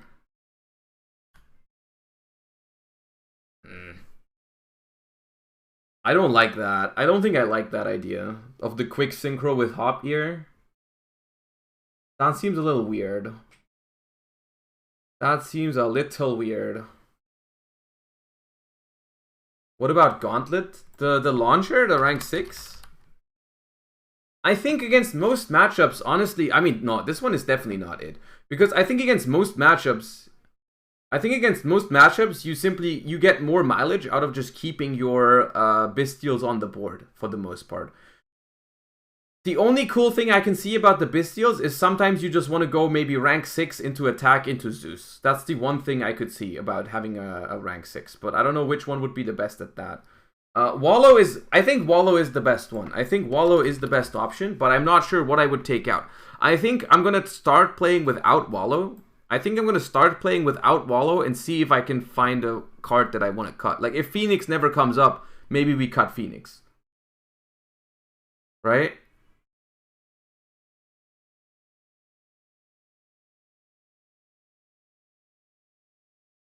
Phoenix is not a must, I think. We can try without Phoenix. I just thought it would be nice. To have an option to discard the Nimble Angler from your hand when you go second. You know what I mean? It's like, if you draw a Nimble Angler, I kind of would like to have a way to discard it.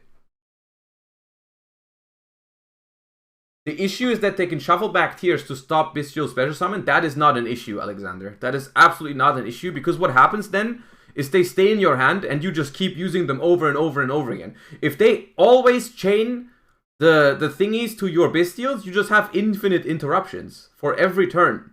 Like, they always have to do that. It's like so annoying for them. They just stay in your hand, so that's not a problem. We had that happen. The one game, like last time, they negated, basically, they stopped both of my Bestials from hitting the board, and then I just used them again on my turn, and eventually they don't have the ways to prevent it anymore. It's like still very good. I think I can live with this. I think I can live with this as an option. Now, one other thing that I really want to try and see how it feels. Is Runic. Runic sprites after Magnificent Mavens. And I think we're gonna have to we're gonna have to make some adjustments to it. I honestly think we might want to play as many Runics as possible, which, you know, crazy that I'm saying that. Right? I've never said that before. You've never heard this before on the stream. Play as many Runics as possible. What?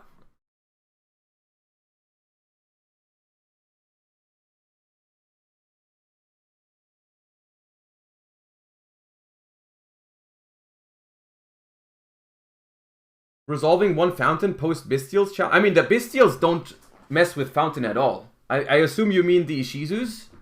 The thing about Ishizus is... Or, like, the thing about Runics is you probably have... Against that deck, against Ishizu, you probably have a lot of Runics in the graveyard, right? You probably have a lot of Runics in the graveyard. And for them to stop it...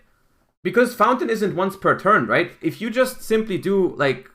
If you do something like... Activate Fountain, trigger the effect, right? And then they stop it by shuffling your stuff in. If you have a second Fountain, you can basically do it 3 times as long as you have enough Runics, right? If you have enough Runics, you simply go second Fountain over the first Fountain. Trigger that Fountain. Then they try to disrupt that one, right? go for the what's it called? The second one, the Keldo and the Mudora, the second one, whichever they haven't used yet, they go for that, right? And then you go, okay, activate Runic, special summon Gary. You've added back the second fountain from the graveyard back to your hand. And then you just go activate that one, and it's also not once per turn. So I think maybe they might not be able to keep up. Also, if they mill so much, and then they always have to target your Runics in order to stop you from drawing, you might be able to deck them out. You might actually be able to deck them out.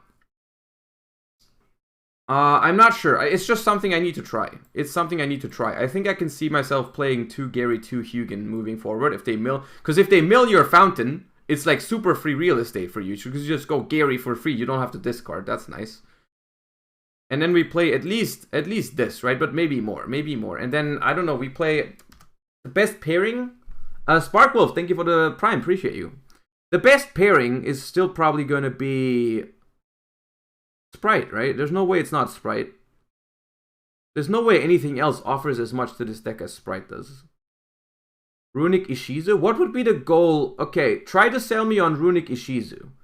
What would be the idea behind Runic Ishizu? Mill faster? But the problem is you like mill the opponent's stuff also faster. A deck out? Do we go is it Runic Ishizu deck out? But then we mill their stuff in the Runic mirrors and in the Ishizu mirrors.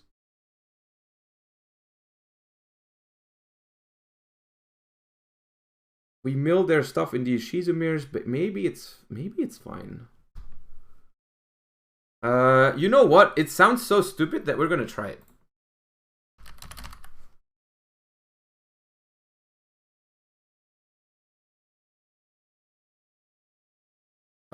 We played 2 of each of these for the start. And then what's the idea? What is like, okay, if we play this way, we have to summon Gary, right? We have to summon Gary. Otherwise, that's my problem here, right? That's my problem with this idea. This is the combo. Okay, show me. Let me see. Let me see.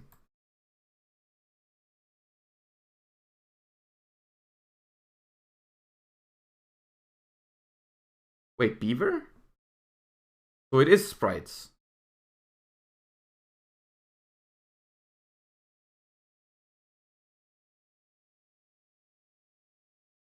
Wait, so it's Ishizu and sprites, Runic.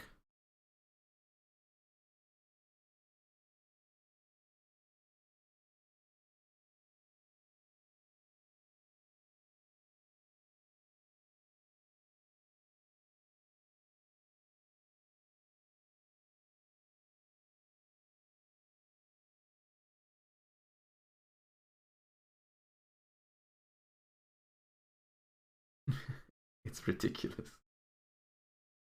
Your deck is ridiculous.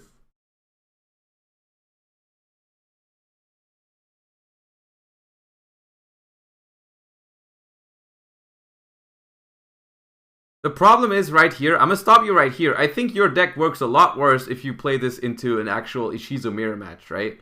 Because if you mill, like, of course, if you're gonna play against someone who doesn't play the Ishizu cards, right? If you play against someone who doesn't play these two, your deck is literally insane, right? Because you just mill 10, draw infinite. Like, your deck is busted. Your deck is busted if your opponent doesn't have these cards, right? My problem is, what if they do?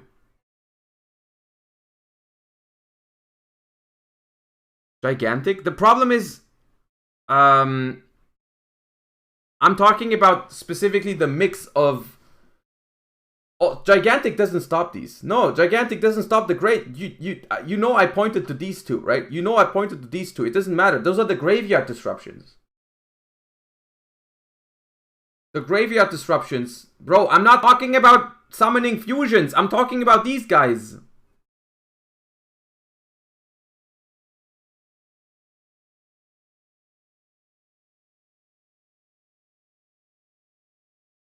You mill enough, but you can't...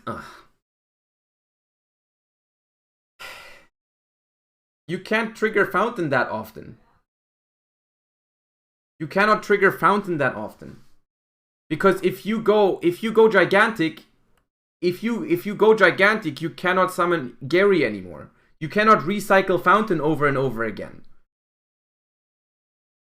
You don't have enough cards. If they stop your first attempt at drawing with the Fountain, where are you going to take all the cards from to clear your extra monster zone, summon another Hugin, discard, get another Fountain from your deck, activate that Fountain, activate another runic spell. They prevent that one too because they have 2 graveyard effects to stop, right?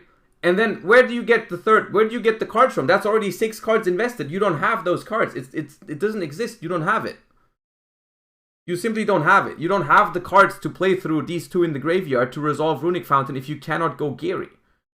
And this is why I think if you play this shell here, which, I mean, shell, 36 cards, KW, we don't have a lot of room. We could maybe cut down some of this, but, you know. We don't have a plan yet on how we start with Hugin, and then we get the Hugin out of the extra monster zone, right? Because if we start by milling a Fountain to the graveyard, we don't have a problem. We just go summon Gary and add it back, easy clap. But what do we do? What do we do if we have to start with Hugin to grab the Fountain? If we don't draw the Fountain or we don't mill the Fountain, how do we get to Fountain? We have to summon Hugin. And then how do we get Hugin out of the extra monster zone? That's my question. And I don't think this deck has an answer for it. Sprites? I mean, Sprites would do that, but how big of a Sprite engine can we fit? And then, once again, we don't really want to lock ourselves. We could play Diviner as a normal summon. And that sends one. And then we make a level 8 Synchro, but what kind of level 8 Synchro would we want to make?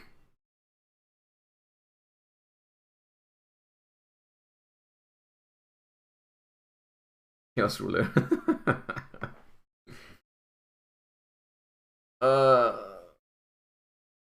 Cyber Slash Harpy Lady. I mean, honestly, I don't think this is a shell that's gonna work completely. I think it could just be a Runic Sprite without the Ishizu cards.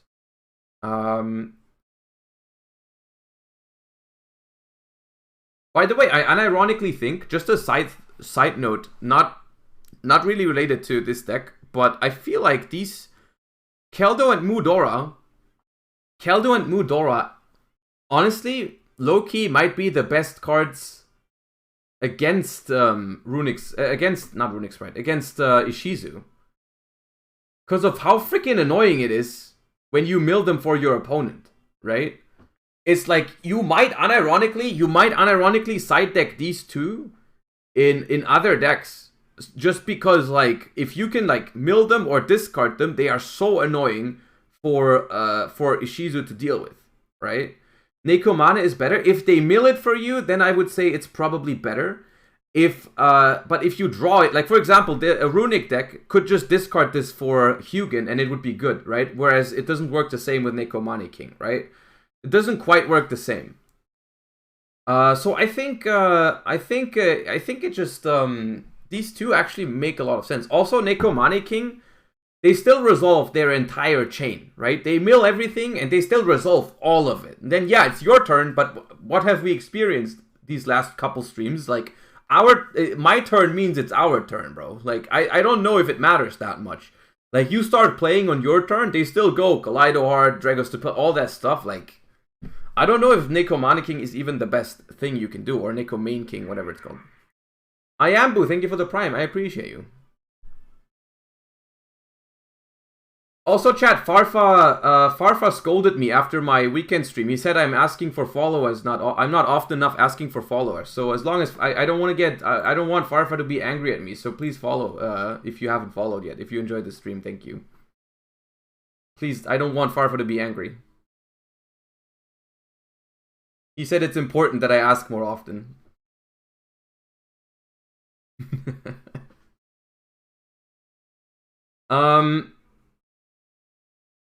This does not look like a coherent deck right now. I don't know what we're doing, chat. I think we're just gonna try and build Runic Sprite. We're gonna build Runic Sprite first, and before we get fancy with it, okay? We're gonna build Runic Sprite before we get fancy with it. And I'm gonna start with putting everything into the deck that I want to play, and then we're gonna cut it down.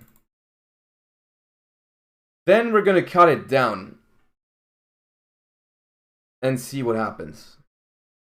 Because honestly, another thing, Lava Golem seems kind of hot against, no pun intended, by the way. It seems kind of good against what they do. Toadgoat, thank you for the gift sub. I appreciate you. Thank you for your insane continued support recently. Oh, Lava Golem. Arctic Suplex, thank you. Appreciate you. Thank you for the Prime. I'm not even sure if we're gonna play Sprint. Sprint doesn't even seem that good. Double Cross seems okay. Smasher might be something we want to side a second copy. And then we're just gonna do Lava Golem. Xkinit, thank you for the Prime. Appreciate you. So what was my list from Utrecht? My list from Utrecht was not this, not this, not this. One of these, not that. Second Hyperia, no Pixies. Why did I put Pixies over Carrot? I didn't put Carrot. I forgot Carrot. Fried carrots.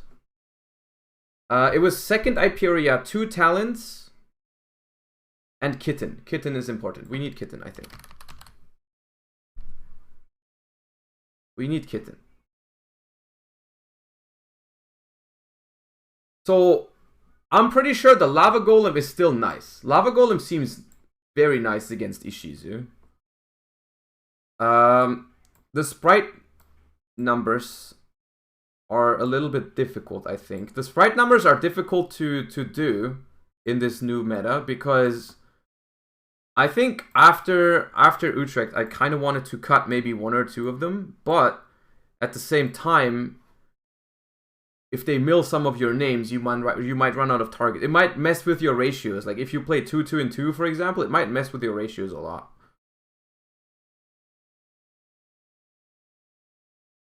Soul Scissors is an interesting option. My problem with Soul Scissors is we're adding a card. Like this card is in Utrecht. This card would have been amazing. 100%. This card would have been amazing in Psychic Rover. You will destroy their field, surely. The Soul Scissors is like in Utrecht. I would have played this card 1000%. This card was amazing in Utrecht format. But the more I think about it, it's like it plays into Bestials. It plays into the Dark Charmer. It plays into the Mudora and the Keldo.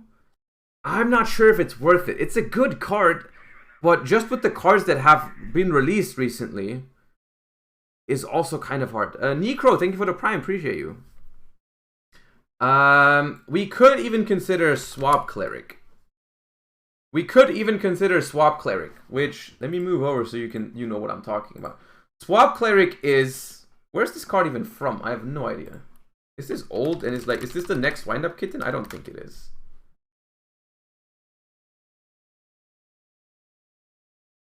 No, it's just some random super rare. It's cheap AF. Okay.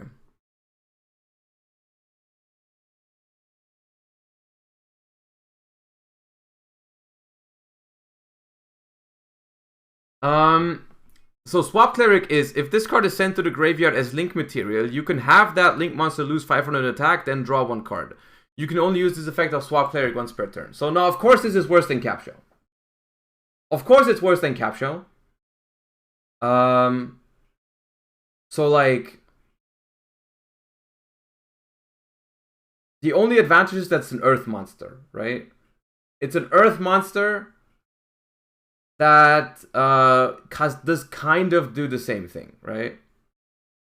It plays around the Bestial cards, which is nice. But you can't really do the double draw thing with it anyways, right? It doesn't work when it's linked. It doesn't work when it's overlaid. Like for Djinn Buster, can't make Djinn Buster with it anyways. It's awkward, I think. It's a little awkward. I don't think there's a different alternative, right? There's no other level 2 that just draws you a card. Otherwise, people would just play that instead. It is an interesting option. I'm not gonna lie, it's an interesting option. Does it work with IP? Yeah. It doesn't miss timing because it's if. So it works with IP. Because IP is still a link summon, right?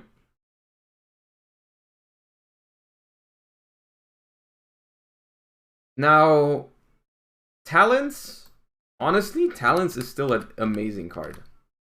Talents is still an amazing card for this deck. Like, no way it's not. No way it's not an amazing card.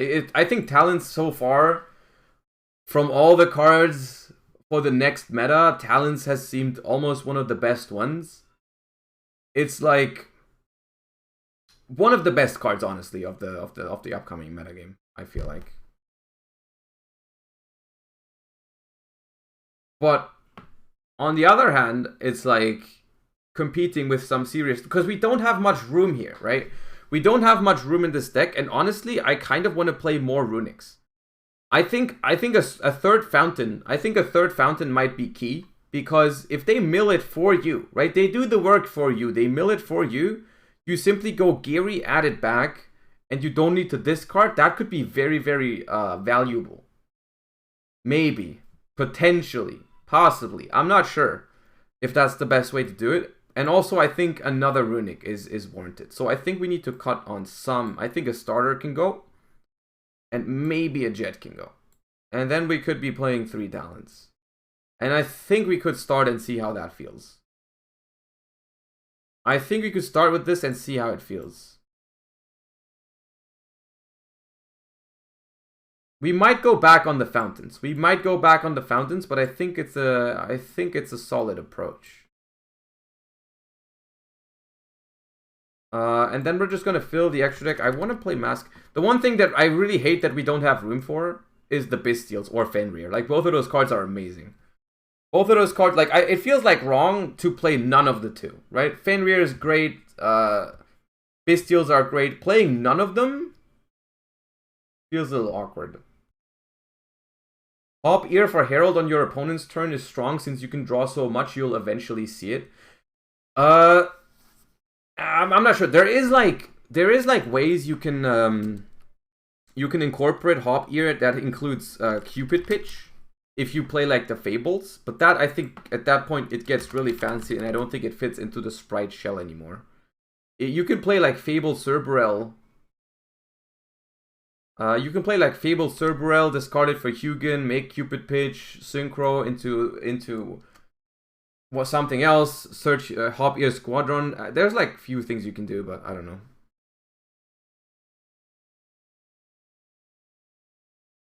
You can play straight up Synchro with Unix. Yeah, you can, but I haven't tried that yet. Maybe we can at some point also try that.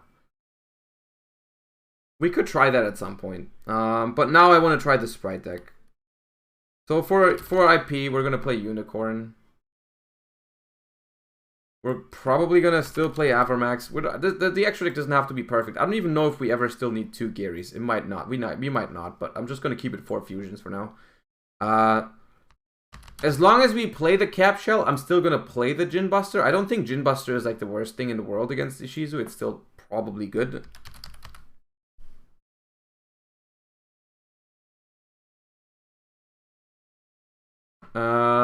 And Dark.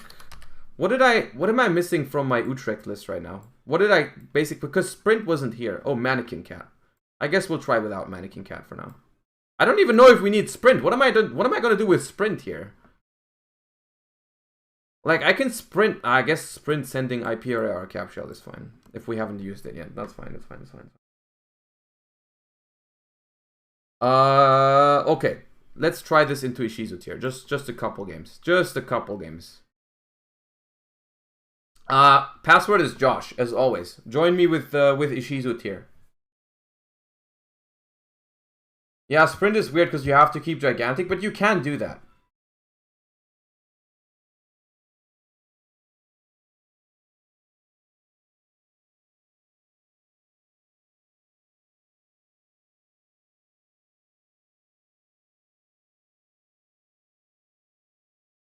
Alright, let's see.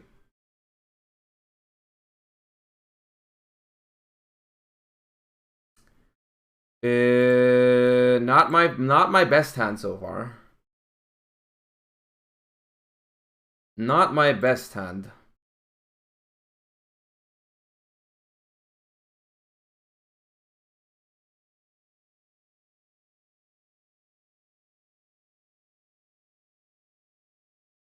It's also not the worst hand, to be completely fair.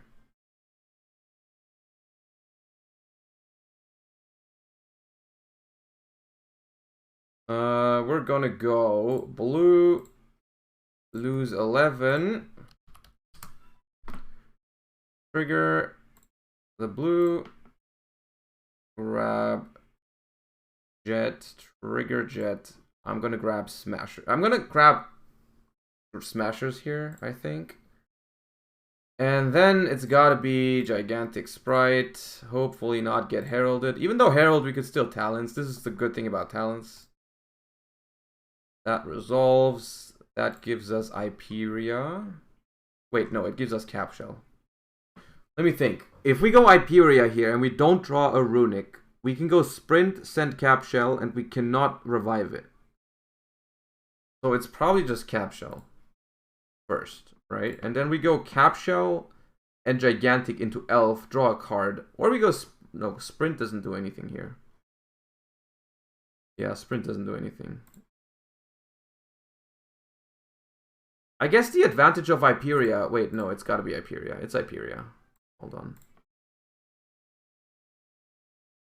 It is Hyperia, because we need to know what we draw before we go elf. We need to know what we draw before we go elf.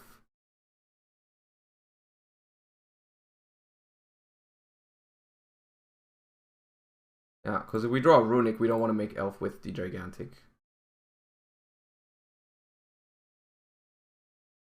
Now we're gonna go Hugin, number 2. Do we trigger it to grab another fountain is the question. Because, like, we could discard Talents or Lava Golem here to grab another fountain. Both of them might be good on the backswing, because of course they might still be able to make a board. I'm going to discard the Talents, I think. So I'm going to trigger, target both, and I'm going to trigger discard Talents, because that's not going to work this turn anyways. So I'm going to grab this fountain. I'm going to put this to the bottom and this to the bottom and draw 2. Flashing Fire and Destruction. Those are good disruptions. I don't think we can make much use of them this turn. We could now go for sprint, send cap shell, elf.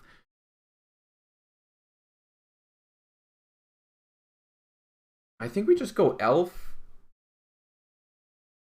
IP.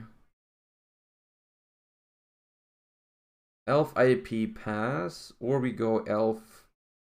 Yeah, it's elf IP pass. Or we go sprint. There's not a good way to sprint. There's not a good way to use sprint. Just gonna be this. Summon back the blue. Could also go Gin Buster instead of IP. Gin Buster or IP in this matchup. I guess blind is probably just IP. And then I think in game 1 it's more reasonable to play around Cosmic Cyclone than to play around Duster could be main decked. Duster could be main decked. I don't think Cosmic is going to be in the main deck here, so I'm just going to pass it.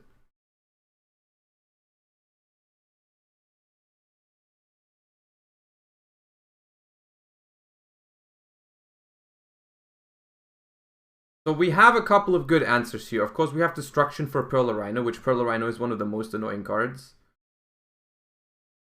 So we have arrived in the main phase. So this in hand. Discard one other fairy monster, special summon this card from your hand, then add one exchange. So they discarded Mudora, which is annoying. They discarded Mudora, which means if I go elf for Hyperia, they can prevent it now. I guess I'll allow it.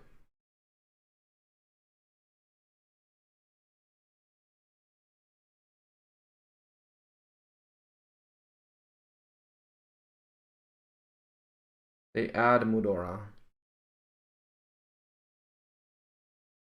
Special Mudora by pitching Agido.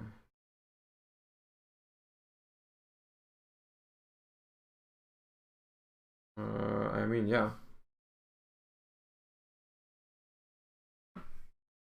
Mill 5.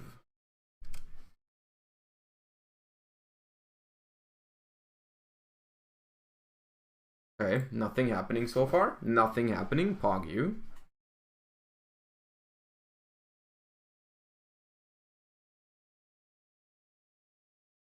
Move cam. Yeah, there's nothing happened in chat yet, but oh yeah, you didn't see my mills. I milled nothing crazy, but 2 runics.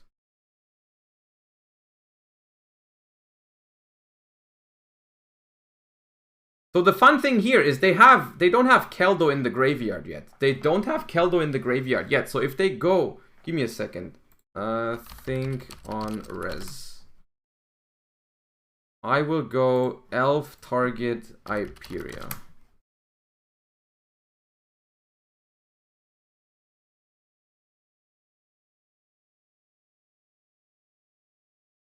They can banish it from field, but I'm not too worried about that.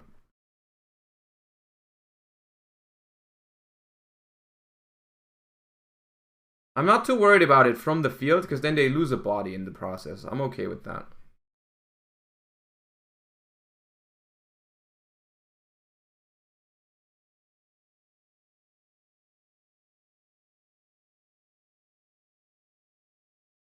Exclamation mark playlist for the playlist. There's a command for it. They have Called by the Grave? I'm annoyed. Okay. My favorite card.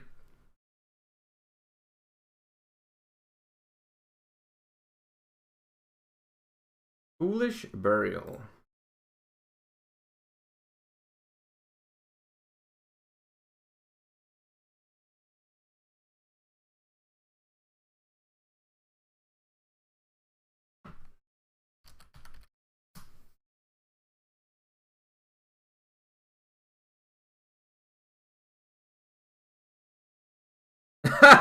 Tearlament monsters, mod check. Where are your Tearlaments, sir? That's not what you want to do. Where are your Tearlaments?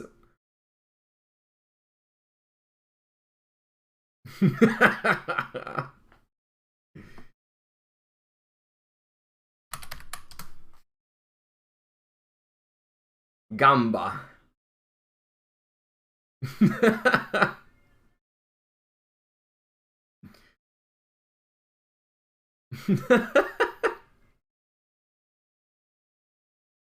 No, they have a trap in hand. They search Tearlament Crime with Scream. They have one unknown card in hand right now. They are in shambles right now. They are screaming internally.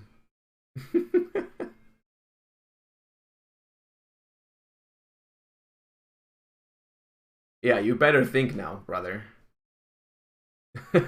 Get it twisted.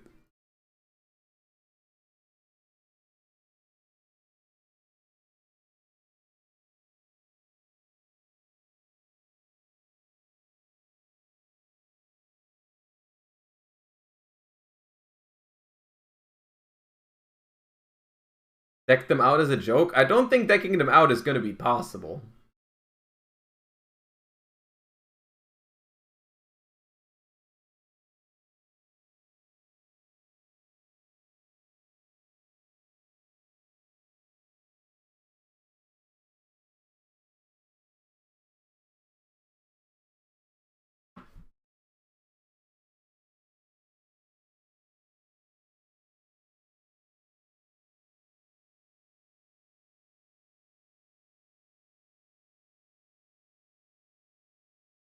Can you activate Keldon Mudora if you have no cards in deck? Of course, why not?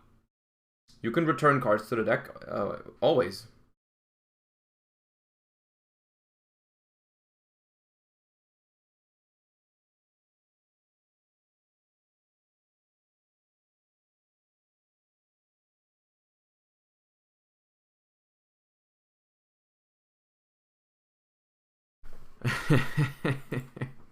Nice Ishizu Tear deck there, brother. So they have double Mudora in the grave, one Keldo in the grave. So if I go activate Flashing Fire now and I try to draw, they just stop it. Then I can go Elf on my turn, they try and stop that. Honestly, don't think I have to bother with this at this point.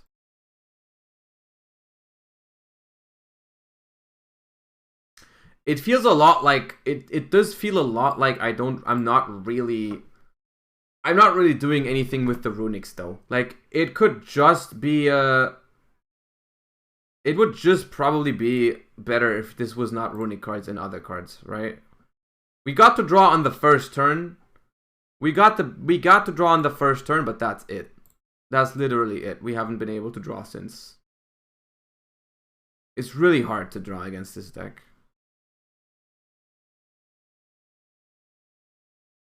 Now we might be able to on this turn. Well, no, we won't be able to on this turn. We cannot this turn. We don't have enough runics to activate. Like we can activate Flashing Fire.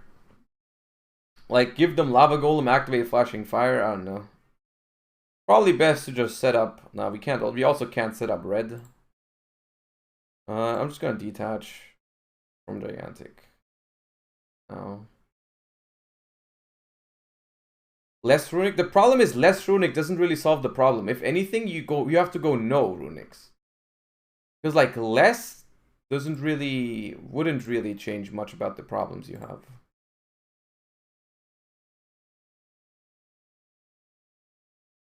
Like some runics are not going to make it better for you.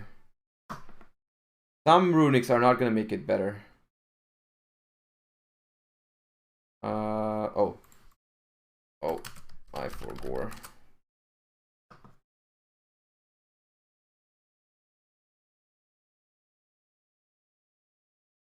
To give you that.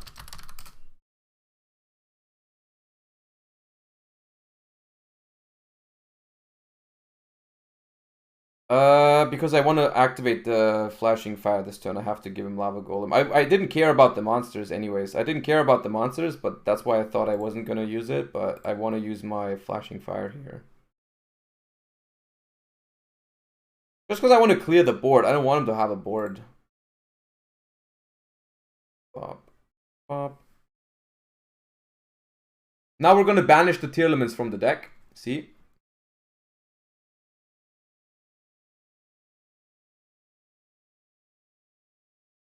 Or do you play Tearlament cards?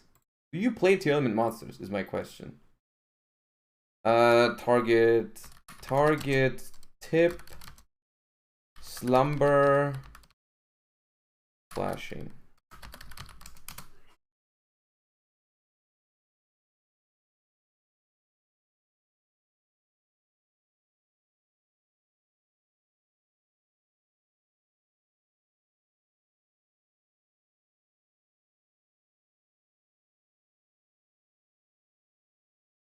Tip, slumber, flashing fire.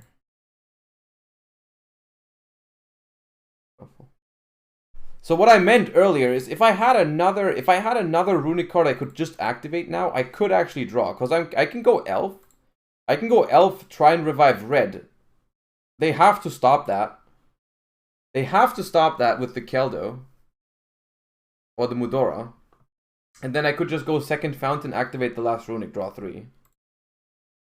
But since I can't really force them to.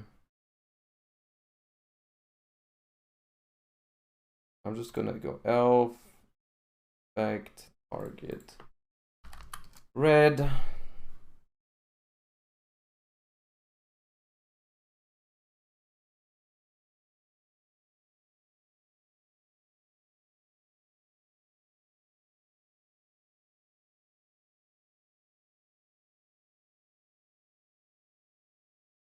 Maybe run more reds because they just milled it and I would now want a second one.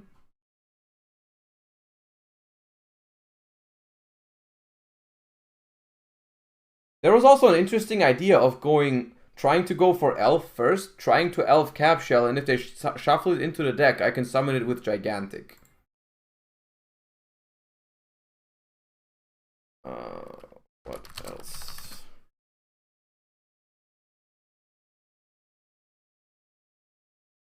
Summon Carrot first? What's the point? Wait, blue? Why are you shuffling my cards in? You don't have to shuffle my Runics in, if anything. Blue and Kitten? Okay, well. That's your decision, but I think you should have shuffled some Runics in.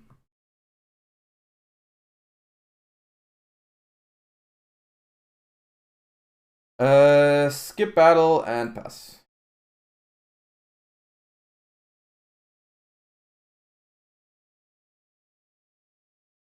Have we beat Ishizu yet? We have beat it with Pure Sprite. The matchup seems okay.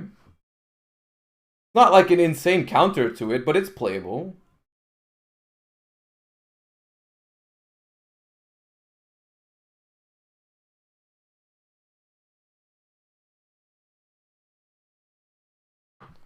End main. Target. Cap. Shell.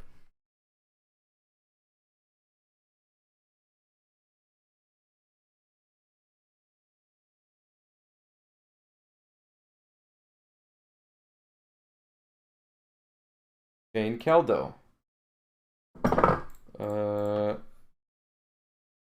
Wait, no. Don't you mean Mudora? You will have 2 Mudora, only 1 Keldo. If you use Keldo now, you only have 1 Mudora for my turn.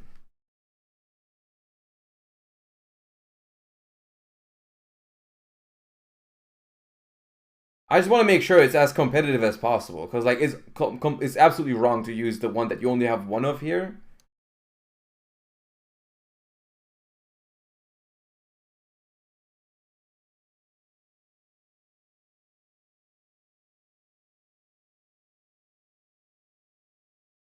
Still pass.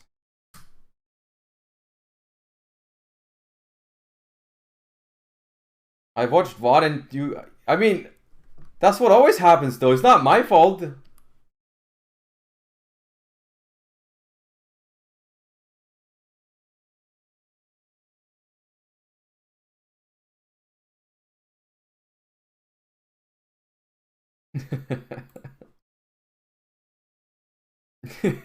Okay, I'm sorry. I take it back. I was rooting though. Can't say I wasn't rooting. I was absolutely rooting.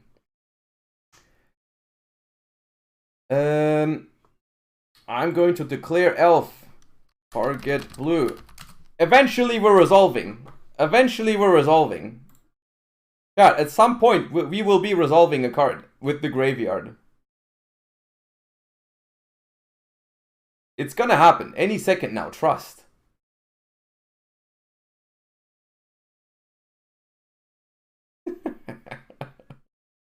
Bro, resolve a card that has effect on the graveyard. Challenge impossible.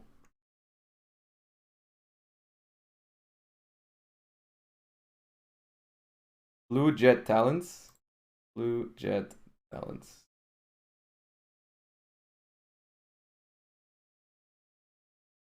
Pop. Giganto. Right, declare. Pop. Fine or not? We fine or not? Imperm. Oh my god, we're not gaming them. We're not gaming them. Okay. I could have avoided it with smashers, but I'm just going to keep the smashers around, honestly. I'm just going to punch them for 62.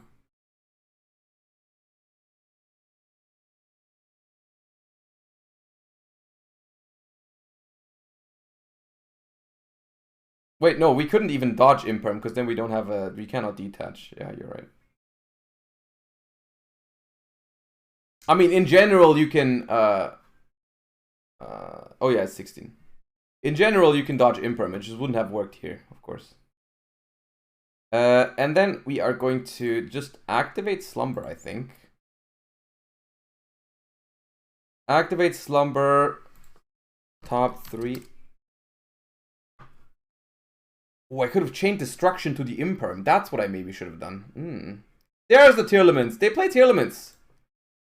Oh, the last Keldeo. Okay, boom. Fountain.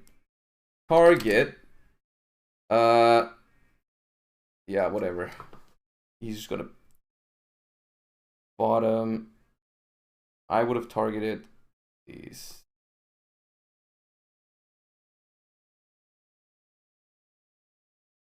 Chat, we've done it! All 6 are banished. All 6 are banished. We can now finally use the graveyard again. Pog you. It has happened. The graveyard is now ours again. Oh, Carrot stays attached because Imperm. Yep.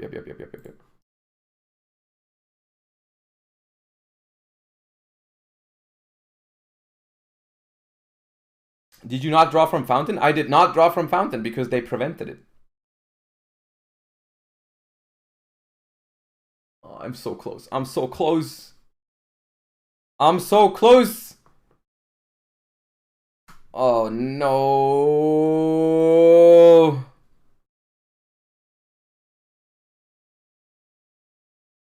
I was so close. Depending on what they draw. I can just, what they search. I can just smashers this Kid Kalos, maybe?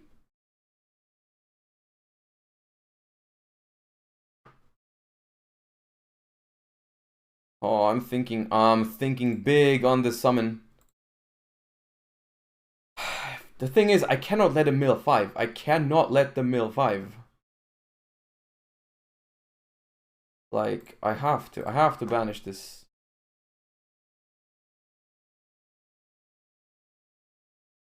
They have only tiers left. They will mill all the tiers, dude. They play 12 tiers. So far, we've only seen 1, and 1 is in hand. They have 10 tiers and 15 cards. I cannot let them mill 5.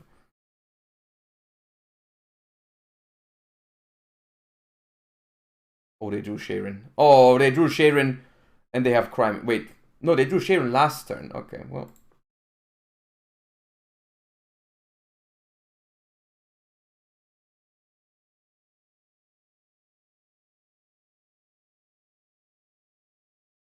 Yo, wait. First. Oh. Oh.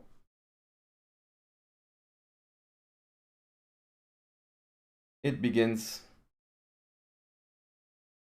Here it begins. Or ends. I am not sure. It begins or ends here. I think it ends. It probably ends. Havnis. Rhino. Havnis Rhino. Yes.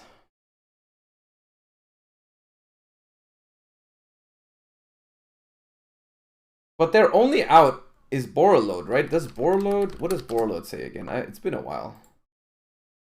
That's not the one I want.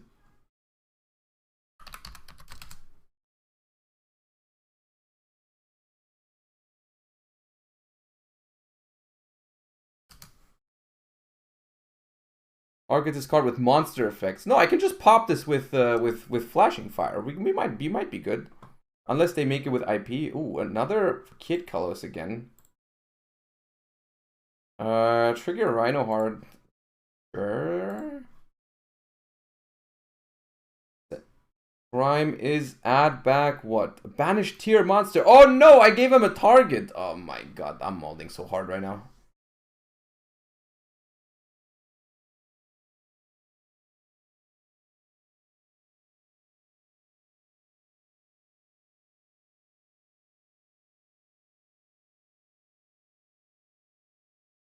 So Rhino is gonna resolve, send Merly. Merly triggers, but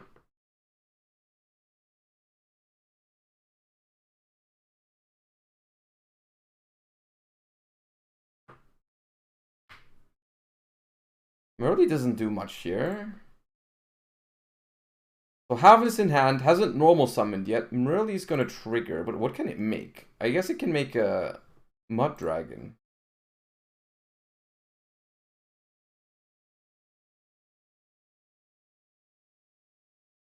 I'm gonna let it happen.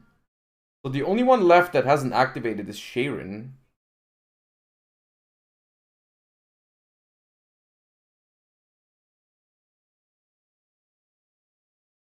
It depends what they're out to. Avramax is, right? If they have Borreload, we can pop it with Flashing Fire. If they have Goddess, like Goddess is gonna out it here, but Goddess is also just like take all of their cards. They don't have anything if they go Goddess here. Borreload Muddragon? Yeah, that works. But we still don't lose to that, right?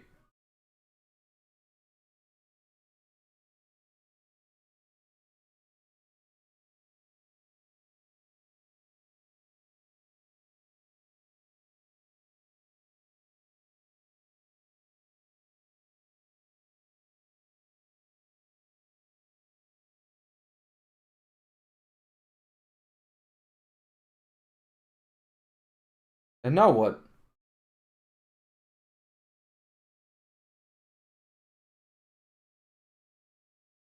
Now what?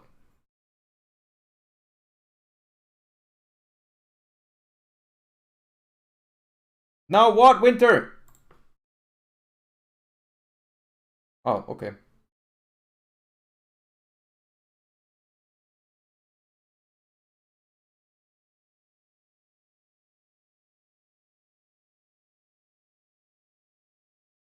I mean, we're gonna go Fountain draw 2 here.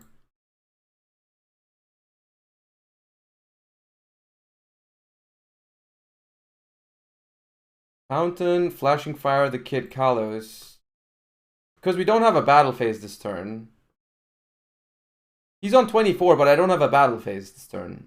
I did use the Slumber last turn after my battle phase. So I do not have a battle phase here.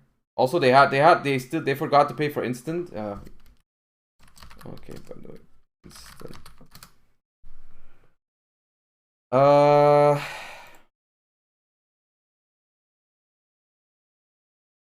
I mean, we're gonna have to do this. Otherwise, we just like. I mean, we don't have to do this. They have a Havness in hand. We could just pass this. We could just pass this over. I don't have a battle phase, Aeroshell. It's not game. It cannot be game without a battle phase.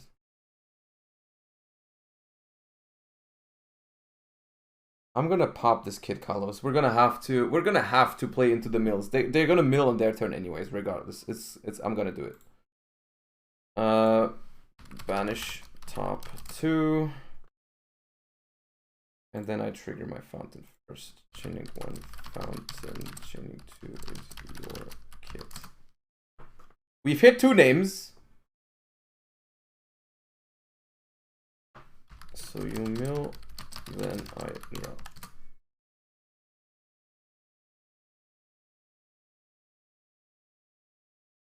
Mill! Oh gosh. Oh god.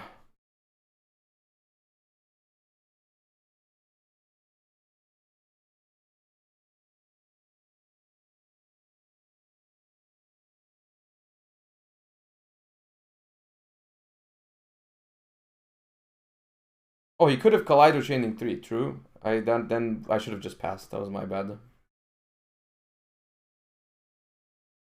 Now just deck them out? I don't know if we can still. Aaron, Merle. Will they trigger Beast and Kelbeck? If they trigger Kelbeck right now, the game is over.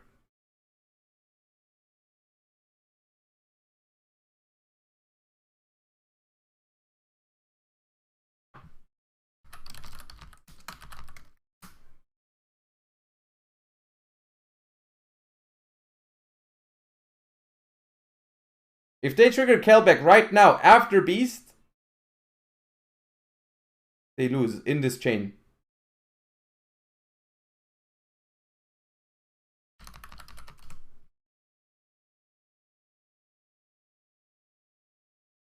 Yes, okay.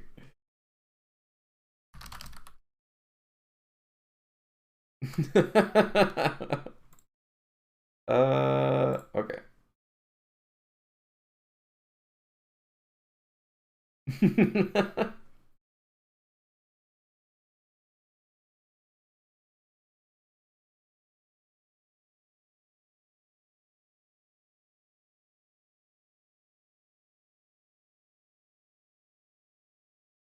It all depends. I mean, if they don't have an out, for Avramax, they will deck out anyways, like eventually. Winda. Winda.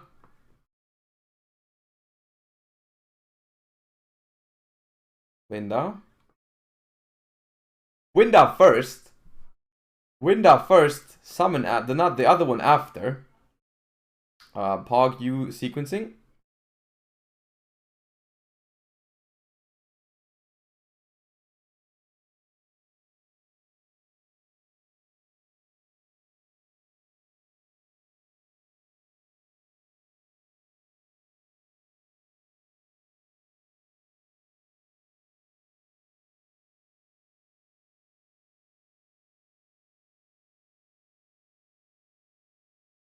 Just destruction them both. Ah, yes. I will use my destruction, which is target one spell trap your opponent controls. I will just target their Kaleido Heart and they will just let it die. Also, I will just use both of them. Yes, I will use both. You can only activate Runic Destruction once per turn. I will just activate both and I will use both of them onto monsters. Thank you, chat.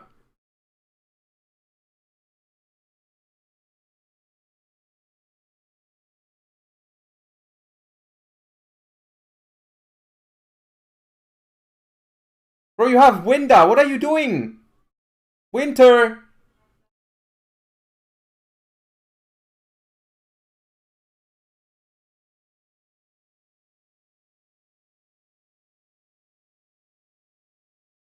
Why are we checking Graveyard right now, Winter? Why are we checking Graveyard? Huh? Tell me.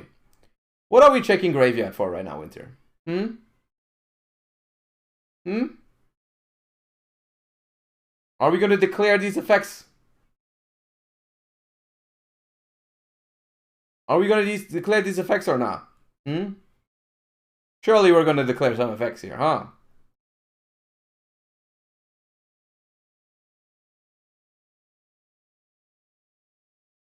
Just Soliak? And Kaleido Heart. Targeting Fountain. I am just going to Freezing Curses that.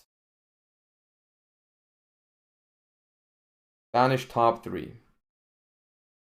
When are they going to out this Avramax? It depends. Top 3. If they have an out, I don't even know. And then Soliak resolves if you have the target left. They have Merly. And then I will declare Fountain on res for 1. Easy clap. Easy clap. I mean, I don't think they played it. I don't think they played it completely optimally. The Winda was a little sus. But okay. That's been the first game, right? That was the first game, wasn't it? I guess let's do one more. They also milled really badly, so... They milled really badly. We're gonna do one more, if they want. Okay.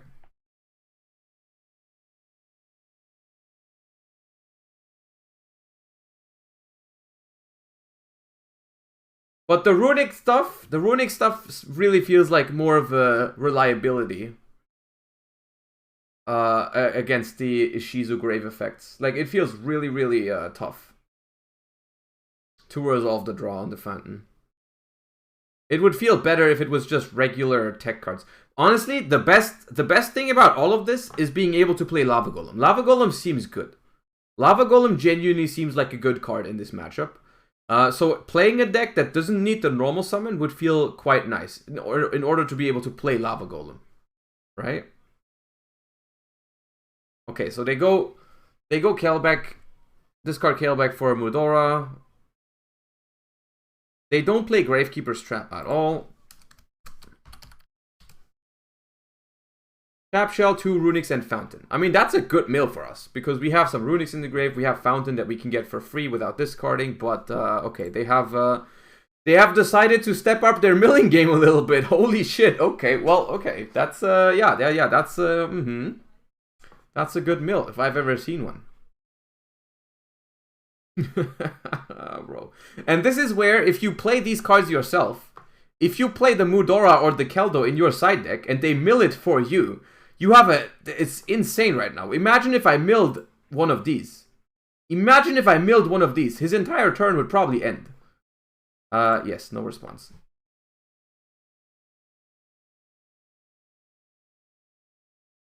We have already opened the boxes. Yes, we have opened the boxes, but we will not talk about what was inside of them. Please, for the love of God, do not remind me of the boxes. I want to forget about the incident as soon as I can.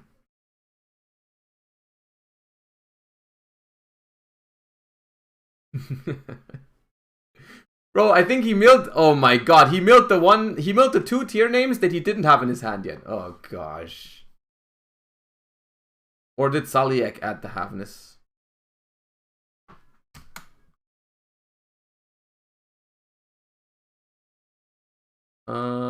Added Tearlaments. Sharon from deck to hand. No, okay, they added Sharon.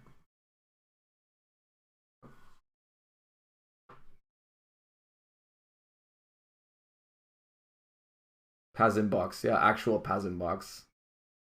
Deck Doctor post Ishizu when? I don't know. What do you think is fitting for the Deck Doctor? Tomorrow or next week? I think next week might be more fitting. I was planning on doing it tomorrow, but the cards are still like over a week away. I don't know if everyone already has a list.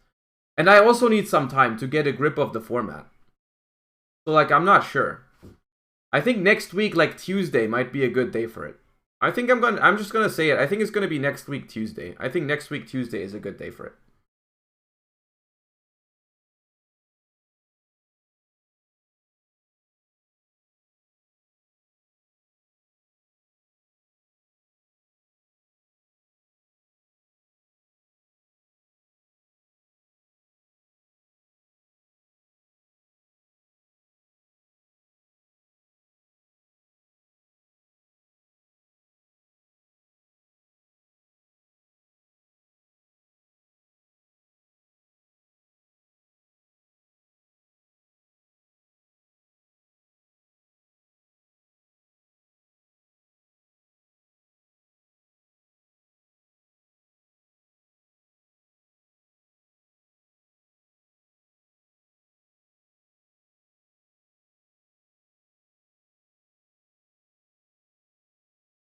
What do you think is a reasonable price for the Ishizu engine? Bro, please don't ask me. Please don't make your decisions based on what I think. Because you know how that went for me, right? Please.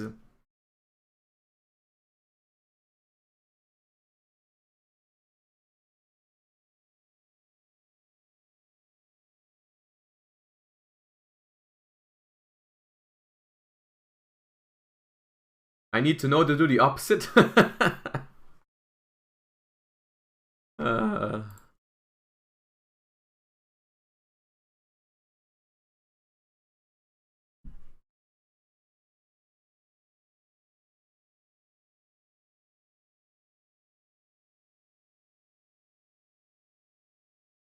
Okay, they have Keldo now. But they didn't mill anything else except for Scream. I don't know if they've used Sharon yet. I did not. Look at this log, dude. I think they've only used... I think they have used Sharon, yeah.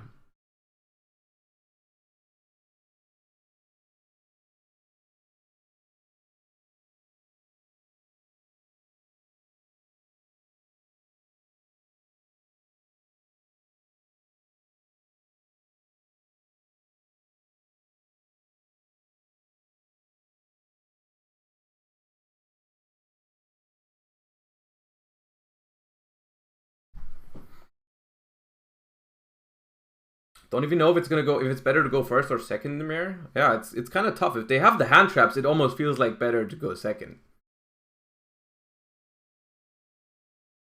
Mudora and Kelda worth siding? They actually could be. If you have a deck, if you have a deck that can make use of them if you draw them, like if they are not completely dead if you draw them, if you have like something that discards them, right? I think then it might be okay to actually side Keldo and Mudora just to have the graveyard effects. Because they're like they're just DD Crow and crack. And they milled them for you, right? So like it could be okay. Sure, Elf target Merly, that's fine.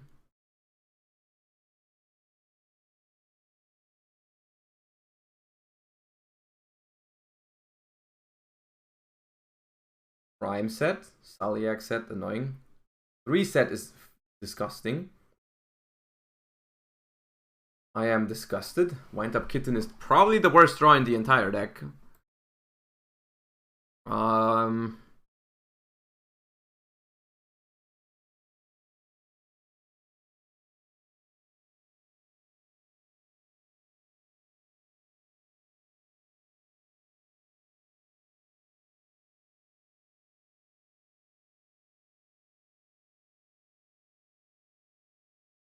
Now, it's so annoying.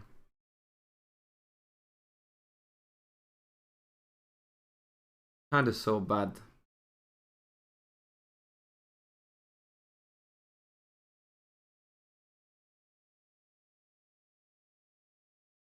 They also didn't even mill a sprite for my smashers. It's like 3 dead cards in the opening hand right now. Dead Smasher, Duplicate Destruction, Dead Kitten. Oh man.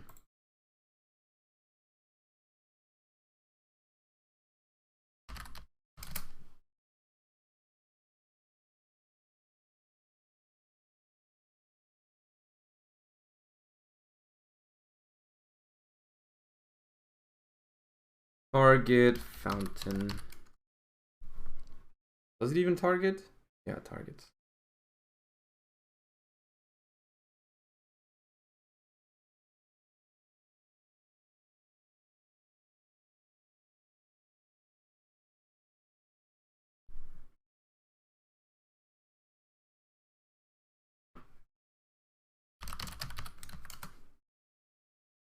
This hand, if this hand was a little bit better, it could have won, but this hand was just awful. It's like 3 dead cards.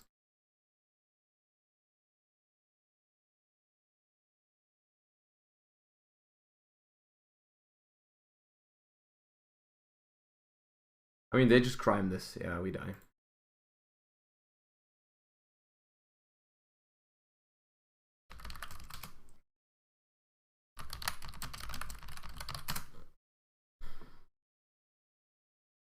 All right, GG's. I don't think this is it. I don't think this is it. I don't feel like this this keeps up, simply because like the problem is the graveyard effects, right? The graveyard effects from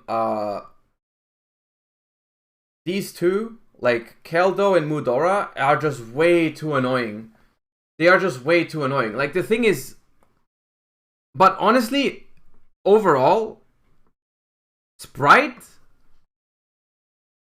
wasn't too bad. You can work on this. You can work on this, and I don't think it's too bad, to be quite honest. Cause like I feel like if you just let Ishizu Tear play and focus on dealing with the board that they make without using too many graveyard effects, I think that's possible. Like I think cards like the Bestials, cards like Talents, cards like Enemy, Change of Heart, Mind Control, maybe even Alpha, like Fenrir, those types of stuff, I think is going to be strong against Ishizu Tear. I think it's possible. I think it's possible to beat it. I think you can easily side. You can also side a nice Mannequin Cat Floodgate for it when you go first. That's nice. I think there's some solid potential here. I think there is some solid potential here. Absolutely. Yeah, okay. I think that's cool. All right, so I think that's gonna be it for today. Yo, oh my god, napping. That's a last minute thing. I was about to wrap up. Thank you for 20 gifties. Holy shit, thank you. My god, I was not expecting that. Thank you. Enjoy your subs, guys. Appreciate the support. Extend stream for 20 minutes. I mean, what? I don't have any other plans though. What do you want me to do? I'm down to stay for another couple. I'm down to stay for a while, but I don't have any other plans. Because if I say, okay, we do one more game, then it's another hour. If we play another Ishizu game, it's just another hour or something. I guess we can finish. Okay. Now we're pogging. Okay, I can't leave for the next couple minutes at least.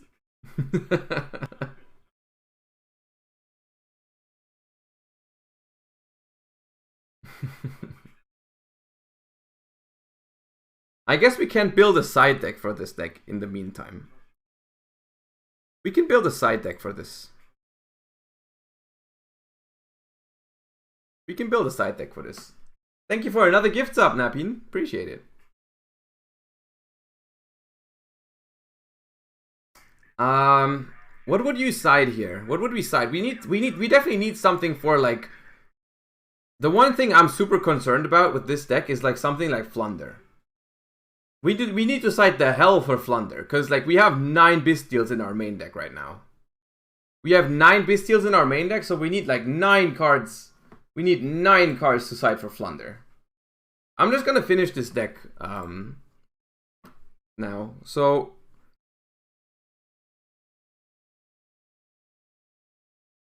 I'm not gonna be able to go to Pasadena. I don't have the time right now. I'm sorry, guys. Next year I'll be there. Next year I'll be there.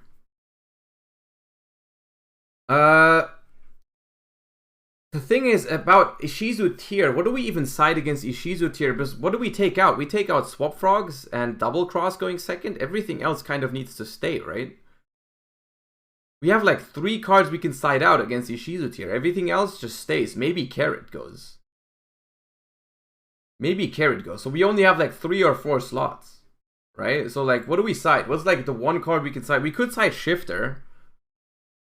But Shifter's only good if you can actually kill them and if they are not prepared for it. Golem doesn't work in this deck. Golem does not work in this deck. Let's take care of. Okay, what's the best Mannequin Cat target? What is the best Mannequin Cat target against Ishizu Tear? What is it, chat?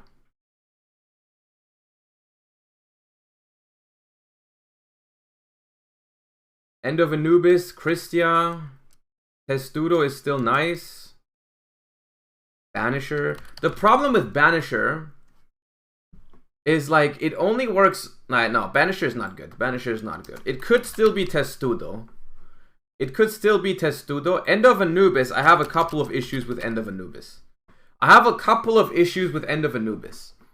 The number one issue I have with this is that it doesn't work on just the Ishizu stuff in the beginning. And it also doesn't work, like, it just gets super polyed, right? It can just get super polyed, which is my problem with it. And I'm not sure, people I think are going to play super poly. I think I'm going to try Testudo for the beginning. We're going to try to stay with Testudo. And then we're also, I think, still going to play the Thunder King just in case we're playing Sprite Mirrors. I think that's worth it. And then for Flunder, we're also still going to play the Chaos Hunter. I think if we play Mannequin, I think the package stays. I think the Mannequin side deck package stays. And then we need some stuff for Flunder. What's the best stuff in the side deck for Flunder? Like straight up. If I need 9 cards to side against Flunder, I need to side out Magnamut, Druid's Worm, and Saronir against Flunder. Droll, Spellbound, Evenly, Raigeki. Raigeki seems okay.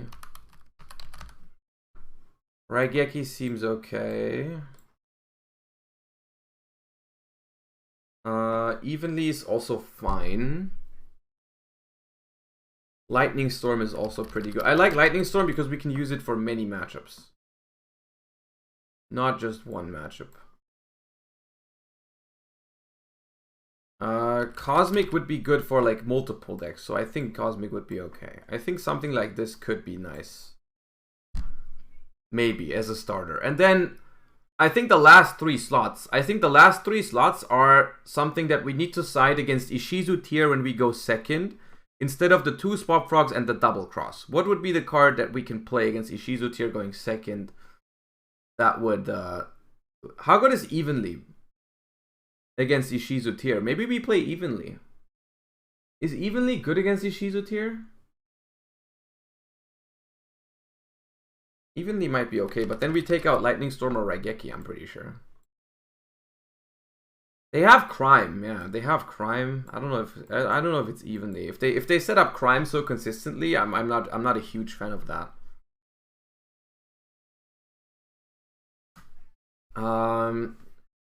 You know what? I'm just gonna try the shifter. We're gonna try the shifter, but then we need a way to kill them if we play shifter.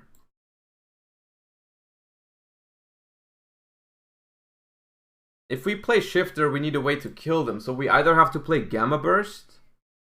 We have to play Gamma Burst, or we have to play something in the extra deck for it. But I think it's probably just Gamma Burst. It's probably Gamma Burst instead of a Cosmic. And then against Flunder, we side 3 Raigeki, 3 Lightning Storm, 2 Cosmic. And then probably the Ryo even going second. So that's 9 cards regardless. Maybe the Chaos Hunter. When we go first, we side the Chaos Hunter and the Ryo anyway. So we have enough. Could be okay.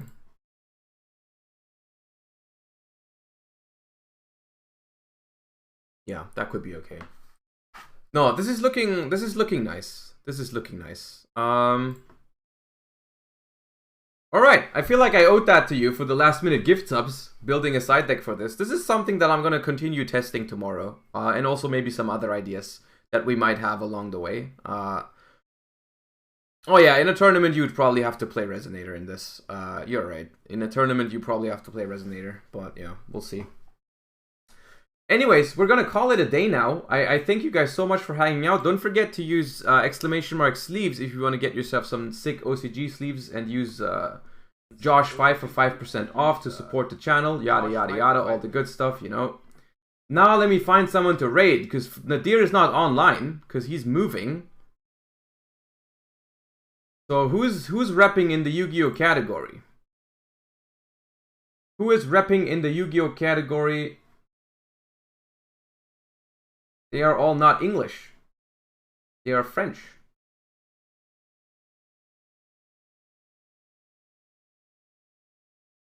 Okay, what about Master Duel then? Can we make someone's day in the Master Duel category?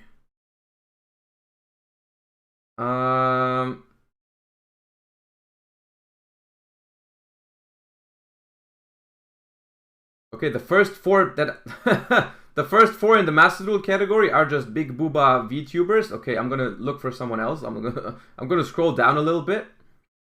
We're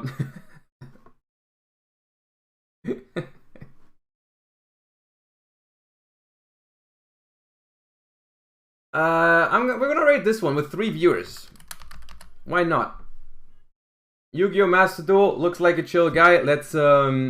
Let's make their day with a huge raid, you know, drop some Rip Ronins in their chat as we usually do. And I thank you guys so much for hanging out, and I hope you guys will be back tomorrow. Thank you for all the follows, all the subs, all the amazing support, all the insane viewer numbers that we've been hitting recently. I hope you enjoyed, and I hope to see you guys tomorrow. Have a great rest of your day.